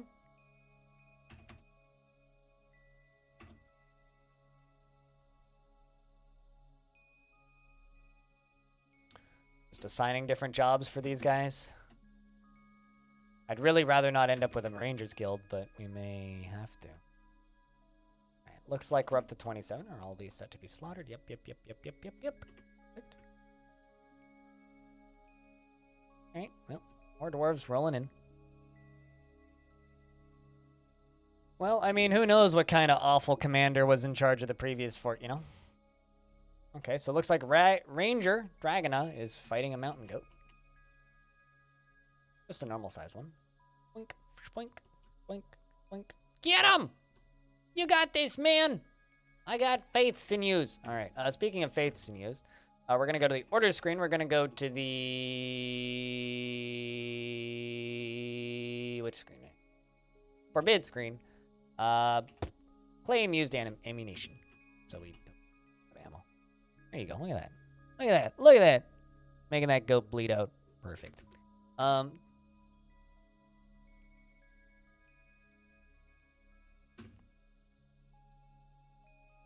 Man, you're really bad at aiming, probably. So up to 38 Dwarf. Let's see. We got a doctor and a trader. Trader's got nothing. Creating a great work of art. Would you be any good as a military dwarf? You'll do well enough.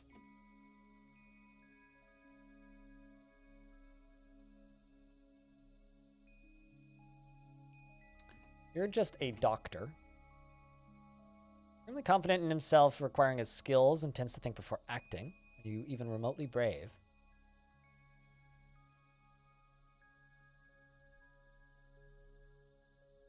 Yes, you would indeed be fine in the military. Upstairs and be a recruit. Speaking of recruits. Alright, force them to use those wooden shields, but I kind of don't want to.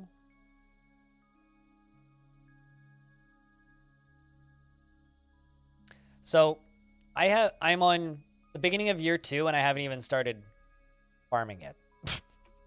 That's like kind of the beauty of Dwarf Fort, right? It's like we're at the beginning of year 2 and we really haven't started farming yet. Let's go back to this. Let's mine out all of this. Here's Sui.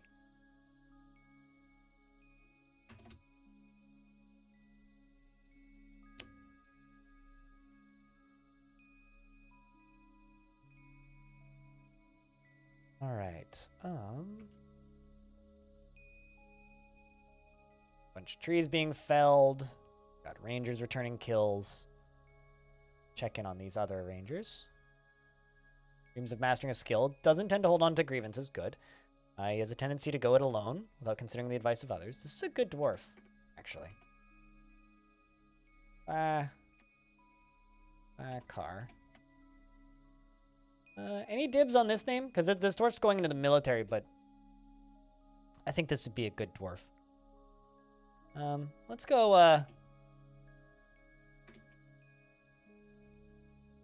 let's just name you Diamond Destruct. There you go. Diamond Destruct. And you're going to be put into the military. Welcome to the fort, Diamond.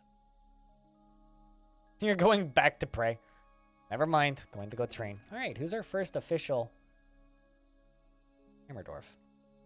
It's like a Tobo. We're also going to make some lead goblets.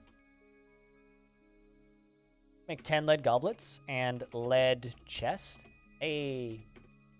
We're going to start making our furniture out of lead, I think. It's heavy, but it's nice and gray. And it'll do its job just fine, I think. What animals do we have around currently? What a baby carp.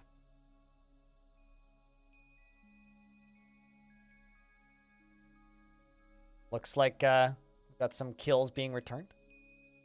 Good stuff.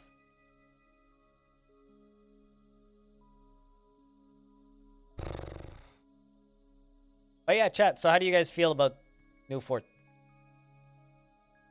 I hope that you guys like the idea that of me trying to, you know, keep Long Death something that I can keep going while also bringing in other forts. I mean, I've done other forts in the past, but having like multiple long-term projects, the last time we tried to do it, I ended up just kind of confusing everybody, and everybody kind of forgot what fort I was doing and figured like everything just changed every day and was always a new fort. So like it's kind of a challenge for me to like keep it clear as to what is happening where and what is what fort and which is what fort and not confusing people. So gonna kind of have to do my best here to keep from confusing people. Just kind of the issue. So if you guys have any tips or ideas on ways that I could keep it clear as to what fort I'm playing on what days and what is and what isn't Long Death, that would be really neat. Kind of open to ideas here, because like I said, I want to keep Long Death going, but also channel's got to do channel things. So streamer can't fall into total irrelevancy, only partial irrelevancy. Evening decaf, best kind of decaf, man. Fucking love some evening decaf.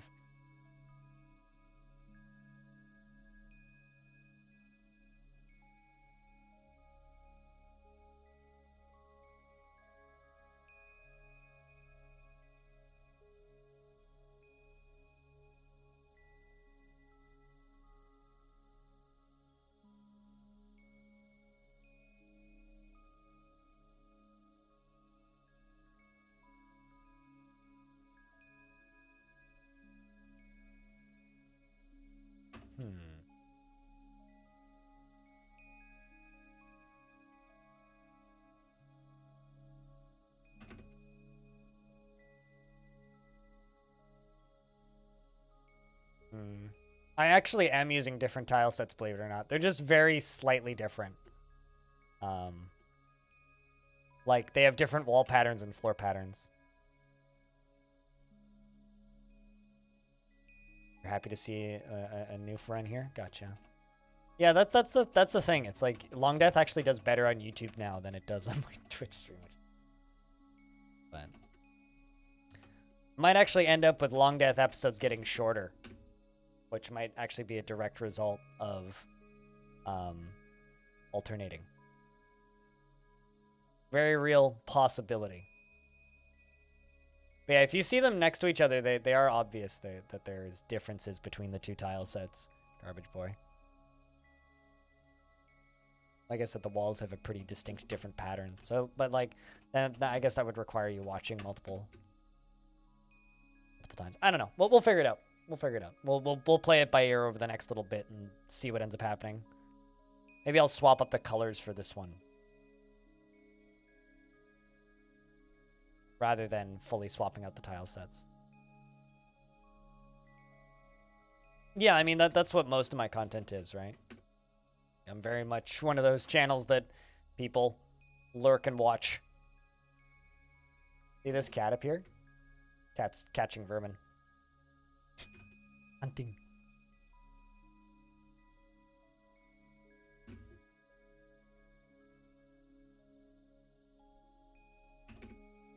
Enjoy your lurk, squad.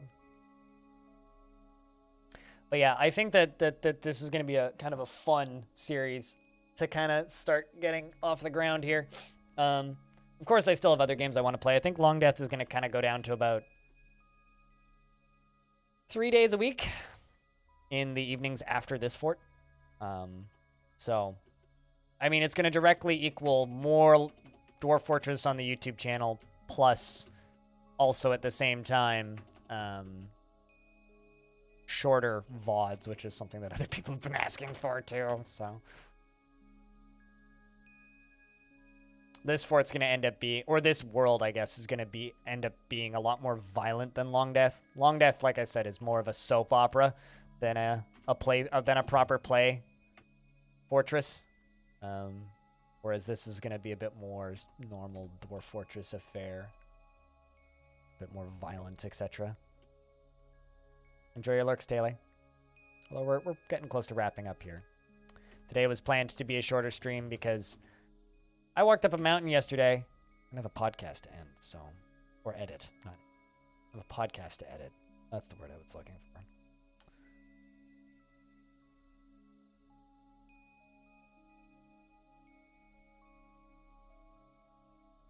How's that do? They do that in order?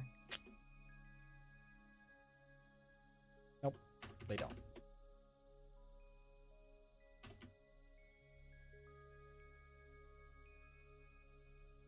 Let's just get this all cut out.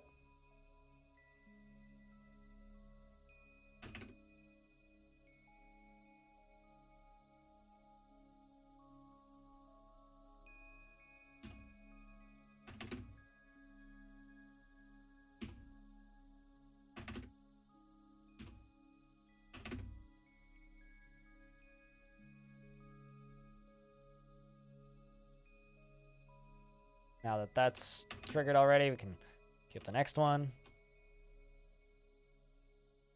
Keep the one after.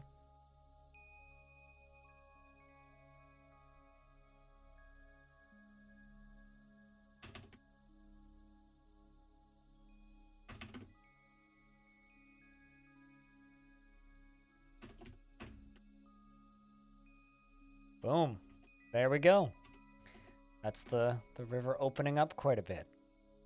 That looks a lot better, I think, than that harsh right angle that it had initially. Hope you guys agree. It's gonna go into the hide menu and hide all this wood.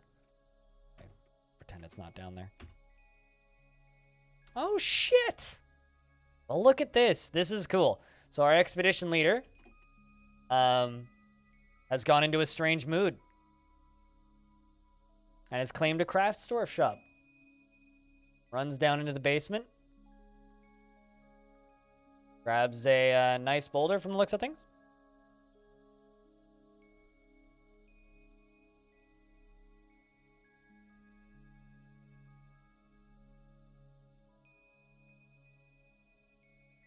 Drops off one boulder. Hope they make something good.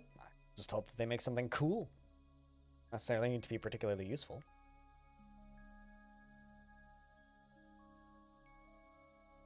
Absolutely rad. Looks like another dwarf has become a hammer dwarf. Rory has learned to hammer. Oh. A stone mug. I kind of love it when dwarves make mugs because it's just like, I want a cup, damn it. It's just funny to me. I don't know. One of my favorite things that they can make.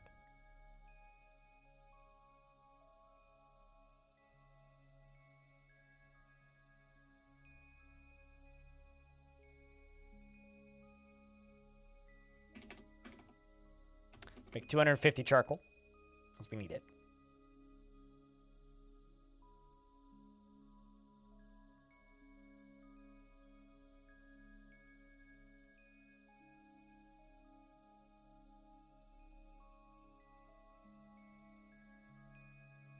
All right, what else do you need? Hurry. Cut gems. Ah, cut gems. That would do it. Make ourselves a jeweler's shop real quick. Definitely have some dwarves with jeweling, with, yeah, gem cutting set up. It's just a matter of actually getting some gems cut here. I wonder what the most valuable material we have that we could cut is. We'll see. Pro tip for anybody who doesn't know about this, you can actually cut non-gem materials if you're desperate. So you could cut like quartz or any kind of rock or metals or metal ore even. And then have something akin to a gem or polished stone at the very least.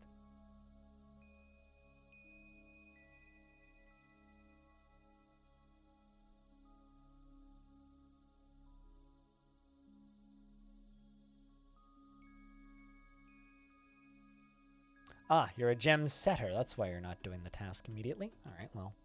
Arath, the gem setter. Let's give you gem cutting as well.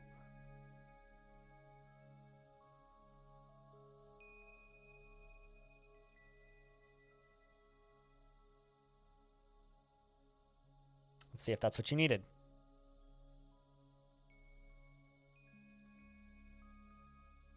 Yep, that is exactly what you needed. Cool. So you grab that gem. And our dwarf at the craft store shop has begun a mysterious construction with 3 pieces of nice and some cut gems. Any bets on what they make? 3 pieces of nice and some cut gems.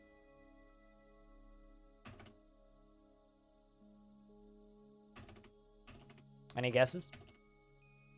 I'm personally hoping that they just make something covered in lore. That's my actual hope. A large corkscrew? Really? At a craft store shop? I don't think that's possible.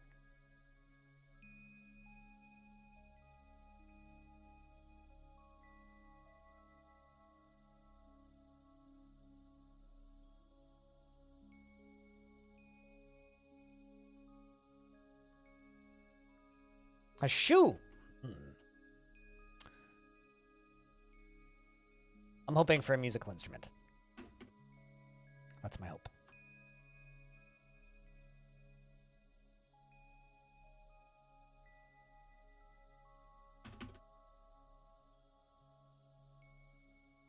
Gonna quickly queue up a lead pedestal to place the artifact on if it ends up being something cool.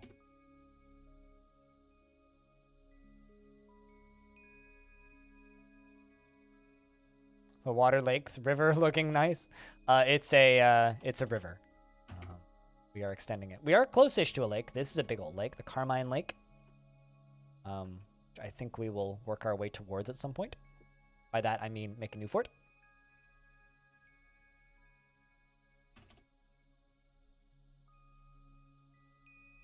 Needs more refined coal. Well, we're definitely working on that.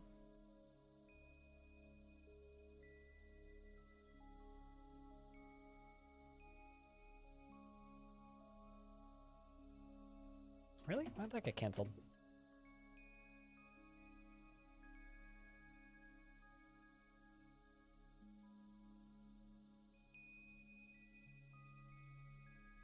Do more slate blocks. More slate blocks.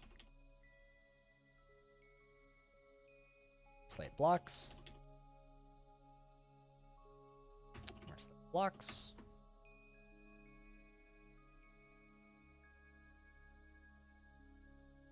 Slate blocks. That corner piece will be put in a second.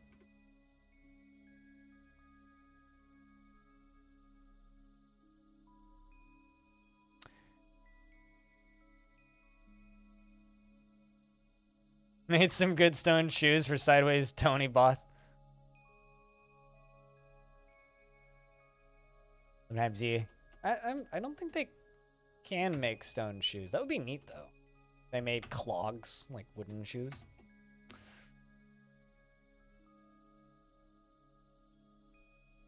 There you go. Anonymo, the expedition leader, has created Tishishing Guztitul, a nice puzzle box, and claims it as a family heirloom. It's a toy. A toy. Spiral Buried the Simple Groove. This is a nice puzzle box. All craftsmanship is of the highest quality. It is encrusted with oval nice cabochons and encircled with bands of cushion nice cabochons. This object menaces with spikes of nice. On the item is an image of Crown's Memoriam. Well, would you look at that? I love it. Good. Good shit.